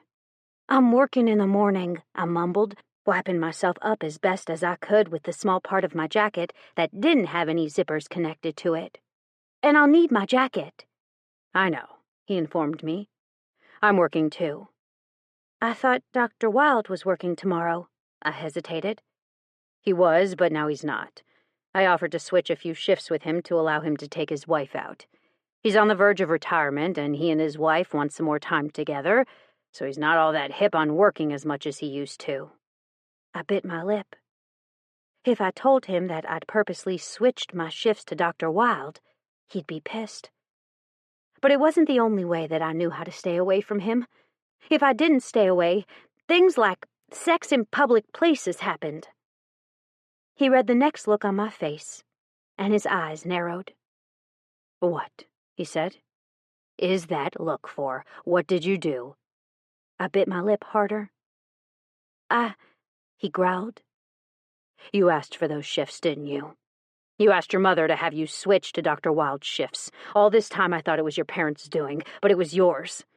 I nodded, worried now about the look in his eyes. Why? Because you were on other shifts, I said. Why else would I want to switch? I knew the instant that he said it that he'd taken it the wrong way. You don't want to be with me? He guessed. I nodded. I didn't. At least not yet. I wanted to graduate first. Fucking A, but I'm a dumbass, he said, eyes hard. Should've fucking known. With that, he left me where I stood, leaving me staring after him with my pants around my ankles. And I watched him leave.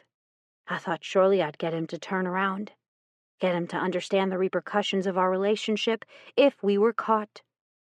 But he didn't turn around. He didn't speak to me the next day, and not the day after that either. Even when I tried to explain my side of things, I realized on day 4 of his refusal to talk to me exactly what pride meant to a man like Tommy. Chapter 17. Tommy. Thank you, McDonald's, for not making hot dogs. I don't think I could eat a McWiener with a straight face.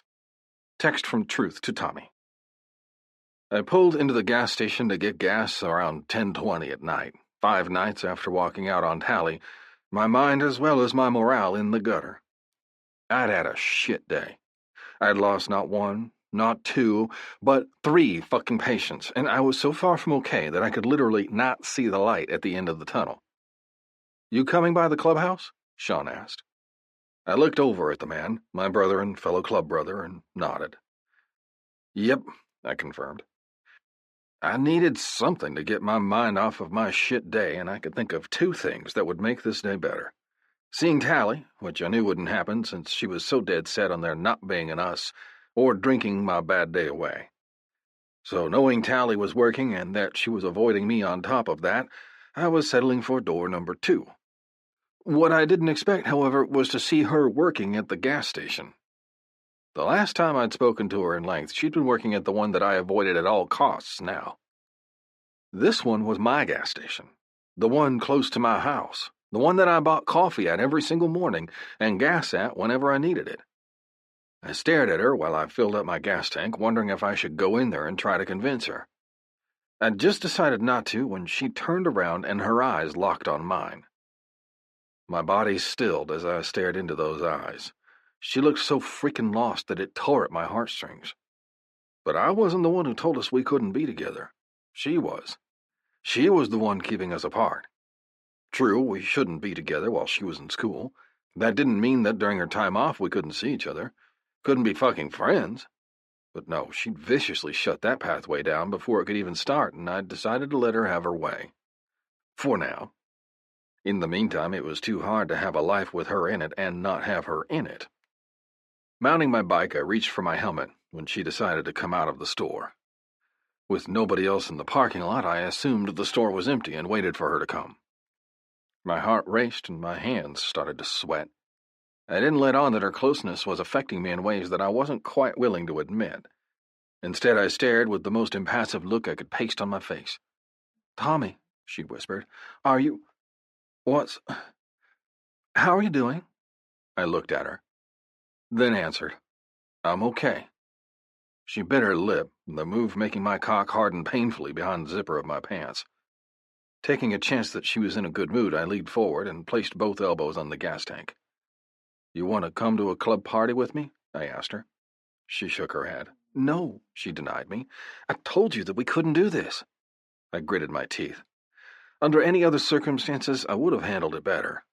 However, I'd lost 3 patients today, and my mind was no longer firing with all cylinders. So instead of saying what I should have said and tamping down my anger, I unleashed it on her.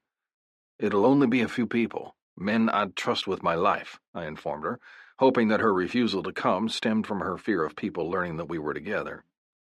She was shaking her head violently. "It only takes one person to blab to the wrong person, and that's the end." I clenched my fists and leaned back and placed one foot on the peg of the bike. "Guess that's it then," I murmured. "Just don't expect me to wait around forever for you. I was going to say that nobody but my club and a few other people will be there. People who wouldn't say a goddamned word about either one of us. But I guess I was wrong about you. If you can't handle that, then I guess I can't handle you. because I trust them with my life. With that, I left, knowing as soon as I accelerated out of the parking lot that I should have turned around and apologized. She didn't deserve to have my anger hurled at her. She hadn't done anything wrong. She was trying to protect her education and both of our careers. I didn't turn around, though. I headed straight to the clubhouse, and the moment I got through the door, I got myself a beer. Then I got another. And suddenly nothing seemed as bad as it had only a moment before. Tally. Thank you, Hadley, I murmured into my phone as I pulled into a parking spot beside a small SUV with beads hanging from the rearview mirror. I'll talk to you tomorrow. You tell me everything, she ordered, or I swear I'll throw you to the wolves. I grinned, knowing she was joking. However, I could hear the hint of honesty in her tone. She was tired of me keeping secrets, and I couldn't say I blamed her. I'd changed since I'd met Tommy, and she didn't understand why. She wouldn't understand until I told her. And I wouldn't be telling her, because despite her assurance that she wouldn't tell a soul, I knew the type of person that Hadley was. She couldn't hold a secret to save her life, and I wasn't telling her a secret that could ruin mine. Motherfucker. I shouldn't be here. I don't know why I was here, other than that look on Tommy's face had been one that broke my heart into a million tiny pieces. I wasn't talking about the words he'd hurled at me before he left. I knew he didn't mean them. I could tell as soon as he'd pulled in that something was bothering him. I should have known that I shouldn't have pushed it. Did I, though? No. Why? Because that wasn't me. I pushed even when I shouldn't. Which was why Tallulah had come early, in a freaking cop car. Can I help you? A deep, scary voice broke into my inner dialogue. I jumped and turned to find a man sitting on the front porch steps of the clubhouse, an address in which I'd had to beg Hadley, who only knew the address because she'd been to a party there and had told me all about it, to give me, knowing for a fact that it would elicit questions on her part. I mumbled. I'm looking for Tommy? Tommy's not here. I blinked, then frowned. He invited me here and then he's not going to show up? I asked. It had been a statement more than a question, but the man answered it anyway. When did he tell you to come? Just as I was about to reply, the sound of a Harley pulling up had me turning to survey the area behind me. Tommy got off his bike, an open beer in one hand and a six-pack in the other, and stared at me with anger shining clearly through his eyes. What are you doing here? He demanded. You invited me. Tommy walked away, dismissing me, but I followed him. He didn't hold the door for me. He didn't introduce me to anyone. And the icing on the cake was when a woman, who was clearly in need of some more material to attach to her hoochie short skirt, threw herself at my man and wrapped her skanky arms around his neck. You came, she cried, laying a smacking kiss on top of Tommy's head. I cleared my throat. Would you like to introduce us, Tommy? I asked sweetly. Tommy set the woman down on her feet and turned to me, leaving his arm around her shoulders. No. The woman slapped his chest. She was beautiful. Long brown hair, light blue eyes, tall with long legs as far as the eye could see, that were topped with that teeny-tiny skirt that seriously tested the boundaries of obscene, yet she was able to pull off without looking like a hoe. Her shirt was a neon green that hurt my eyes to look directly, and I wanted to hate her. I really did. She was that beautiful. My name is Ellen Tamir Kanivov. She smiled brightly. Tommy's sister. Relief poured through me. I sat stunned for all of 2 seconds, then offered my hand to her. Tally, I'm Tommy's girlfriend. Ellen looked at her brother. Then a huge smile broke out over her face. Look at you, brother, getting a girl under Mom's nose. Tommy's eyes were absolutely glacial. How about you just get your little stinky nose out of my business? I nearly choked. Stinky nose? I teased him. That's pretty harsh, don't you think? He shot me a glare. I wasn't talking to you, he countered. Now you may leave. No can do, I apologized. I have a babysitter until the morning. And it's spring break. I deserve a day to unwind. What changed your mind? He asked suspiciously. I grinned. That little pouty lip you have going on right now. I touched the pouty lip under question. He ripped his face away from my fingers and glared. Go away. Ellen started to laugh uproariously. Let's go inside. I think you'll like the ladies. What ladies? I asked as she pulled me in her wake. Well, I'm pretty new myself, she told me. I arrived only last month, much to my brother's annoyance. Why would he be annoyed that his sister is back from wherever she went? I asked in confusion as she led me into the house. The minute my feet crossed over the threshold, my feet came to a stuttered stop. Oh, wow, I breathed. This is really nice. I didn't expect that from the outside. She grinned at me. This is the entrance, as you can tell. She pulled my hand and led me around, showing me everything in a blur of activity. The clubhouse, as Ellen called it, was a hidden gem. On the outside, it didn't look like all that much. On the inside, though, it was a beautiful palace. Rich, warm colors coated the walls, and beautiful hardwood planks the color of cherry dawned the floors. The entrance led into a giant great room with ceilings that were at least 25 feet high. The gabled ceiling led into a wall of windows that overlooked the rolling hills of the estate beyond. And then there was the kitchen. That bad boy was beyond amazing, and it was something that I aspired to be able to afford one day. It had state-of-the-art appliances, black countertops with flecks of blue interspersed throughout, and the sink. That sink was my dream sink. A stainless steel farm sink that was so deep I could probably fit inside of it. It was freaking awesome. Wow, I breathed. Isn't it amazing? Ellen asked. I about fell over when I saw this. This is a freaking dream come true to a designer. You're a designer? I asked, turning to survey the woman who had the potential to become a great friend. Yep, she nodded her head. I used to work in Chicago, but... She stopped when she saw her brother coming. I'll tell you some other time when Mr. Grumpy Pants isn't here to listen in on what I have to say. I sensed a story, but I wouldn't be pushing it. I had my own overprotective brother to deal with, one who was constantly on my case lately, one who thought, ever since I got pregnant out of wedlock, that it was his job to keep me in line. I have one of those, I told her conspiringly. He's on his way home as we speak. He feels that he can be of some help now that we had the flood. He's actually a disaster specialist and usually works out of California and the surrounding areas where forest fires are prevalent.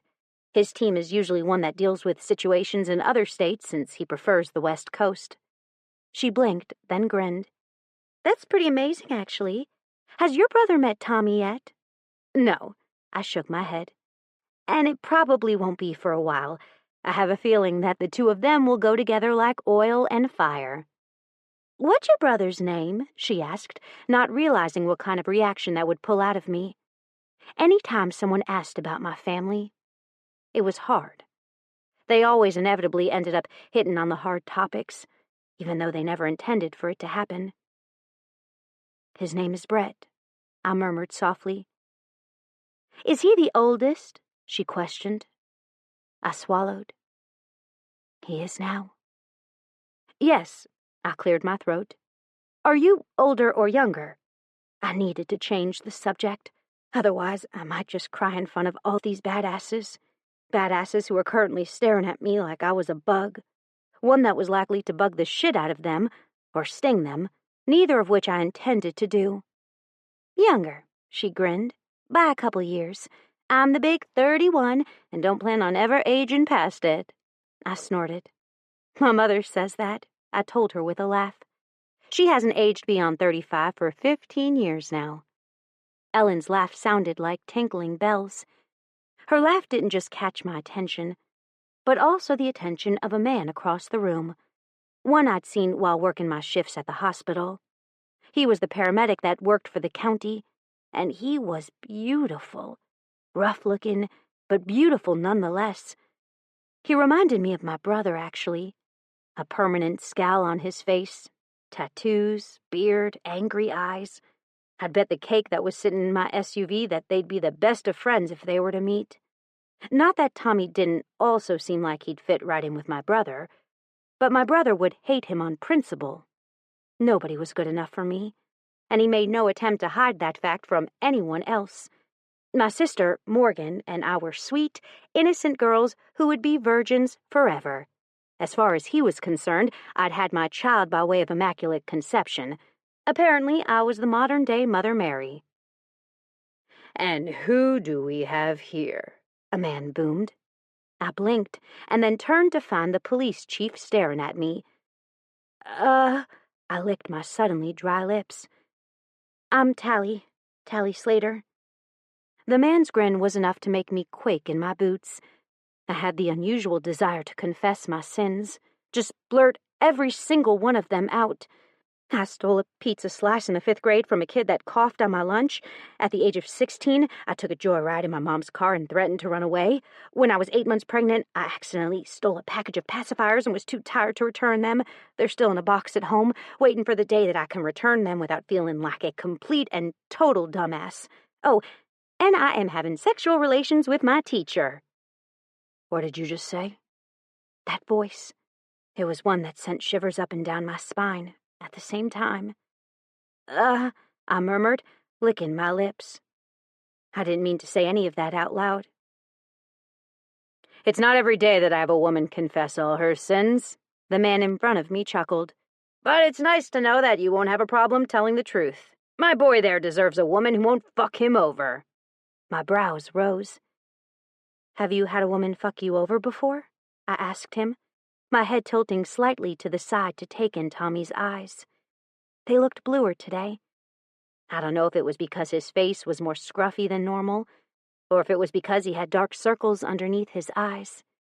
He still looked delicious, though, regardless of his messy hair, unkempt beard, and his obvious exhaustion, especially since he was in jeans and a t-shirt instead of the hospital scrubs I normally saw him in.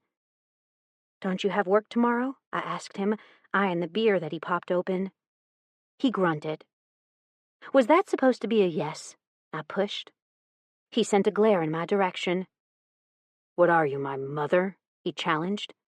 I gritted my teeth. "No," I denied. "I'm your girlfriend who is concerned about your well-being. I was just wondering if I should drive you home or not." "I'm staying here," he grunted, returning his eyes to the men that were watching us like we were the main event. "What the fuck are y'all looking at?" His snapped words only had grins popping up on the men's faces. "All right, darling," the big man in front interrupted. "My name is Big Papa. This is Ghost." He pointed at the man who spoke to me when I'd first gotten here. "You know Tommy. That's Sunshine." He pointed at the angry man who couldn't take his eyes off of Ellen. "Then you have Truth and the new guy over there making dinner." New guy was obviously new to the club, seeing as his was the cleanest-looking leather cut in the room. He was at the stove stirring a pot of what smelled like chili with a badly scarred hand. Truth I had met when he and Tommy rescued me, and Tallulah after my forerunner was swept off the road in rising floodwaters. Considering I was terrified, and in a little bit of shock then, I hadn't taken the time to really appreciate him. He was gorgeous, tall with longer black hair that brushed the nape of his neck, and beautiful green eyes that were piercing in their clarity. He was also carrying a sword? I murmured. "Hi." Truth grinned. "I won't bite," he winked. Tommy growled and pulled me roughly into the curve of his arm, tucking me securely against his side. "Go the fuck away, Truth," Tommy snapped. Truth held up his hands. "Guess you've been through the beer barn already tonight. How many did you have on the way home?" Truth questioned. Tommy glared. "I've had a quarter of a beer on my way here, so sue me. My shit day is burned into my soul." Truth nodded once, his eyes going distant, and I took advantage of that moment of silence and started to pull Tommy toward the door. "How about we take this outside?" I asked him, pulling him along in my wake. Though I wasn't fooling myself. Had he not wanted to come, I would have still been standing back there in the middle of all those men. The man was as immovable as a freaking tree due to his mass. "Where are you planning on taking me?" he asked. I was heading in the direction of the back porch when I saw it occupied by about 10 ladies, all of whom were scantily clad. "Who are they?" I asked as I diverted off course and headed into the direction of the front of the house, right back past the men who were still staring at us, not talking. "Those are sluts and hoes," he murmured, taking another drink. "Isn't that what they looked like?" One of the men snorted, but it was Aaron that started to growl. "My woman is neither a slut or a whore," Aaron growled. "He wasn't talking about me," said a woman with silvery blonde hair cut in a cute, chin-length bob as she waltzed in from a different direction. "I was in your bedroom trying to sort through your mountain of laundry. Why, if you have a washer and dryer at home, do you leave all your dirty clothes here? I can't wash them here because I don't know about them."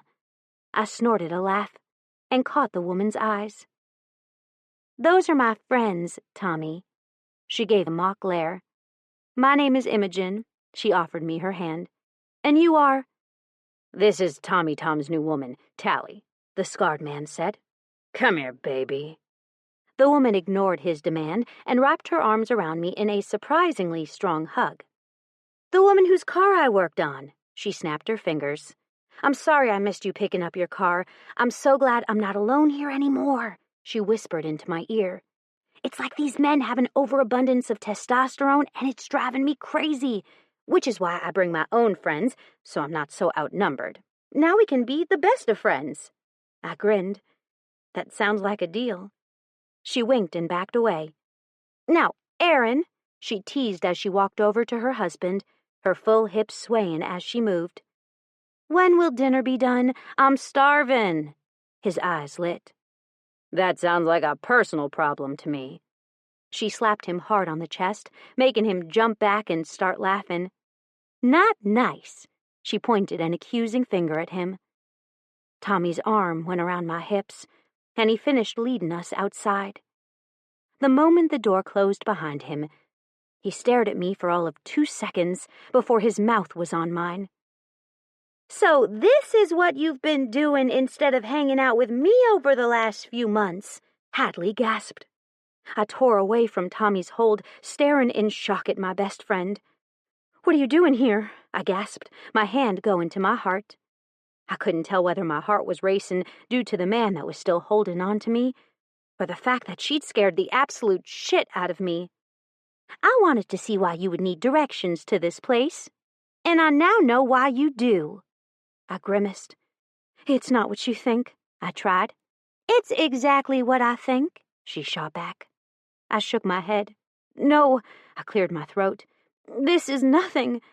I pointed between Tommy and me, and felt the moment he started to pull away. 1 second, we were as close as we could get, and the next I'd opened my mouth, ruining it just as fast as I'd gotten it back. "I guess that's my answer, isn't it?" Tommy asked. And then he walked away, making sure to lock the door behind him so I couldn't get back in. I sighed, knowing that there would be no talking to him tonight. I'd have to apologize. And tonight wasn't a good night for him to listen. Not after the night he'd had. "Thanks a lot," I murmured to Hadley. "How did you even get here?" I looked around for her car and didn't see it. "I had Elba drop me off," she smirked. I wanted to smack her. "Didn't Elba have to work tonight?" I asked as I walked to my car. "Yes," Hadley said as she walked around to the passenger side of my car. Why she thought I'd automatically give her a ride after the shitty friend impersonation was infuriating, but I'd never leave her here by herself. "So how was she able to drop you off here?" I wondered as I got into the SUV and immediately started it up. My eyes stayed on the window, and my heart leapt when I saw it open. But it was only to see Sean come out with a very irritated Ellen at his heels. "Uh-oh," Hadley started to giggle. "They look like they're about to fuck." I shot Hadley a look. Language, I murmured. I hated when she cursed around Tallulah, who, might I add, was at a very impressionable age and would soon start parroting whatever we said. So even when Tallulah wasn't around, I tried to keep it consistent with Hadley. The more I told her, the more she realized how annoying it truly was. Or at least that was my hope. Likely, she only did it because it annoyed me. What she didn't know, though, was that I was beyond the mood where I could deal with her shit. I was at the point now that I was about to kick her out of the car and make her walk her ass home. Lucky for her that she stayed quiet. I could see the wheels turning in her head, and I knew that whatever came out of her knowing this little tidbit about Tommy and me wouldn't be a good thing. In fact, it was going to be damn bad. The worst part was that I had no clue just how bad it would get, nor how badly it would hurt when Tommy refused to talk to me. Chapter 18. Tommy.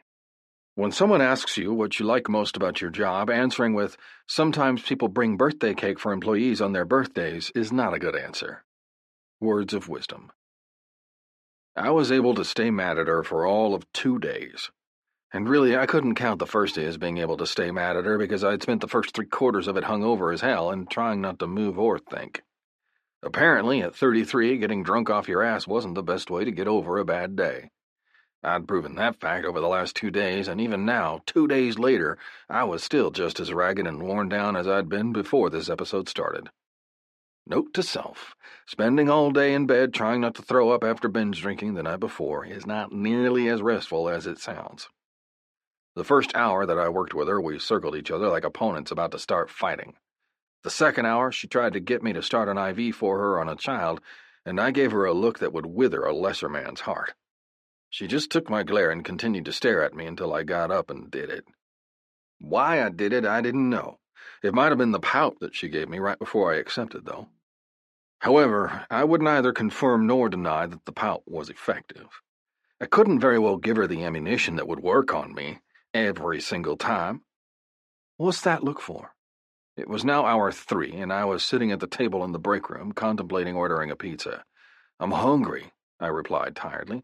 "I'm trying to decide if expending the energy to order a pizza, something I'd need to move in order to do, is actually worth the effort to not be hungry anymore, and I'm not sure which one is better at this point."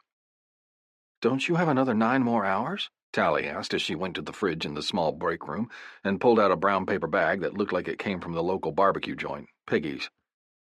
My belly growled loudly as she popped the lid off of what I assumed was their famous sloppy joes, and she looked at me over her shoulder. "Want some?" she asked. "I'm willing to share." I swallowed and then shook my head. No, I was still mad at her. "No," I grunted, then completely ruined any and all credibility when my stomach growled so loudly that there was no way she could miss it. She sighed and turned to stare at me. "Are you going to stay mad at me forever?" she asked, crossing her arms over her chest once she put her food in the microwave. And I was right. It was Piggy's, and it was also their world-famous sloppy joes. I wanted them badly, but I was a proud man. I wasn't giving in to her on this one. No, she'd have to crawl back to me and grovel to convince me that she was truly sorry for what she did, making me feel like I was nothing at all to her. In answer to her question, I got up and walked out the door. I was sitting in my normal seat at the nurse's station when she walked out of the break room, stopping behind me just long enough to place 3 sloppy joes down in front of me before heading back to her own seat, 2 down from mine. I would like to say at this juncture in time that I had enough willpower to throw the damn sandwiches in the trash, but I didn't like to lie. I ate those bitches, every last one of them. But I didn't say thank you. That was how I convinced myself that I wasn't a complete sellout. Hour 5, I found myself with nothing to do but twiddle my thumbs. I'd seen Tally make her way around the corner towards the bathroom. However, I realized at the first hint of raised voices that something was wrong. "Tally." "What?" I turned at the shriek I heard in a voice that I would know anywhere and watched as some woman I'd never seen before tried to calm her down. The man at the woman's side, however, I knew.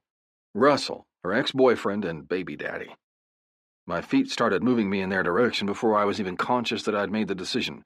This is not happening, Tally seethed. You're not going to do this. And no, I do not care that you went to all this trouble to do this. It's a normal thing, the woman insisted. This used to be done all the time back in the medieval— Don't, Tally hissed, taking a threatening step in the brown-haired woman's direction. I don't care what you think or why you think it. I don't care whether you want to see her. I know that he— she pointed at Russell, who'd hooked an arm around the woman and started to pull her back— doesn't want her. The only reason he's pursuing this is because you have created in your mind some fucked-up reason for suddenly wanting to play a role in my daughter's life. You, not him. You are behind all of this. She crossed her arms over her chest. So let me tell you something, she growled. I don't need your help. I don't need his help. I don't need anybody's help. I got there just in time to hear the woman's whispered reply. We'll fucking move and file this in a different court so that your daddy and his cronies won't screw us over like they did last time. She poked Tally in the chest with one long manicured finger. What do you think about that? I think that you can go fuck yourself, Tally replied smoothly. Now please leave. I'm at work, and this wasn't the place to have this discussion. I tried to do it at your parents' house, but they said that you were at work, she sneered. Why, if you're at work, can't we have Lula— Don't call her that god-awful name! The woman huffed, and Russell showed that he actually had some brains behind that pretty package. Let's go, Russell ordered, taking a hold of the woman's arm and pulling lightly. This isn't getting us anywhere. The woman harumphed. Fine, the woman sniffed, but this isn't over, bitch. Tally moved forward to reach for the woman's hair, but I caught her before she could get even a footstep into her advance. Tally, I murmured quietly, so the oglers couldn't overhear what I was saying. There's a time and place, and this isn't it. She huffed. You were doing really well until she called her Lula, I murmured. Wow, you really don't like it. What is it about that name? Is it synonymous for Antichrist or something? Tally's lip curled in distaste, then she practically wilted in my arms. It's not really that bad of a name, Tally admitted softly. The only reason I hate it is because that woman uses it. And who exactly is that woman? Sheena Morton. I blinked. I can't tell if you're joking or not. Tally's mouth kicked up into a grin. I am most certainly not. That woman may be a joke, but her name's not. I let go of her once I realized that she was calm enough to answer coherently. What did she want? I asked, glaring at a boy who came up, offering Tally a pen. She took the pen and nodded at the boy, who was more like 19, so not really a boy, and shoved the pen in her pocket before answering. She wanted to breastfeed my child. I blinked, then blinked some more until a furrow appeared on my brow. What? I grunted, completely stunned that someone would offer that for another woman's child. You're kidding me, right? No, she growled in frustration. I'm not. I didn't even know what to say to her. There was nothing I even could say that would make this situation better. She can't feed your kid without your consent while she has her, I finally decided on. That's just— I can't even believe they would suggest something so outrageous. Then he says they used to have wet nurses in the old days. What's so different about this? I'm pretty sure he's contacting his attorney tomorrow. He can try to bring this to court, I said, but he'll be laughed right out of it. No judge is going to tell a father that it's okay for his new wife to breastfeed his kid against the mother's wishes, especially if she's not having milk production or delivery issues, I told her. It's nice that he's trying to think of ways to be more involved in the life of his kid, and let me assure you, it could be worse. But this is completely ridiculous. I mean, offering your new wife's tits up to breastfeed so your kid can stay overnight with you? That's just weird. That's what I started telling her the moment she brought up the asinine idea. She snapped her fingers together. What's with that look on your face? I froze, trying to figure out what was on my face for her to demand an explanation. What look?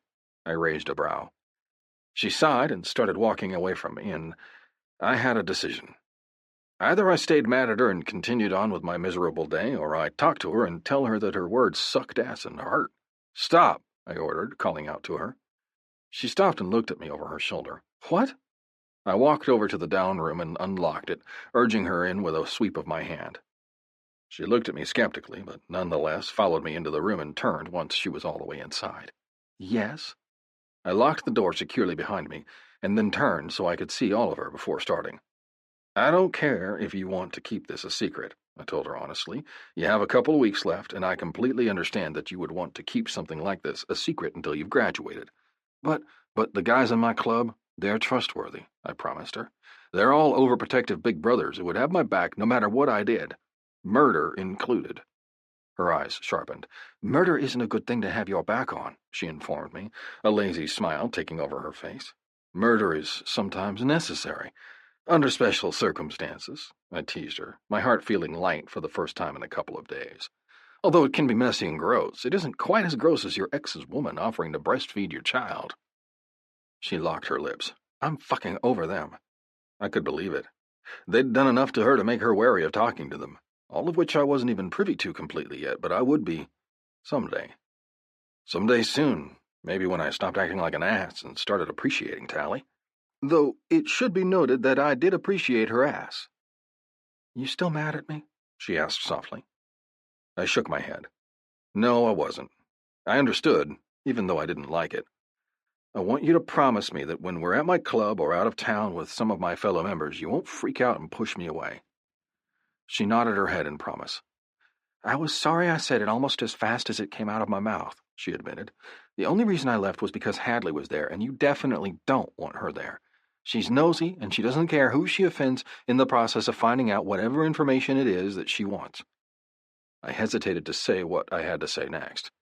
I don't think she's all that great of a friend, I admitted. The way she watches you sometimes is enough to make my hackles rise. Her mouth twitched. Your hackles are always raised, she countered. You're just better at keeping it secret. Before I could refute her words, there was a sharp knock at the door. Miss Slater, a word? Tally stiffened and I wanted to groan. Jesus Christ. What was Lucia doing here? Lucia, better known as Nurse Crotchet, who was one of Tally's teachers, as well as the head of the nursing department, wasn't the nicest of people. And I could see a million ways she could turn this around on Tally, even though nothing had gotten out of hand as of yet. Knowing she had nothing to worry about, I opened the door and found myself face to face with the old bat. Yes? I asked. I hear that Tally's in here, Nurse Crotchet accused, face-pinched. She is, I confirmed, but she's currently in a very bad state. Lucia's face turned stony. Well, let me see her. That was about the time my little actress turned on the waterworks, letting tears stream down her face in unending torrents. The moment Lucia saw her, the old bat softened.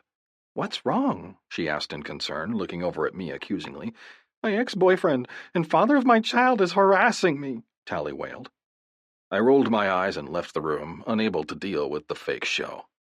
I knew that it wasn't all a complete lie, though the majority of the tears were likely only being produced to get her teacher on her side. Something I had a feeling she accomplished as I made my way back into the nurse's station to busy myself with signing discharge papers and writing out a few prescriptions. Can I speak with you? Lucia asked a few minutes into my work. I barely contained the urge to sigh. Yeah, I grunted, turning to face her. Lucia was a pretty woman once, I was sure. Now she just looked run down and tired, and she could really use a makeover. Though it was hard to look good when you worked 70 hours a week. You being in the same closed room as a student, that's not a good idea. I knew that. Yes, I know. She was very worked up, though, and I wasn't sure what to do. Not a total lie, I knew, but a partial one that would satisfy her. I had an anonymous tip today that you were being inappropriate with another student, she finally got around to saying. That's why I was here, to investigate. My back stiffened, and I stared at her, making her take a step away. I would never cross that moral line, I told her bluntly. Lies. I was totally lying my ass off. I know, Thomas. She patted my hand, making me feel like complete shit for lying to her instead of telling her the truth. But I would never be admitting the truth about this, especially with Tally's career on the line. Even if this were to end completely between us, I would never wish her ill, nor would I ever jeopardize her means of putting food in her little girl's mouth. Do you have any leads on who this student was? Because I knew it was a fucking student, and I suspected I knew exactly which student, even if I didn't want it to be true, because the truth would likely break Tally's heart. No, she shook her head, but I have the security guard going through the camera feed that filtered around that time. My heart stuttered in my chest. Cameras? I asked casually. She nodded. Got them last month on a trial basis due to a few things missing from the simulation lab. She nodded her head, leaning against the counter of the nurse's station. They're in the main hall, right at the entrance into the college, in the teachers' offices, 2 of the classrooms, and inside and outside the simulation lab. Thank God. Nowhere near where I'd fucked my student. Son of a bitch, this wasn't a good thing. How had I not known about the fucking cameras? Why wasn't the staff informed of these cameras? They were. At the staff meeting, you always managed to miss. I snorted, then started to chuckle. It's the same night as church, I told her innocently. It's every other Tuesday, she murmured. Church is on Wednesday and Sunday. I grinned. I wasn't talking about religion. She rolled her eyes. Go to work, Dr. Tommy. I did, and the entire time I worried about how I was going to tell Tally that her best friend was a bitch without hurting her, which had to be the reason I was in such a foul mood when she stopped me in the parking lot. It had been 12 total hours with her on shift with me, and I knew I couldn't hold the anger in any longer, not when she was in need of a friend and didn't even know it. She'd been sending me smiles ever since Lucia had left, as well as secret touches when nobody was looking. When she stopped me in the parking lot by placing her hand on my tattooed forearm, I pulled away, trying to hold strong. What do you want? I growled, trying to yank my hand back from her. I'd been so lost in thought as I made my way outside that she'd startled me into reacting before I'd had a chance to control my features. It wasn't the hurt look that flitted across her face that made me stop and backpedal. It was the anger as she glared at me. I have 2 more weeks, Thomas Tomakanov, she snapped. You can wait until I feel comfortable to have this type of relationship with you. Until then, we're going to be friends when we're not completely alone, and together when we are. If that means being in front of your club, that's fine. I'm not comfortable being open about us in front of Hadley, and you can't be mad at me for that. You said yourself that you didn't find her trustworthy. I couldn't argue with that. She was right. Fucking damn it. Fine. She rolled her eyes and snapped her fingers at me. My parents are heading out of town today for the weekend. I'd like it very much if you came to stay with me, or vice versa. My older sister is coming into town along with my parents for Ellen's birthday, I murmured.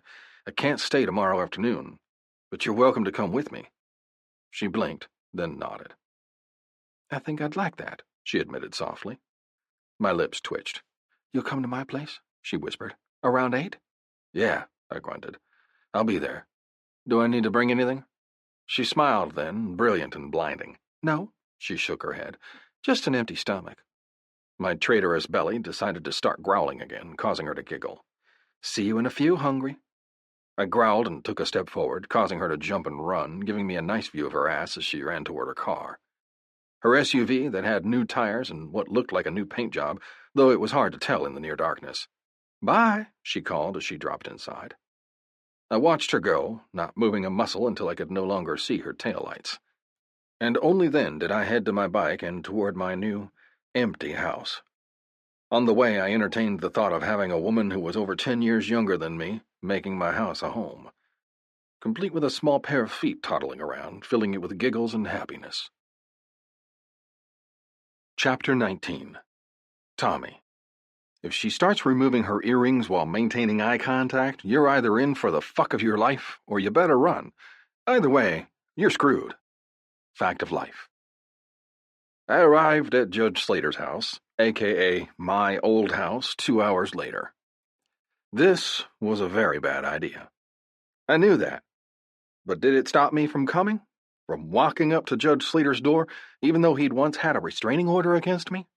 Hell no. Knowing he wasn't here was a good reason for that, though. Knocking on the door and thinking about how odd it was to see this side of the door, I waited for long minutes, while screaming sounded from inside before letting myself in. Tally? I called over the din of a very upset baby. Tally called out something, and I followed the noise, ignoring the ache in my chest at seeing this house so different than it once was, and headed straight for the back bedrooms. I passed what used to be Ellen's room, and then Sonia's, finally arriving at my old one. It was now pink. Very pink. What's up? I asked around the lump in my throat, my eyes automatically going to Tally, where she was holding Tallulah against her chest, looking haggard and beautiful. Oh, God, she moaned. Thank God you're here. Then she gave Tallulah to me, and I automatically took her, bringing her into my chest, and blinked as she left the room. And didn't come back. Tallulah stopped screaming the moment she was in my arms, her eyes still pouring tears as she stared at me. What's wrong, Pumpkinhead? I asked her, wiping a few of her tears from her big blue eyes away with the pad of my thumb. She'd grown exponentially since the last time I'd seen her. She was definitely a much heftier weight than she'd been the last time I'd held her like this. She's not feeling well, Tally said as she pointed at the floor. So that was what the smell was. You have an upset tummy, Pumpkinhead, I whispered roughly. The thought of this little girl being sick was enough to bring me to my knees. She's apparently been sick all day, but my mother never called me to tell me. Tally dropped down to her knees next to a puddle of throw-up and cleaned it like she'd done it dozens of times before, though I assume that's because she wants me to graduate. I snorted and took Tallulah out of the bedroom I assumed to be Tally's and was now a little mixture of them both, and straight to the bathroom, where I stripped her and placed her on the counter next to the sink. My mom always used to say that the sink in this bathroom was made for washing babies, and it had seen many a babies in its lifetime. It was a stainless steel farm sink, about half the size of what you would see in a kitchen. It was just as deep, though, and I'd always wondered why my mom and dad had put it in here. It was more suited for a laundry room than a bathroom, but as I turned the water on and made sure the water was on the lukewarm side of hot, I realized exactly why she'd done it. To put babies in. Exactly what she'd said hundreds of times. It was something that I never quite understood the significance of until I placed Tallulah in it a short 2 minutes later. "Bath?" I asked the small girl, dunking her hand under the water, causing her to smile slightly. She looked sick. Her skin was pallid and her eyes had deep bruises underneath her lids. Her hair was even a mess of curls. "Isn't this sink awesome?" Tally asked from behind me. Yes, it was very awesome. I cleared my throat. Yep. She placed her hand on my shoulder. "Is something wrong?" "Only my heart breaking." "No." I handed Tallulah a loofah, which she dunked under the water and immediately brought up to splash water everywhere. "A long, long time ago, there was a bad boy." She looked at me like I was crazy. "A long time ago," she teased. "You're not now." I pinched her ass. "Hush! Let me tell a story about the boy I used to be." She pantomimed, zipping her lips shut and then throwing away the key over her shoulder. "I'm zipped," she informed me. I gave her a pointed look, and she started to giggle. "I'm done. I promise," she assured me. I gave her a look that clearly said that I didn't believe her. The boy was too smart for his own good and decided to do something stupid when he realized that his parents lost their house. Tally's head tilted to the side, and then her eyes filled with understanding. "You've already told me this." I nodded. "But what you don't know, and what I didn't want you to know, is that I made your father's life a living hell." Her eyes widened, and then understanding dawned, and the compassion went out in her eyes. "I never put two and two together," she moaned. "It was you," she hissed and stood back, pointing a soapy finger at me in accusation. I nodded. The tone of her voice, as well as the way she was crossing her arms over her chest, let me know real quick that she knew exactly who I was to her father. Exactly what it was I'd done to him. Exactly how much I'd hurt her by admitting that one single fact. "You made my dad's life a living hell," she accused. I nodded, not defending myself. "It was bad, I'll admit." "Bad?" she asked incredulously, snatching a towel down off the rack from behind her and walking toward Tallulah in quick, angry strides. I waited to see what she was going to do, and she didn't disappoint. The moment that she turned around, she threw the towel in my face. "My dad didn't want to get a restraining order against you," she said through gritted teeth. "From what little information I was able to gather when I was younger and over the years, you were a complete asshole." I caught the towel and stuffed it under my arm, waiting to see what she'd throw next, which happened to be a rubber duck in the shape of some ugly snowman aimed at my face. I caught that, too, and got a face full of soapy water for my trouble. "Tally, I invited you into his house." I sighed. "I was an asshole," I told her. "I'm not that same kid anymore." "You weren't a kid, though, were you?" she accused. "You were an adult." "I was 16 when I went to college. 17 when I found out my parents lost the house," I started explaining. "Did you get with me to stick it to him?" The question stunned me so much that I stared at her in disbelief. "I didn't. No!" I barked. "I would never do that to you. Not to you, and definitely not to her. I would never bring a child into a situation like that, and I'm not that same person anymore. I swear on my life, I've turned my ass around, bought my parents a house to make up for doing shitty stuff when I was younger. I was an asshole. I know I was." "Why?" she asked curiously. Questions were good. It meant she was listening to what I had to say instead of just dismissing me altogether. I was bullied, starting in junior high and all through high school. I was that kid who everyone had a turn at, making sure he had a completely miserable school experience. I was that kid that you read about in the news who kills themselves, except I channeled those feelings into harming others instead of self-harm. She blinked in surprise. I got awesome grades, all A's. I had a 3.997 grade point average. Then, to make matters worse, I made the varsity swim team my last year of high school, and it was the guy who was biggest asshole of them all who I beat out for first spot at swim meets. She blinked. I can't quite picture you as a swimmer. You're too muscular. I grinned, my mouth twitching into some semblance of a smile. Then I got out of high school and left to start college. One weekend I tried to come home, only to find my home, the house I grew up in, was no longer our house.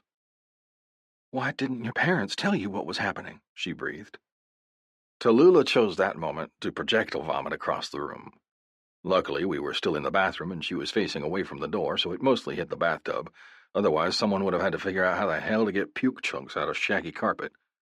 What did she eat today? I asked, stopping my explanation. Nothing, Tally said instantly. Mom said that she tried to get her to have a few bottles, then tried to get her to eat her favorite baby food, peaches, but she refused everything.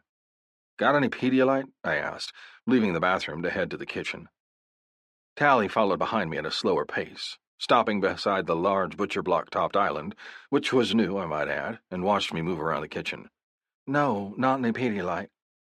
I opened the fridge and saw some prune juice, which she most certainly shouldn't have at this juncture, some orange juice, and what I assumed was some tea and some Gatorade.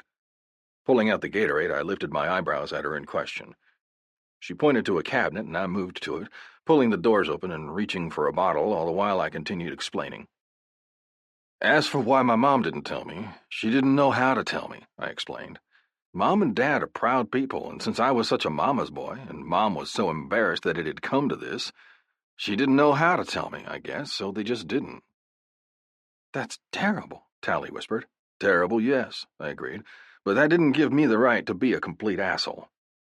Her mouth kicked up in a small smile. I was such an asshole back then that if you had looked up the definition in the dictionary, my 16-year-old graduation picture would be there right beside it. I poured the yellow Gatorade into the bottle and screwed the lid on, handing it to her as I continued. I got back into town and came straight here.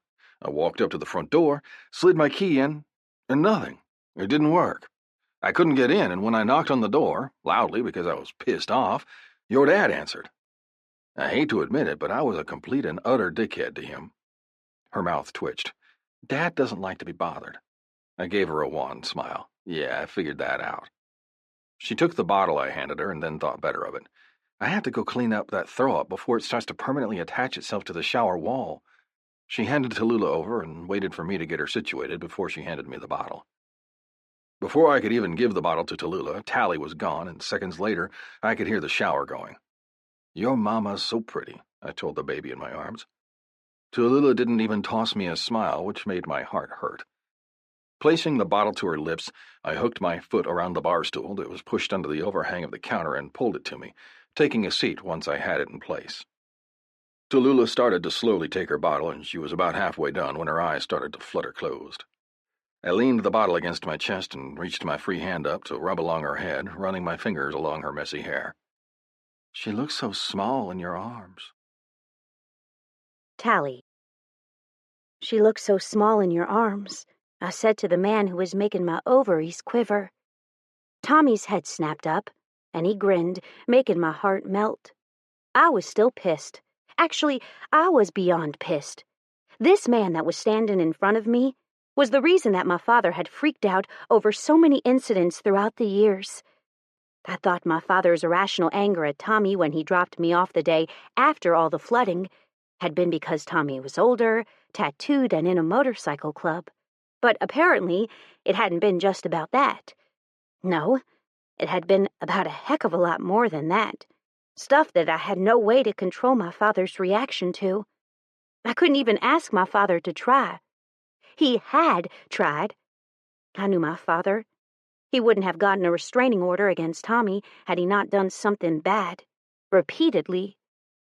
But seeing him standing there, his tattooed arm gently cradling Tallulah's sleeping body, her hand and cheek pressed up against the leather cut that Tommy never left the house without, I knew that I couldn't let my father push Tommy away. Seeing him with Tallulah tonight, I knew that I was in love with him despite his admissions. He'd walked right into the bedroom, ignored the puke that was not only all over Tallulah, but me and the floor as well. and had taken her from me. Slipped her right into his arms like she didn't stink to high heaven. He's insinuated himself into my life and hers and didn't appear to have any qualms about doing so. Then he dropped a bombshell on me, slayed me, making me think that it was all a big lie for a few long, tense moments. But when he'd started to explain, and as I started to recall some of the memories from that time, I remembered my dad saying something about a troubled kid. And in later years, I knew for a fact that Dad thought that the kid who he got the restraining order against had just been a troubled young man that needed some time to cool off. What I hadn't remembered was hearing anything about us taking that kid's family home, and I wasn't sure if my father even knew that part. I know that if he had taken the time to understand why the kid had been acting the way that he was, he would have done things differently. Like not getting a restraining order against a kid who was pissed about his family's house being foreclosed on by the bank, and someone else buying it all without his knowledge. Tallulah started to rock her head back and forth in her sleep, and then reared back just long enough to flip her head to the other side. Her face, I started to snicker. Tommy looked down to see the imprint of one of his patches on her cheek, and he started to shrug out of it. "No," I stopped him. "Leave it on. She likes it." And she did. She loved his cut. She loved running her hand over the patches, loved chewing on the snaps, something that I'd thought he would have a coronary over the first time he held her in his arms, and she went right for them. However, he did nothing but hold her and watch her, just like he was doing now. "So, you've been through the stomach bug and an asthma attack. What do you think?" I took a seat on the couch, and he followed me, taking the seat directly beside me. "Are you ready to run yet?" He snorted. "No," he disagreed, taking the seat beside me. "My niece is about 6 months older, but weight-wise, these two are like night and day. Tallulah is so small. She makes me feel like I'm going to break her. She was 5.5 pounds at birth, and has always been on the lower end of the scales. She's something like 9th percentile in her weight and 5th in her height," I murmured, reaching forward to grab the TV remote off the coffee table. Flipping it on to a movie that I'd seen hundreds of times, I tried to control the butterflies in my belly at having Tommy in my home, knowing that it was once his. "Does the place look different?" I asked him suddenly. He knew exactly what I was talking about. "Yes and no," he murmured. "Furniture is different. Some of the paint is different, but the majority of it isn't. Looks like it did when it was still my parents' house." My heart started to throb. "What else happened?" I turned slightly on the couch so I could see him more clearly. "My parents finally realized what had happened," he sighed. "I kept coming home, kept going back, kept threatening the judge, your father, with harm." He groaned and let his head fall back on the couch. "I want to punch myself for all the stupid shit I did, and nearly ruining my life in the process. I'm just lucky that your father never pressed charges against me, that he only resorted to getting a restraining order instead of sending my stupid ass to jail." I remember some of what had happened. The toilet paper that had been in our trees every weekend for weeks, the broken plastic forks in the ground that were nearly impossible to get up, the spray paint incident. "I tried to apologize," he murmured, eyes staring at the ceiling. "Sent letters after I got my shit together. I couldn't very well visit him when I could get arrested for being within 500 feet of him." "That's why you stopped so far down the driveway that day you dropped me off? Because you couldn't get that close to him?" "Right," he murmured. "Well, the restraining order expired years ago, but I've kept my distance to respect him." "What would happen if my father were to come into the ER? How does that work if you're there working?" I questioned. "When the restraining order was still active? Not a clue," he admitted. "When I saw him in the store, I left. That's what I was always told to do. Something I follow even now." "What made you stop being that asshole you keep speaking of?" I finally worked up the courage to ask. He smiled. "Stone." My head tilted to the side. "The officer who was killed," I clarified. The president of your MC. He grinned and nodded. Your father made Stone enforce the law, and Stone caught me being a dumbass. His smile widened. He helped me pull my head out of my ass and forced me to pretty much be his bitch. His smile was wide and blinding as the memory played out in his head. Worked my ass off for that man. Got my shit together, finished school, prospected, got my patch. Then I went into the Marines. The happiness on his face as he talked about Stone was bittersweet and hurt my heart. I hated that he was no longer here, especially when it was clear what an impact he'd had on Tommy, if the way he was talking about him was anything to go by. I'll talk to my dad. He placed his free hand that wasn't holding Tallulah to his chest on my exposed thigh. Don't. It was a short, sharp demand that had me jumping in surprise. Why not? I stiffened. Because once we can make this official, I'll talk to your dad. It has to be me who fixes this. And I'll get there with him, Tally. I promise. I could see the sincerity in his eyes and knew he would do whatever it took. This big, bad, tattooed biker, who belonged to a motorcycle club, was going to grovel to my father. The thing is, I wasn't sure I wanted him to. Chapter 20. Tommy. Coffee. Because fuck waking up. Fuck mornings. Fuck going to work. Fuck dealing with people. Tommy's secret thoughts. The phone rang, startling me from my sleep. I turned, started to snatch the phone up, and realized it wasn't my phone, but Tally's. We'd been asleep maybe 3 hours because after our deep discussion on the couch, Tallulah had started to throw up again, and I'd decided that she needed to have a few tests run. First, I wanted to make sure she wasn't dehydrated, and second, I wanted to make sure there wasn't something more serious wrong. We'd taken her to my clinic, where I checked her ears and then swabbed for the flu and strep before deciding that what she had was a simple stomach bug. I started her on some IV fluids, which, by the way, was the worst feeling ever, starting an IV on a little baby who just wanted you to hold her and didn't understand why I was holding her down and forcing something sharp into her skin. She instantly began to bounce back to her normally happy self. Once she was rehydrated by the IV fluids and after some nausea meds that calmed her stomach, she was finally able to sleep. So were we. Needless to say, having the phone ring at 4 o'clock in the morning did not put me into a good mood. In fact, I was right pissed once I saw who it was. Hadley, I murmured as I unplugged the phone and passed it over to Tally, who was up on her elbow in the bed beside me. Her feet were tangled with mine, but her body was rolled and twisted sideways, giving me a nice view of her ass. Thanks, she murmured huskily. Hello? Barely a few seconds into the conversation, Tally tensed. No, I cannot come and get you, Hadley. Tallulah's sick and has been throwing up all night. She's exhausted, and I can't take her out to come pick you up. Tally's tired voice sounded. Have you tried Elba? Hadley screamed something at Tally through the phone, and I distinctly heard the word bitch before I took the phone from her grasp and hung up on her screeching. Turning it on silent and ignoring Hadley's return call, all the while under the watchful eye of Tally. Nothing to say? I asked her carefully. She shook her head. It's time, she murmured. I'm tired of hearing how I never put her first. I clenched my teeth. Putting your daughter first isn't selfish, and I don't want you to think that it is. She shrugged. I know. I studied her carefully, then nodded, reaching over to turn out the lamp I hadn't even realized that I flipped on. Good, I grumbled. Now let's get some sleep before we have to go meet my mom and sisters for breakfast. You're going to want your wits about you when you do. She curled her body into mine, and I opened my arms to pull her closer by wrapping them around her lower back. Are they going to like me? She asked worriedly. I rolled and pinned her underneath me. I like you. That's what matters, I informed her.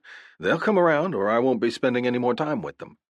She stared at me with such concentration that it caused me to nearly smile. Nearly. I could tell she was wondering the same thing about me. If her parents didn't like me, would she be able to ask them to stop coming around? I won't ever force you to make that choice, I told her, reading her thoughts before she could voice them. I promise. Her smile was small, but she didn't disagree or agree. Good night, she murmured softly. I pressed my lips to her forehead before I rolled back over and laid my head down on my pillow, my eyes closing in contentment. The woman that I was falling hard for was in my arms. What more could I ask for? See, that's the problem with Tommy, Ellen said. He would never be a good debater. Why? Tally asked. He's good at arguing with me. Ellen gave Tally an aren't you so cute look. Masturbator? Yes, he was the freaking king of masturbation. But a debater? No.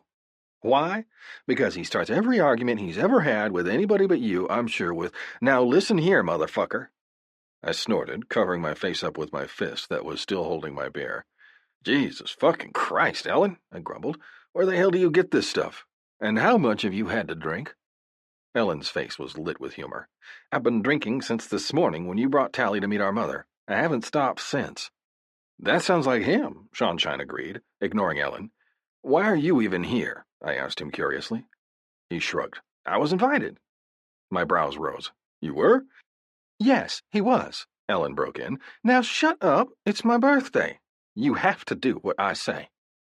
Tally went to pick up Tallulah when she saw her creeping closer to Adrienne, and my sister's words stopped her. Don't worry about trying to keep Tallulah away from Adrienne. She's been exposed to the stomach bug all week thanks to her entire freaking daycare dropping like flies with it, Alexandria murmured, breaking into our sister's drunken musings.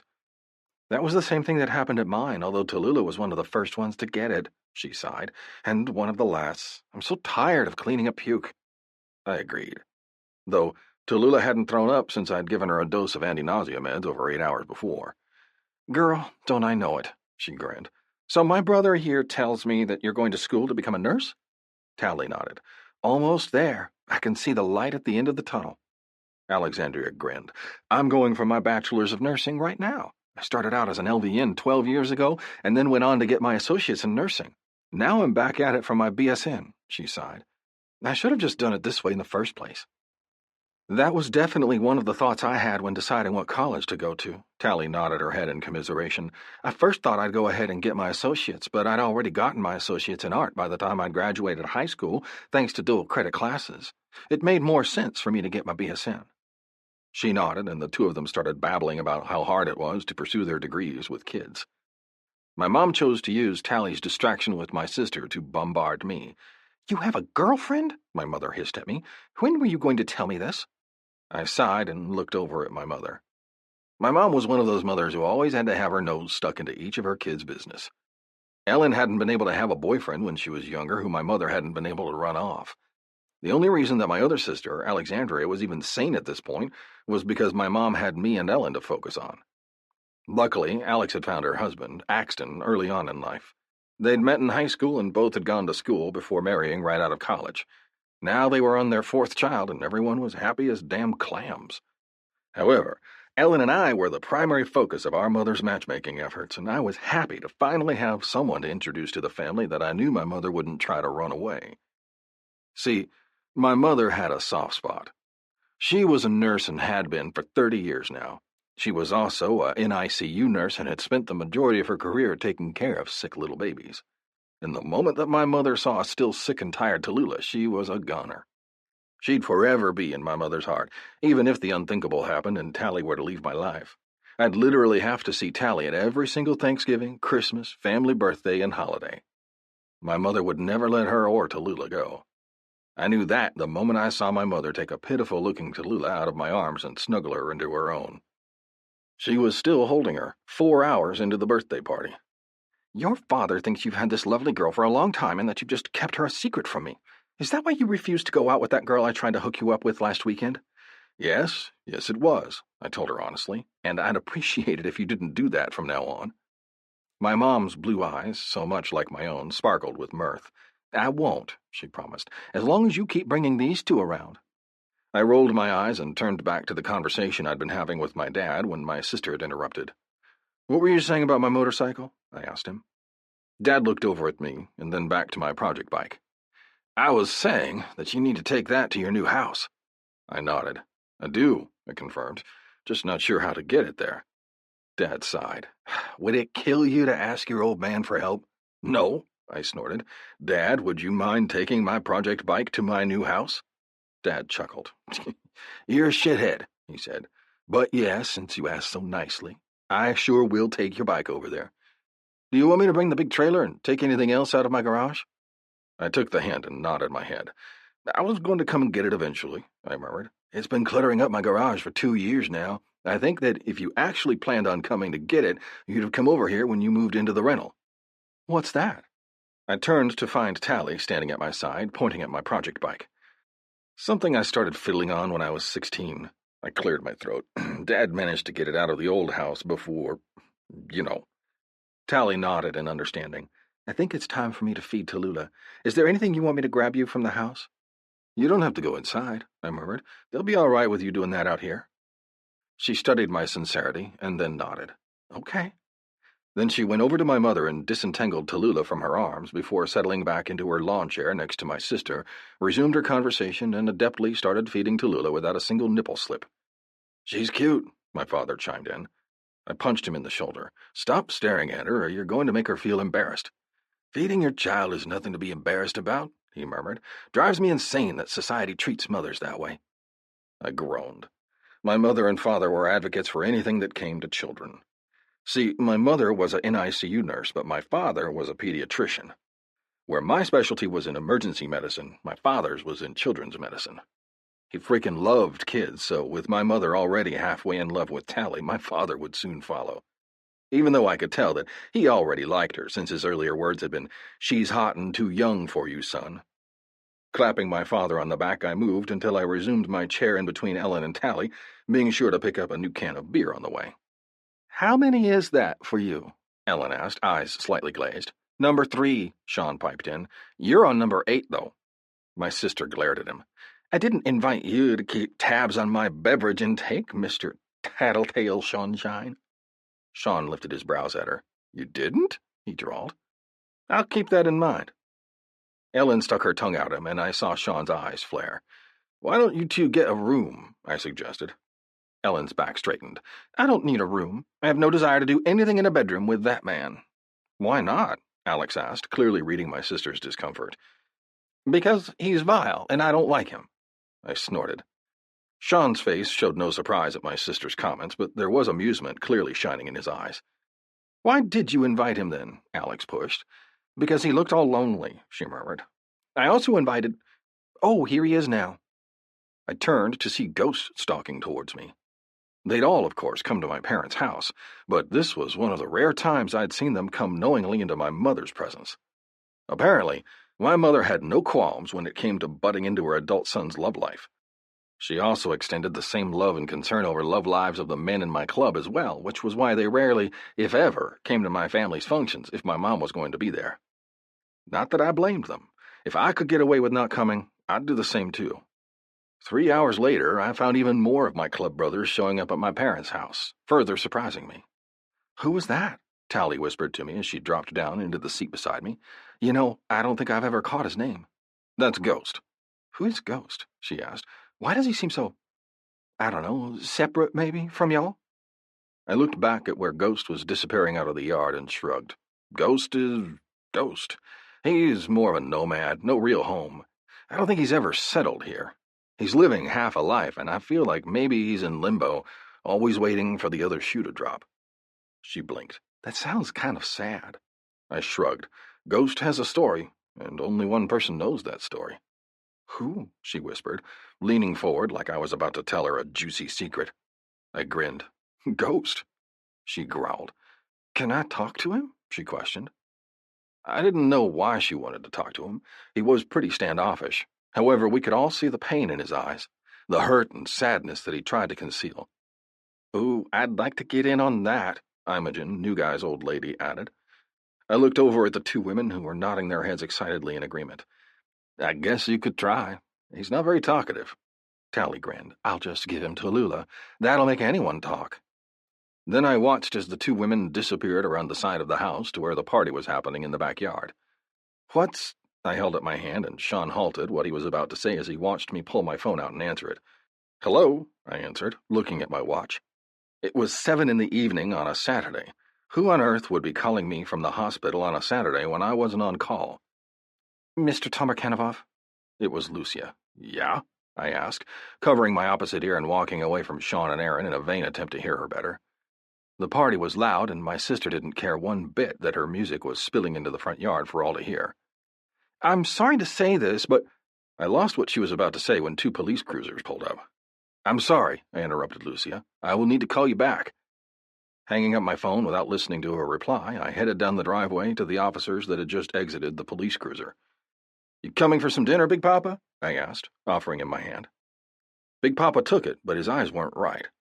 I need to speak with you privately.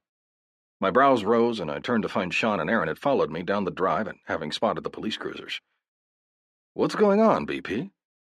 Big Papa gestured to the other side of his cruiser, and I followed, unsurprised to find that Aaron and Sean had followed as well. I leaned against the hood as I waited for him to get whatever it was off his chest out in the open.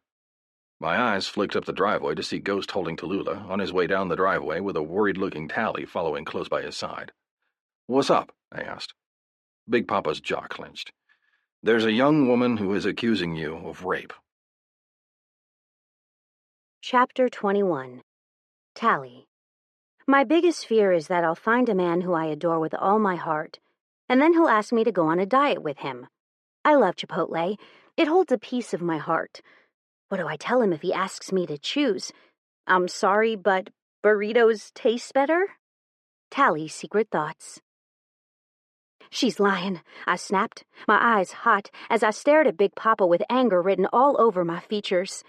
My back was stiff and my hands were clenched at my sides. Imogen was on one side and Ghost was on the other, as we watched Tommy willingly walk away with his hands cuffed in front of him. The other officers who had come to assist, as Aaron had just said, were watching them with matching frowns. They're pissed that Big Papa didn't cuff him like a criminal, Aaron murmured, and I know she's lying. He was with you the day that the alleged rape happened. Did they say who the victim was? Ghost broke in, lifting his arm up a little higher to find a more comfortable position with Tallulah in his arms. I offered to take her from him more than once, but he shook me off. 3 times. Some girl at the school was all I heard. Aaron, a.k.a. the new guy, grumbled. He was looking down at his phone, brows furrowed, as he read a message from one of the other cops. Markeep is the one who took the victim's statement. The whole group at my back groaned. That's fucking unlucky, Ghost grumbled. What's unlucky? I whispered fearfully. Is this Markeep a bad cop? Ghost's dark eyes came to mine. She's not a bad cop, but I wouldn't say she's one who I would count on to be on my side either, he said bluntly. She's a serious bitch and has some bone to pick with Mooresville PD. Every time we have to collaborate on something, it ends up going to hell in a handbasket. Wonderful. And she won't tell you who the girl is? I asked nervously. But there was something niggling at the back of my brain. Something was shouting at me to figure it out already. But I couldn't quite grasp the threads. I would, though. Hopefully not too late, however. My phone rang in the pocket of my bag, and I ignored it for the 4th time. You should probably answer that, one of the men suggested. I'd also noticed that he hadn't answered my question. I looked up to see Sean staring at my purse, and then me, in worry. Why? I asked numbly. It's not making anything better by ignoring the outside world. Just deal with your shit and eventually we'll figure it out. I swallowed thickly and pulled my phone out of my purse, stopping only when I saw who it was that was calling. It's my friend. She'll hold, I murmured. I didn't have the time nor the patience to deal with Hadley's shit at the moment. I knew that she was likely just trying to get attention. That, or wanted to be picked up from some party, which I wasn't able to do right now, and wasn't something I was willing to listen to her bitch to me about again. I still hadn't figured out why she didn't have a driver's license. I mean, she had a damn car. Let's get you home. Aaron took my elbow. You want me to take you to your house or Tommy's house? I bit my lip. Although everything inside of me screamed to go to Tommy's house, to be surrounded by everything that was him, I knew that I should go to mine. That was where all of Tallulah's stuff was, as well as all my stuff, not to mention that Tommy would know exactly where to go when he got out. Mine, I murmured. Aaron gave one nod and offered one elbow to me and one elbow to Imogen. Ladies. I took Aaron's hand and walked stiffly as he led us to my car. Ghost followed at my heels, walking Tallulah to her side of the car and strapping her all the way in without a word. You're good with her, I observed over the hood of my Forerunner. Ghost's eyes caught mine. Thanks. With that, he left, leaving my heart hurting for him as I watched him leave. As I drove home, I thought about Tommy. Thought about how his life would change now that he'd had this bullshit accusation thrown at him. And I knew I had to do something. Anything.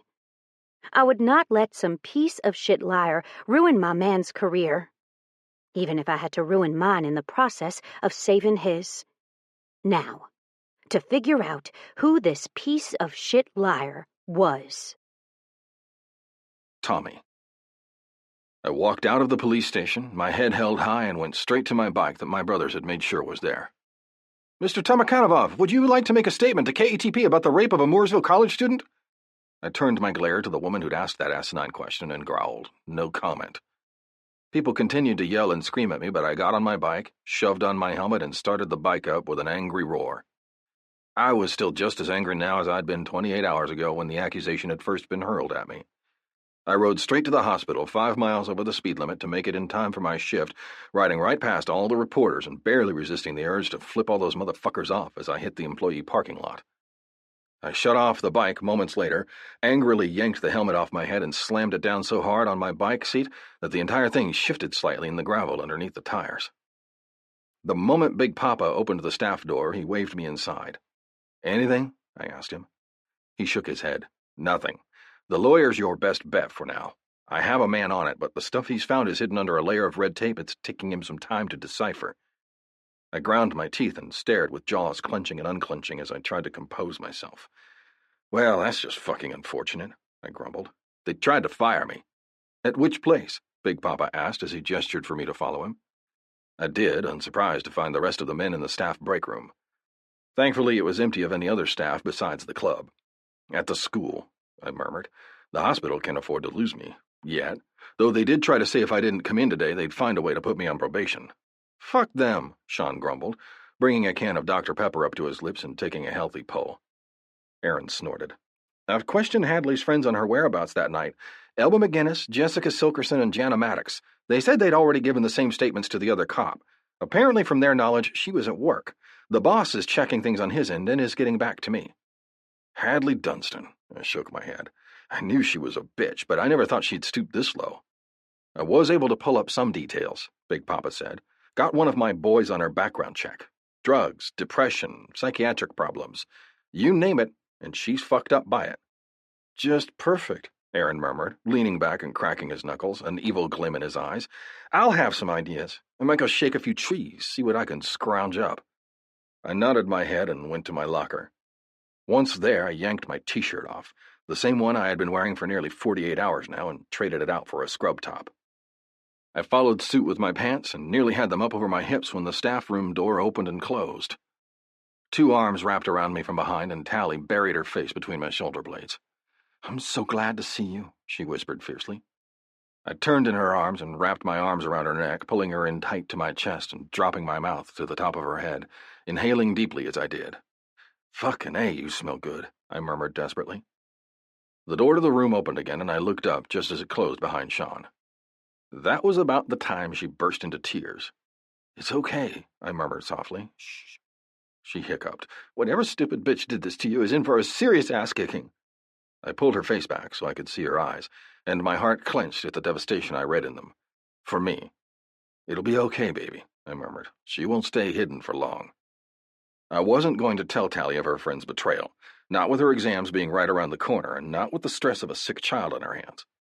I'd tell her, soon. That was, if she didn't figure it out on her own. But in the meantime, I was going to let her be blissfully unaware of all the problems that were swirling around her. Now let's get to work before the hospital finds a reason to bench me. She rolled her eyes. "I think there's at least 4 nurses and 1 PA who would all go on strike if that were to happen." I found a grin. "That may be true, but the patients would suffer. Not to mention my paycheck." She winked. "Yes, sir, Mr. Teacher, sir," she said as she turned out of my arms and flounced toward the door. I caught up to her before she could open it and pinned her to the heavy wood with my body. "What were you saying, student smartass?" She turned her head and looked at me over her shoulder. "Nothing." She batted her innocent eyes at me. Chapter 22. Tommy. This sandwich was not made with love. Note on Tommy's sandwich the next day. "What's wrong?" I asked Tally the moment I saw her the next day. She looked just as haggard as I felt. I'd been working a double shift, much to the chagrin of the hospital board, and she'd had her final exams. Today was her second to last shift as a nursing extern, and I found myself gleeful. The last 2 months had been hard. Hell, the last 2 days had been the longest of my life. Fighting for my jobs and career had been enough to age me 100 years. I wanted to pull her into my arms, but technically she was still my student, not to mention I was on the way to the proverbial principal's office, aka the dean's office. She looked beautiful, though. At first, I was determined to keep Tally close, but after everything I'd experienced over the last 2 days, I knew that I couldn't add on to that worry by taking something that I wasn't allowed to have yet. Which inevitably caused both Tally and I to be miserable last night, when the only thing either of us wanted was to spend time with each other after the shit night we'd had the previous 24 hours. There, however, was an end in sight. One that was only a week away. Graduation day for Tally. Hadley, she grumbled. I don't know what her problem is. 1 second she's happy and smiling, and the next I'm sitting there watching her walk away from me with anger written all over her face. I gritted my teeth to bite back the retort that was on the tip of my tongue that came to mind when that lying little bitch was brought up. What happened this time? I asked carefully, feeling like shit that I'd kept this hidden from Tally. This time? She snorted. This time I was 2 doors down, taking my exam in the library, and she tried to cheat off of me. I blinked, then blinked again. She what? I barked. She nodded in commiseration, then sighed. I think she's been doing it for a long time, she murmured. I wouldn't have noticed this time had she not leaned over in a weird way, causing me to look at her. What was she doing? I asked, imagining the scene in my head with very little effort on my part. She managed to convince the therapist that she needed to have an alternate testing location due to something traumatic. She shook her head. At first, I thought she was just getting more comfortable, but when I looked over, she was staring at my computer and didn't even try to hide it. What about the aide? What was she doing while Hadley was doing this? I demanded. We're in the corner. You can't see Hadley at all, but you can see me. She shook her head. She's always looked at my papers that we turn in, but I've never thought that she was copying them. I thought she was just checking her answers. I wanted to pull her into my arms. She must change them enough that they seem original, because I would have caught the cheating and she copied you word for word, I informed her. She's obviously trying to be inconspicuous about it. If I didn't spot it, then that means she's a freaking master. She shrugged and bent forward. I mentioned it to my med-surg teacher once I was done with my test, and she said she would look into it. I'm just scared that by her looking into it, she'll be implicating me as well. She won't, I promised. And promised her I would. If anyone was going down for cheating, it wouldn't be Tally. Tally was well liked, and it was more than obvious that she tried and succeeded in everything because she worked hard for it. Something I'd witnessed myself quite a few times over the last few months that she'd been in my life. I know, she murmured, but I've got this niggling feeling in the back of my head. Something's off with her. All these years I thought that she was my friend, but I'm kind of thinking that she's only been using me now. People used other people all the time, and unfortunately Tally wasn't any different. If it wasn't her, it'd just be someone else. She probably attached herself to you because you study your ass off and get better grades than she does. I added my 2 cents, but now it's all making a whole lot more sense. Why? She challenged. I picked up a clipboard and gestured for her to follow me. She did, falling in step beside me. How convenient that she started acting all bitchy right around the time you started taking your tests in an alternate testing location. Understanding dawned.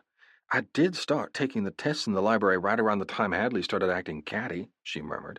She's asked me multiple times why I don't test with the rest of the class anymore, and I explained to her that you were able to get me into specialized testing.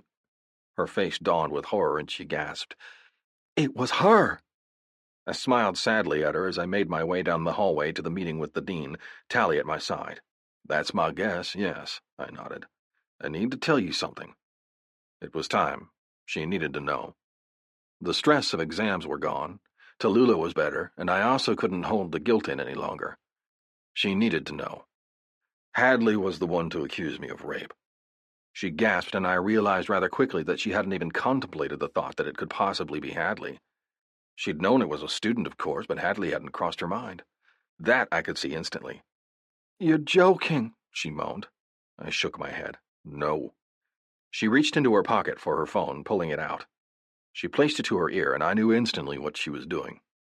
She's gone underground, baby, I told her. When you confirmed in a text that you'd seen Hadley and something had happened, Big Papa and Aaron went to the school to question her. She's nowhere to be found. She angrily smashed the pad of her finger against the red phone button on the screen. "I can't believe this," she snarled out. "I'm going to kill her." I held my hand over her mouth, then dropped a kiss onto her forehead. "Trust me, I'll find her. Don't get involved." I could tell she wanted to argue, to rant and rave, but she didn't. She breathed out roughly, then nodded her head. "Fine." The anger she had over the accusation against me was enough to make my heart happy, even though I wanted nothing more than to find Hadley and wring her stupid neck. I grinned. "That night that you were taken in, she called, and today, before the exam, she kept looking at me like I would blow up at any second. Now at least I know why." "Has she tried to reach you?" I asked. "Since that night?" "No," she shook her head. Miss Slater, just the woman we were looking for. We were going to ask you to come to this meeting, although it was my understanding that you were in a final exam." I looked up to find Lucia standing there, her arms crossed high over her chest, frowning at the two of us, probably because of how close we were to each other. I looked past her and saw the other two fourth-semester teachers, as well as the dean of the campus, in the room beyond her, and I started to get a really bad feeling. "What's going on?" Tally asked, entering the glass-walled room when Lucia waved her hand for us to pass. "We're investigating a few other matters," the dean, Martin Call, started the moment the doors closed behind us. "We've been enlightened to an, disturbing situation." My brows rose. "Another?" Tally snottily replied, back straightening. "Or is this the same allegation of Dr. Tamir Kanavov raping a student, Hadley Dunstan? Which, might I add, is not true?" Martin's face pinched. "That's not what we're here to discuss today," he snapped. "What we're here to discuss is an inappropriate relationship between you and a teacher." He let his gaze shift from me to Tally and back, his eyes doing what his mouth did not, and Tally's mouth dropped open. "And what proof do you have of this alleged inappropriate relationship?" I grated through clenched teeth, crossing my arms over my chest. "Was this accusation made by the same person who also falsely accused me of rape?" Martin's face paled, and I knew I was right, despite him not agreeing nor disagreeing. "I'll go ahead and inform you that all classes that Dr. Tamarkanov taught this year are under review," Martin continued, pushing through with his diatribe, "and all tests that were taken by you that were administered by him will also be reviewed to ensure that there has been no special treatment considered upon you, given your inappropriate relationship." I could feel the anger rolling off of Tally, and I wanted to hold her hand to calm her down so she could control her reactions. "I cannot believe that you're doing this to Dr. Tamarkanov." Tally crossed her arms over her chest. "He's a highly respected teacher and hasn't done anything in the classroom that was untoward to anyone, including me. He's been nothing but professional while we were in school and at the hospital. Whomever is making these accusations is mistaken. Dr. Tamarkanov is an excellent teacher whom I've learned a great deal from, and any future nursing students would be lucky to have him." My heart swelled in my chest as I tried not to smile at the things she was saying and the things she wasn't saying. Like how I wasn't very professional when we were outside of this setting, such as when I was fucking her in my bed, or hers.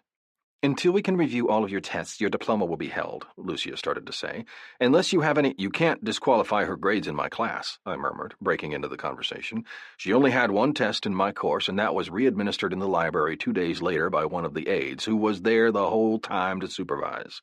Where, you should know, Ms. Dunstan, who I presume is the one making these allegations, was not in attendance, so don't even try to go there, Martin." Lucia's face was pinched with dismay over the whole situation, and I realized that she really was in a bad position. I could tell that she wanted to believe me. We'd known each other for years, even before we started working together, but obviously my youthful reputation still hadn't completely refreshed, despite my efforts to fix it. "How do we know that you didn't give her the answers to the tests?" one of the other teachers asked. "Lucia's the head of the nursing department," I broke in before she could finish, "meaning I had nothing to do with her tests.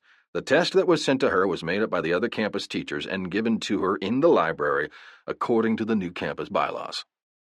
Lucia's mouth dropped open and her face showed stark relief. Martin, however, wasn't satisfied. "What about the quiz grades?" he asked. "Those can be vouched for by every single nurse that was at the hospital on the days of her shifts," I countered. "Any grade she received for that day was given by the nurse she was shadowing that day." Martin clearly wasn't happy to see that this wasn't working like he'd planned for it to. In fact, he was pissed. And it was then that my eyes started to narrow, and I made a mental note to have Aaron stick his nose into a certain school administrator's business. He was going to need to work all of his connections to find out exactly what Hadley had on this stupid piece of shit who was trying to act like he was a professional instead of a man who was desperate to fix a problem he'd gotten himself into. Martin sighed. I, of course, have no physical proof of anything, and if all this checks out, I see no reason why you should be delayed from graduating, Martin finally ground out. However, if I find any evidence of a relationship between the two of you before you're graduated next week, I will be taking action. Meaning we needed to watch our steps, or this could get ugly. What exactly did Hadley have on this man, and was it big enough for him to risk losing his career over? Apparently it had to be, otherwise he wouldn't be grasping at straws to get Tally removed from the course. You may go, Martin snapped at Tally. Tally turned, ready to take her leave, and I stopped her departure by asking her to wait. I'm sorry, I apologized to the other teachers, but I was made aware of a student caught cheating off of another student, and I believe you'll be interested in this information. Cheating in class was a big no-no, and it would immediately get you expelled from the program. Hadley was fucked, and thanks to Lucia informing me of the video cameras in the library, I would now have the proof that was needed to get rid of her. Not necessarily out of the picture completely, but most definitely out of the program, and it would definitely discredit her. Something that wasn't in her favor, since she was already on shaky ground because of her allegations. You know, since I had a rock-solid alibi for the night of my supposed rape of her person. Something I'd found out 30 minutes ago on my way to this useless meeting. Which student? Lucia asked. Are they in the final semester? I grinned. Yes, I confirmed. Ms. Slater just informed me that she caught Hadley Dunstan cheating off of her during her final exam today, and she believes that it's been going on for some time before that. How do we know that this is true? Martin grasped at straws again. I smiled then. Well, according to Lucia, y'all just put in a new security system that covers not just these offices, but also the library. Since when? Martin gasped, turning to look around the room wildly.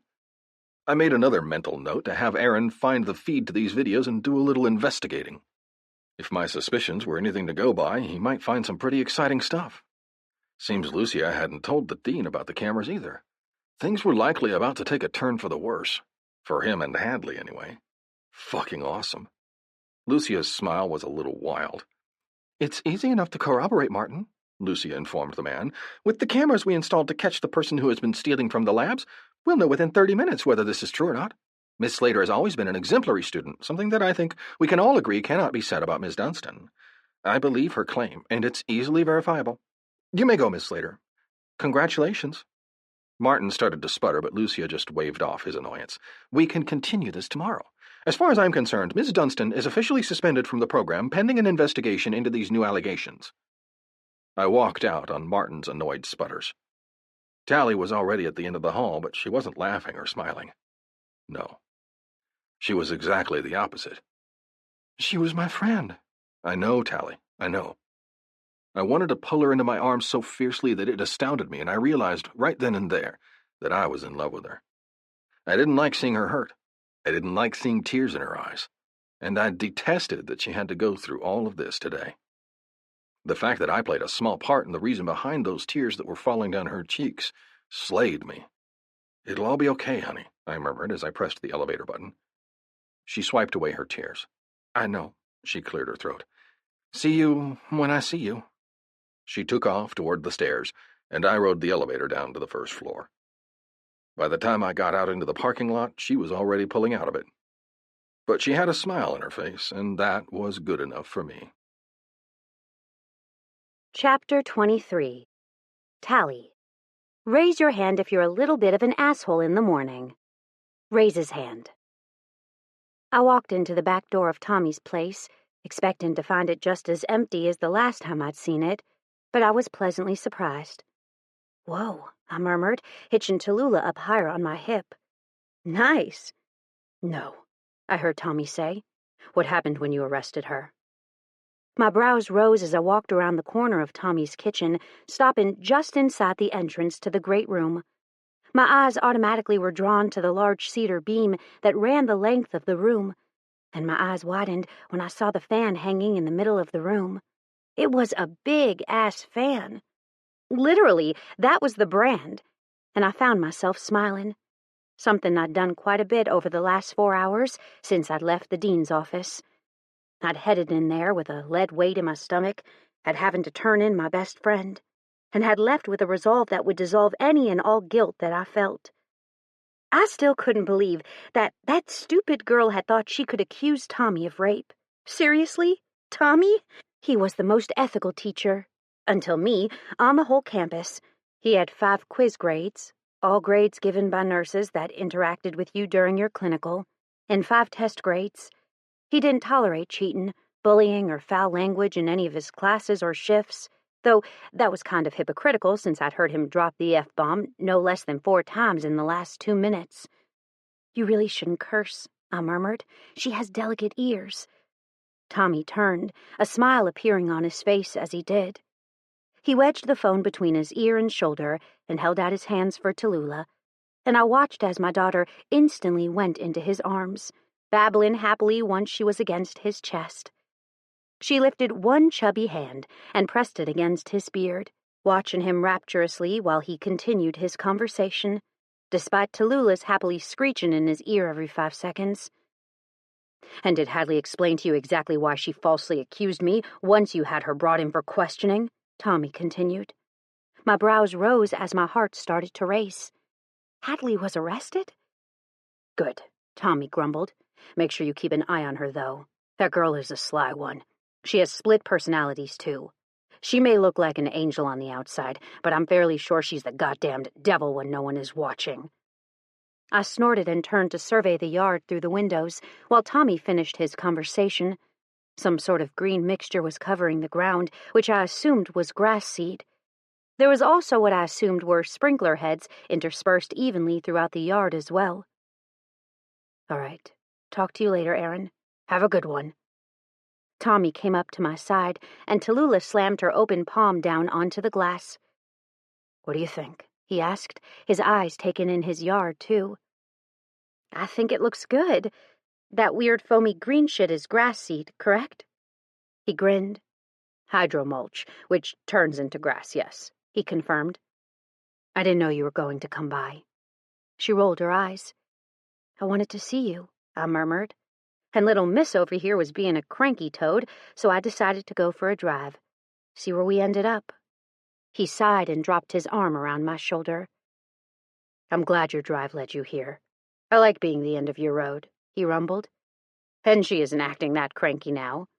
Dropping his arm from around my shoulder, he tickled Tallulah's belly and dropped a kiss to her smiling cheek. "No," I agreed. "She sure as heck isn't." He sighed. "I'm guessing you want to know what that phone call was about." I nodded my head patiently. "I do." He took Tallulah to the playpen that I didn't notice when I entered the great room and placed her carefully down in it. Tallulah automatically face-dived into the stuffed animals and immediately commenced chewing on every single one of them. "You know her well," I teased. "Stopped by the store on the way home and got her own shit," he confirmed with a wink. My heart swelled. My little girl well and truly had this man wrapped around her little finger, which made me happy. She hadn't had much of a father figure to love her like she deserved to be loved, and I was grateful that she would have that. "So, tell me what else happened since we parted ways this afternoon," I ordered. "Nothing," I growled, causing him to chuckle. "That's just it. Nothing." He held up a hand when I went to protest. "They arrested Hadley for filing a false police report, and likely will get her for extortion as well." "Extortion? And what did you find out about the dean, Martin?" I continued. He grimaced. "That's the extortion I was talking about," he murmured. "The videos that Aaron was able to locate showed a near knockdown, drag-out fight between Martin and Hadley in the lobby after hours. She threw something at him, photos of some sort that the camera angle couldn't pick up, and Martin immediately acquiesced to her demands." "And what were those demands?" I wasn't sure that I wanted to know, but I was hoping that my ex-best friend wasn't all bad. I was wrong, though, which I found out in the next moment. "She wanted him to expel you for having a relationship with me," he continued. "There was more to it than that, but you don't need to know the details." I studied his face, wary at what he would say, and nodded my head once. Okay. If he said I didn't need to know, then I would trust him on that. And it felt good having someone to trust. It was an amazing feeling, one that I didn't think I'd ever had in Russell. Speaking of Russell, "I got a call today from my ex," I murmured, lifting my arm to absently pet his chest. He instantly stiffened at the mention of my ex, who he clearly had a dislike of. "And?" he said shortly. He was backing off. His wife was under the assumption that I was going to force the child support issue, which I assured him I was not, and she said as long as I stay on my side of the tracks, that he wouldn't pursue any extra time with Tallulah. Tommy growled. "I don't understand that," he admitted. "The man has a perfect daughter, and he wants nothing to do with her." He sighed. "I've known her for a short portion of her life, and she's always in my thoughts. I see something at the damn store when I'm there to shop for myself, and I leave with all kinds of shit for her and nothing that I even went there to get." I grinned. "That sounds like something a parent would do," I admitted to him, a laugh filtering out of my voice. He gave me a strange look. "If you offered that up to me, I'd take it in a heartbeat," he told me softly, lifting his hand up and wrapping it around my head. He pulled me into his chest, and I went willingly. His masculine scent surrounded me as I breathed it in. Someone knocked on the door. I moved out of his arms to allow him to go answer it, and was unsurprised when he opened it and found his club members on the other side, with beer in hand. "Knew she would be here," Big Papa murmured as he pushed his way through. "Brought you a couple of virgins." I waved 2 fingers at him. "I'm 21 now," I told him. "No virgins for this girl." Tommy turned to me, his mouth gaping. "When did you turn 21? I scrunched up my nose. "Yesterday." When he was in jail, went unsaid. "Shit," he growled. "I'll make it up to you." I smiled. I knew he would. And he did, 4 hours later, as he slid deep inside of me. I was already limp noodles by that point, though. 4 orgasms would do that to a woman. "I can't." I shook my head as he pushed into me roughly. "I'm freaking dead." "One more," he growled, squeezing the meat of my ass with both hands. "Pull your knees to your chest." I did, surprised that I was even able to control any of my extremities enough to make that happen. The moment my knees touched my chest, he pulled his hard, thick cock all the way out, and then thrust back inside. "Fuck, you feel so good." "Yes," I breathed, eyes closing. "You feel good, too." He growled and grabbed my feet in both hands, pushing my knees further into the bed and tilting my pelvis in the process. "And your pussy looks so good taking my cock." My eyes slowly opened, and I looked down to where we were joined. "It does," I confirmed, looking at where we were connected. It looked almost painful, how wide I was stretched for him.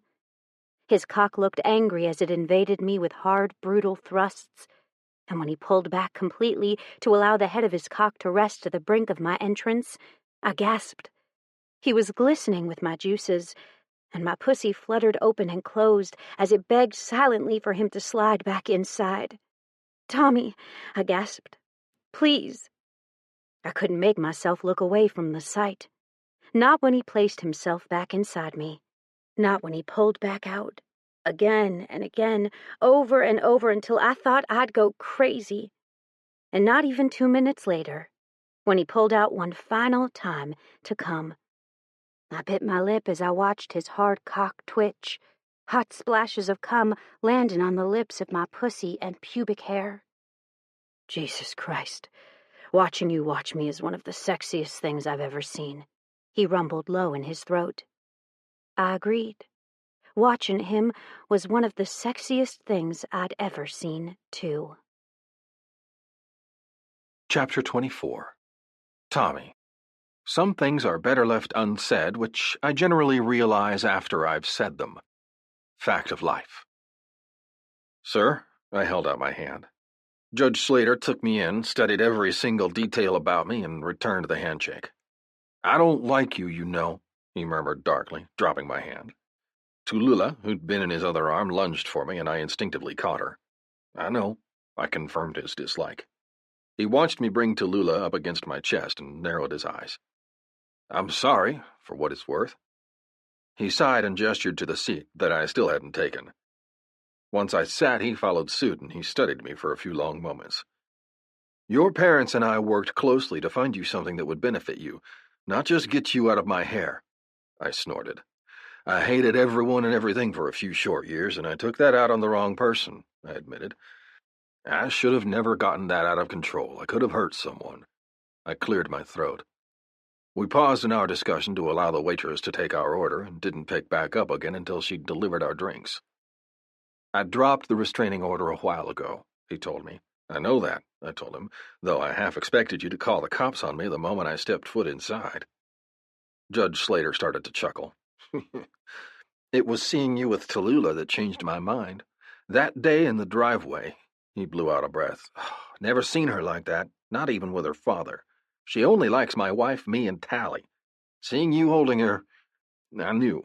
You knew what? I asked. That you were going to take her from me? I blinked. I won't, I started to say, but he held up a hand. She'll no longer be mine. She'll be yours and mine, and I'm okay with that. I looked down at the baby in my arms, Tallulah's fat, chubby thighs the focus of my attention for a few long seconds while I composed myself. I know I'm not good enough for your daughter.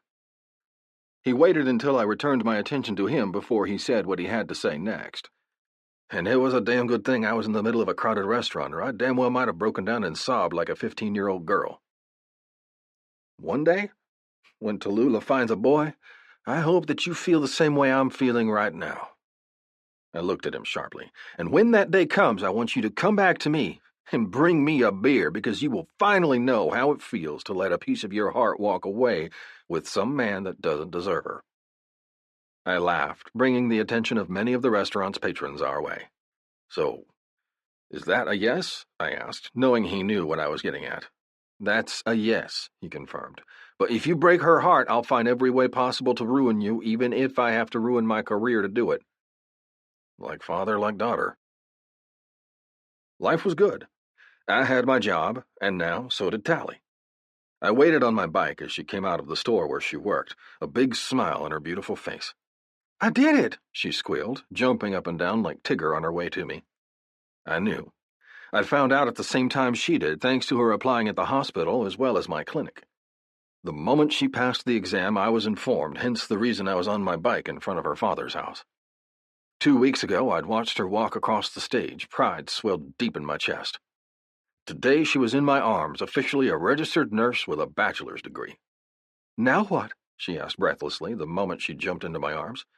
Now we get married, I declared, pushing her back from me so I could get off my bike. Her eyes widened. What? She gasped, her hands going to her mouth. I pulled out the ring as I dropped down to a knee in front of her. I asked your dad's permission, and he said yes. I smiled. She held out her shaking hand, her fingertips barely grazing the top of the ring before she pulled back. When she looked up at me next, her eyes were brimming with tears. It's beautiful. Woo! I turned to find the men of my club at my back. Everyone was there but Aaron, who was busy working to protect our sleepy little town. A sleepy, nosy town, some of which were out on their front porches watching the spectacle. Are you going to say yes? That was said over a bullhorn, and I started to laugh. Okay, so Aaron hadn't missed it after all. He was just in his police cruiser at the end of the street, blocking traffic. Jesus Christ, I laughed, turning my face back to her. Put these boys out of their misery. Answer yes or no already. She opened her mouth to answer, but a deafening crash had everyone looking toward the top of the road where Aaron's cruiser had been sitting only moments before. Now it was tossed carelessly to the side, scrunched in where the other car had hit it when it barreled straight through him without stopping after they'd hit a police officer. The car that had hit Aaron was barreling straight toward a tree, which it hit not a second later with a loud boom. The car hit the tree with such force that the tree shook. It was one of those humongous pines that grew to be a couple 100 feet tall, and the impact had rocked it. Luckily, it didn't fall. What the fuck? Sean growled, taking off down the road at a run. Call 911. My heart started to hammer as I reached for my phone before I remembered I didn't have it. I didn't need it. I could already see half the neighbors on their phones. I dropped Tally's hand and got to my feet, tucking the velvet box into her grasp before I ordered her to go back into the store and lock the doors. Go inside, I ordered. Don't come out until me or one of the boys come for you. Something was wrong. There wasn't that much traffic on this road. Someone wouldn't need to hit a police officer to get in here. If they'd actually wanted in, Aaron would have moved. A police vehicle with its lights on, clearly blocking the road, even if it had been for something like a proposal, was so obvious that there was no way the driver could have missed it, so this couldn't have been an accident. "Okay," she murmured, walking backwards toward the store. "Hurry." I did, not stopping to see if she made it inside, which was almost my undoing. 4 minutes later, I was waving the ambulance in. "You're going to the hospital," I ordered, "even if it's just to get checked. Don't argue." Aaron lifted his lip into a silent snarl. "Fuck you and fuck off." Grinning, I jogged back to the convenience store, stopping to pick my phone up from my bike's cup holder before I headed to the store's side door, which happened to be closer to my bike. What saved me was that I knew the code to get in. Seeing Tally use it once had seared it into my brain. Had I knocked, I would have announced my arrival, and I wouldn't have gotten there in time. As it was, I pushed the door open just in time to see Hadley's finger tightening on the trigger of a shotgun that was aimed straight at Tally's beautiful face. I didn't think, didn't do anything but react. I tackled her like a linebacker, taking her down to the ground and immediately turning and straddling her back. The gun clunked loudly to the floor, and Tally gasped, lurching forward to grab it from where it had fallen, backing away until she was behind the counter where she could reach the phone. "Are you fucking crazy?" I bellowed at Hadley, pushing the woman harder into the ground. Being a doctor had given me plenty of experience restraining combative patients. I'd never, not once, wanted to beat the hell out of a woman, but apparently there was a first for everything. "Stay still," I snapped, pushing harder to control her frantic movements. She had to be on drugs or something. Her pupils were dilated, and pairing that with the strength of combativeness, there was no way she wasn't. "She's the one who caused the wreck up there," Tally said, just as the front door opened and Sean, Aaron, who obviously wasn't in the ambulance on his way to the hospital to get checked out like I told him to do, Big Papa, Ghost, and Truth walked through the door. "Saw her running, but she disappeared into the woods. I recognized the clothes and that hair, though." They all stopped just inside the door, looking at the crazy lady that I was struggling to keep on the ground, to the gun in Tally's hand, and back again. "Could one of you get your thumb out of your ass and come help me?" I gritted through clenched teeth. Big Papa came, pulling a set of handcuffs out of his pocket as he did. The moment he was within reaching distance, Hadley lunged at him, nearly dislodging me from her back. "You ruined my life!" Hadley shrieked. "I was so close!" I grunted and dropped the top of my body against hers, too.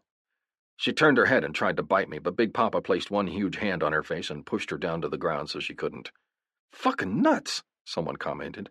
"Is she foaming at the mouth?"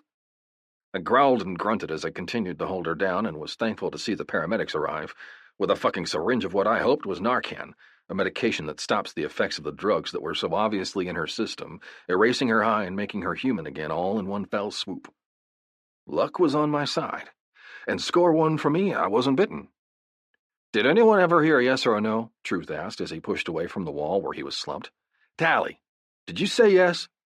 I got up off my knees, letting the paramedics have her. "Don't let her get those cuffs off," I ordered. "Leave your gurney at the hospital if you have to, and make sure that she has a police escort at all times." Anson, a seasoned medic who knew what he was doing, gave me a salute. 10-4, Doc." I grimaced and walked to the counter, leaning on it with both elbows, and stared at Tally. "You need new friends," I moaned. She snickered. "Well, I guess it's a good thing that I have a fiancé now, and he comes with great friends." I looked over at the boys at my back and nodded my head. "Yeah, you do, and he sure does." "Don't get close to her. Don't feel sorry for her. Don't fall for her bullshit," I ordered Tally, hitching Tallulah up onto my arm. "She's not going to get out of here, and she tried to kill a police officer and you today. She's not going anywhere, even if you do feel like you should drop all the charges against her." "You don't know me that well," she challenged. I opened the door to the interrogation room, where I'd asked Big Papa nicely to put her so Tally could get the answers to her questions. He'd complied, but only reluctantly. Apparently she was still in a very nasty mood. However, Tally didn't care. She wanted to know why her friend did the things she did. What had happened? "Oh," Tally breathed. "Remember what I said," I ordered her lowly. Not low enough, though, because Hadley heard us and lifted her head from where she'd been staring at the metal table in front of her. Her eyes were wild, and the moment they narrowed on the three of us, her face darkened. "I'll be right out here. She's chained to the table at hands and feet, but still, don't get close to her," I repeated again. She rolled her eyes and walked inside, closing the door behind her as she went. I walked down the hallway, my heart in my throat, and went inside the viewing room that held the monitoring equipment that would allow me to listen to their conversation, along with the two-way mirror that would allow me to watch them. The moment we were in the room, I set Tallulah onto a chair in the corner of the room and pulled out my phone, unlocking it and opening up the only somewhat child-friendly app I had on my phone before I gave it to her. Tallulah didn't know how to play Angry Birds yet, but she could touch the pretty birds on the screen, and the moment my phone was in her hands, she squealed in delight, causing the men in the room to turn from their contemplation of the window. "You brought a baby to a police station?" Erin said, looking at me like I was nuts. "She's almost a year old. That's hardly a baby. And what exactly was I supposed to do? Stay at home while she did this?" I asked him, indicating the swelling around one cheekbone and the bruising that was starting to appear along his jaw. I know it's crazy, but there was nothing I could do. It was either bring her or stay at home with her, and we both know that I wasn't staying at home. Erin shrugged, then turned back to the window. "Were you able to get anything from her yet?" I asked, ignoring the sounds coming from the phone. I tried turning the sound off once, and Tallulah had the hissy fit to end all hissy fits. So, to keep her happy while I watched, I left the sound blaring, even though it hindered my ability to hear not only the conversation on the other side of the glass, but also the conversation happening in the room with us. Nobody seemed to mind, though, leaving me to watch the interrogation closely. There was another woman in the room with Tally and Hadley, the police officer who had originally taken Hadley's statement accusing me of rape. She looked pissed off, and I wondered why. "What's wrong with that, officer?" I asked bluntly. "She's mad that she looks stupid in front of 2 entire police departments for pushing Hadley's case so hard," Big Papa murmured, "even when we told her the accusations were false." I hummed. "That's interesting." It wasn't, not really. Everyone knew that the female officer was a serious bitch. She came off as a hard-ass, and she was always trying to prove herself when, in actuality, she really didn't need to prove anything at all. Hopefully one day she'd figure that shit out. "I hate you!" Hadley's words had me turning to see what else she had to say, and her next words had my fists tensing. "I've tried to kill you 13 times this year." I looked over to Big Papa, who nodded and started writing stuff down. "Ms. Dunstan, I'd like to remind you of your rights that have already been explained to you, namely that you have the right to have a lawyer present and that anything you say can and will be used against you," the officer interrupted. I wanted to punch her in the face. "Shut the fuck up and let her talk, officer," I growled. I looked over to see Tallulah at my legs, pulling at my shirt tail. I picked her up and then settled her on my arm before turning back to Tally. Hadley had just finished waving her hand at the officer, and relief poured through me. "The first time I tried to kill you was the first night you left Tallulah with me." Fear shot down my spine. Oh, God, how many times had these 2 people who owned a huge piece of my heart nearly seen their deaths at the hands of this crazy woman? Tally's spine stiffened. "I thought you were my friend. What did I ever do to you?" Hadley studied Tally with soulless eyes. "You stole my life." She blinked. "I might have done that in the end by bringing light to the fact that you were off your rocker, but I surely didn't do it in the beginning." "You had a baby when I didn't," she said simply. "I had to watch you with your child while mine was in the ground." Tally froze. You had a baby?" Tally whispered, taking a step forward. 2 weeks before you." Tally looked confused, and then her eyes widened. "That's why you gained all that weight and then missed the last 3 weeks of class and had to make up the days with me?" she gasped. "I always thought it was because you caught the flu." "It was because I caught the pregnancy," she grunted. "And my baby died while yours lived. Why couldn't it have been your baby?" That's when Hadley started crying. Tally started crying, too. When she took another step forward, Officer Stephanie held up her hand and shook her head. Relief poured through me. This might all be the truth, but even handcuffed, Hadley could still harm Tally if she got too close. Tally nodded that she understood, and then took a seat across from her, waiting for her to stop crying. Tallulah brought her hand up to my beard and started to sift her fingers through it, playing quietly, so I let her do it. All the while my eyes stayed on Tally and the woman crying.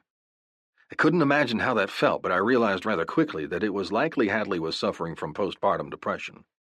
Most cases only lasted a few months after childbirth, while the mother's hormone levels slowly returned to normal.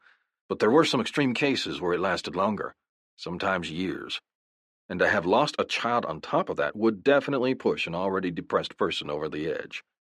Hadley's depression clearly was on the very extreme end of the scale, and probably even crossed over into psychotic. The rest of their discussion consisted of more accusations from Hadley of non-existent wrongdoings on Tally's part. Apparently, Tally lorded the fact that she had a child over Hadley's head, purposefully making her life worse. Then Tally had the nerve to get better grades in nursing school, in some convoluted plan that existed only in Hadley's head, where Tally was trying to make Hadley's life more difficult. Each time Tally performed better than Hadley on a test or asked Hadley for help with Tallulah, Hadley would then try to plot her murder, luckily coming to her senses just in time. Luckily. One heart attack-inducing hour later, Tally finally made her way out of the room.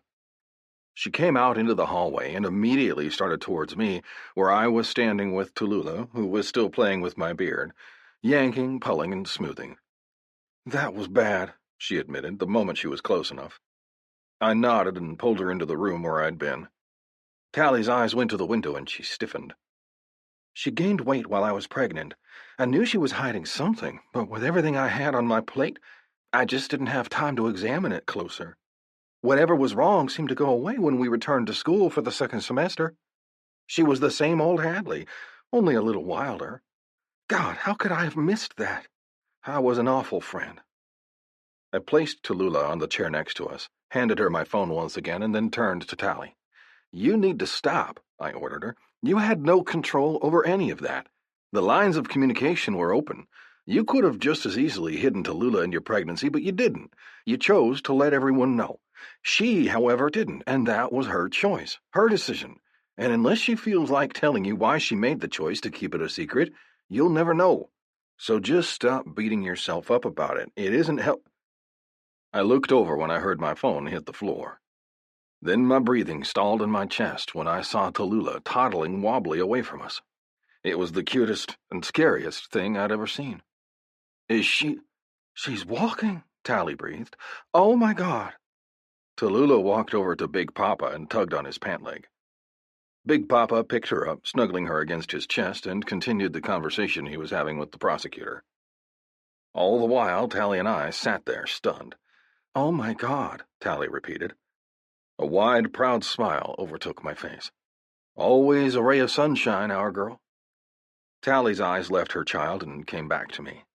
"You mean that?" "Mean what?" I whispered. "That she's your girl." I nodded my head. "I love her. She's mine, just like her mother." Tears instantly formed in Tally's eyes. "That's one of the sweetest things I've ever heard in my life," she admitted. I pulled her into the curve of my arms and dropped a kiss on her hair. "You're one of the best things that's ever happened to me. You and that little girl mean the world to me," I whispered roughly. Tally's arms tightened around me, but no more words needed to be said. We were both feeling them. And for the first time in a long time, I felt like my life was exactly where it needed to be. Epilogue. Tommy. Eyes off my mommy, my daddy is psycho. Toddler t-shirt. Year 1. No, I shook my head emphatically. She's too young to be starting gymnastics. Her asthma could flare up, and where will we be? At work, that's where. This isn't happening. Tally gave me a considering look. "She's almost 2. She's not going to be doing anything more strenuous than a toddler's tumbling class, Tommy. It's something that I trust her teacher to take her to, someone I'd like to remind you that you personally went to meet beforehand. If you don't let her go, then she'll be the only little girl in her class sitting there on the sideline, crying while the others are taking the class, and you know how you get when she cries." I growled in frustration. "Fine," I snapped. "But I'm going to be there for the first few, or 4, classes." She held up her hands in acquiescence. I narrowed my eyes, pointed one finger at her, and snatched up my bagel. "Let's go, or we're going to be late." She sighed and followed me, picking up Tallulah's lunch from the kitchen counter while I bent down and scooped up Tallulah. "Ready, Freddie?" I teased my girl. "Yes, Daddy." My heart swelled just like it did every single time she called me Daddy. The first time she had called me that, I'd gotten so overwhelmed that I'd had to take a breather outside. It hadn't helped matters that it was her first word, and she said it in the middle of a club function either. "What do you want to do for her second birthday?" Tally asked as she walked with me out the door.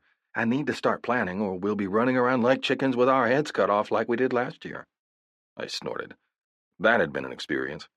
It had been the first ever party that we'd had with Judge Slater and, according to him, the Band of Rejects, as he had dubbed our club. It had been quite comical to have the judge's snooty friends in the same room with men like Ghost and Truth, who honestly didn't give that first fuck what anyone else thought about them. At least I had a hint of decorum. Those guys, however, did not, and they didn't care one way or the other about it.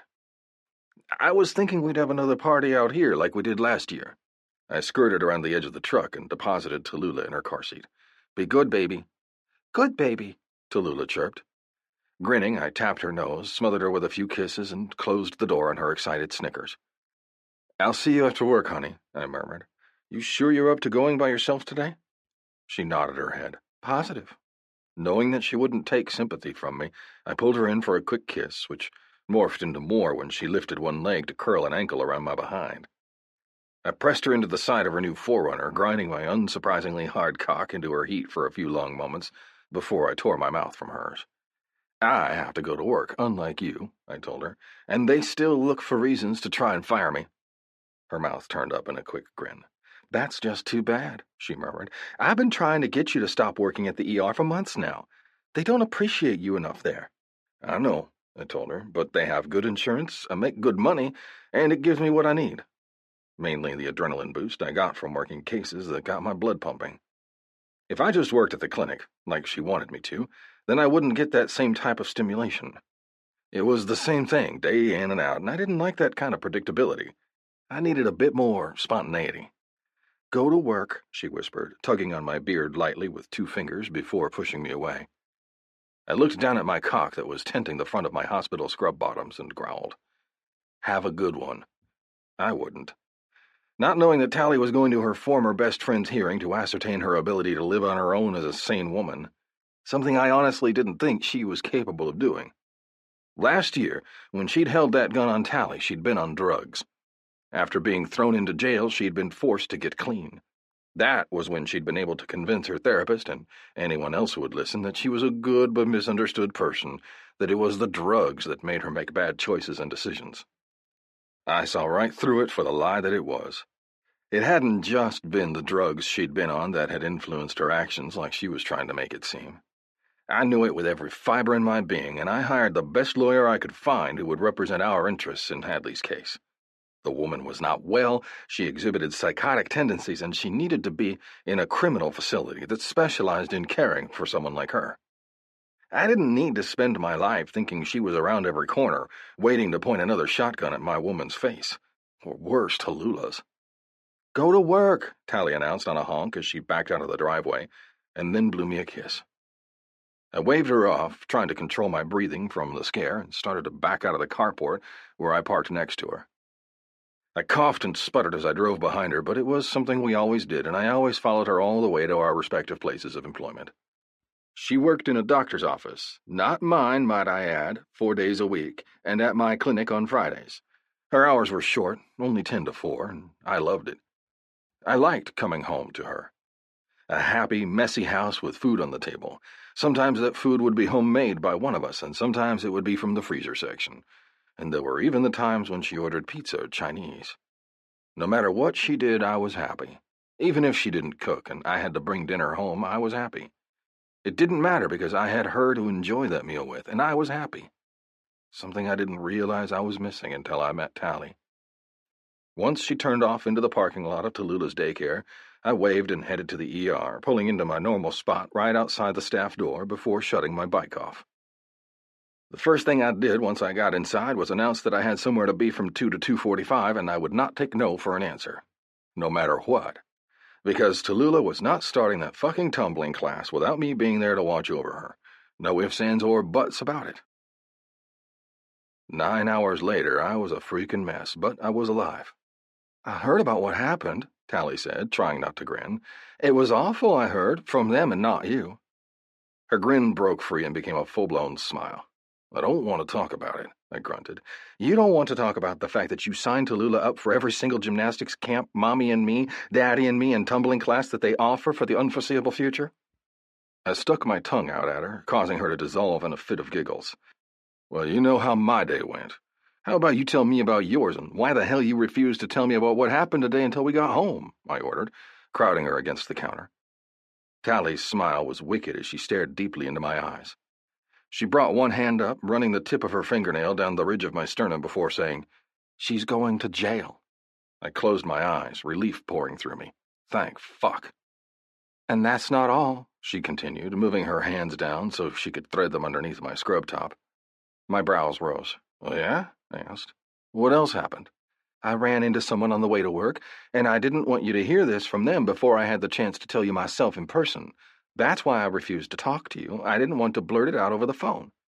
I growled and pushed my hips in further, letting her feel the length of me. Okay, I drawled, lifting my hands up when she pushed my top up. Where were you when you ran into them? It came up over my head, and I took it from there, throwing it in the direction of the laundry room. She bit her lip, the way she did when she was trying to find a way to tell me something without me getting mad. Tally, I growled. I'm pregnant. I blinked. I was at the OBGYN when I ran into Imogen and Aaron, who were there for the same reason. I kept blinking. I didn't mean to. I stared. I fucked up, really. I was supposed to go in for my birth control shot, but I forgot about the appointment. 3 times. She raised her hands and covered her eyes. I'm so sorry. I should have been more careful. I placed my hand over her babbling mouth. Shut up. Her eyes went wide and tears started to fill them. I knew what she thought. She thought I was upset, that I didn't want this baby, that I was mad that she hadn't told me. But she was wrong. I wanted this baby. I wanted as many babies as we could handle, as long as those babies came with her. When? I rasped. Next year? About 8.5 more months. I'm only 6 weeks. That's when I smiled. You're going to have my baby? She nodded, hope filling her tear-filled eyes. I picked her up around the waist and then carried her to the bedroom, thankful that she'd put Tallulah to bed before she'd told me the news. Likely we'd only have an hour at most before she woke up. She had a cold again. Then again, she always had a cold. But the pediatricians assured us she would grow out of her sickliness. In the meantime, we just had to learn to deal. But I'd do anything for that girl. And her mother. And soon there would be another child added to our little family's mix who I would do anything for as well. You're happy? She whispered, as I dropped my mouth down to the bare skin of her belly the moment we hit the bed. I looked up at her.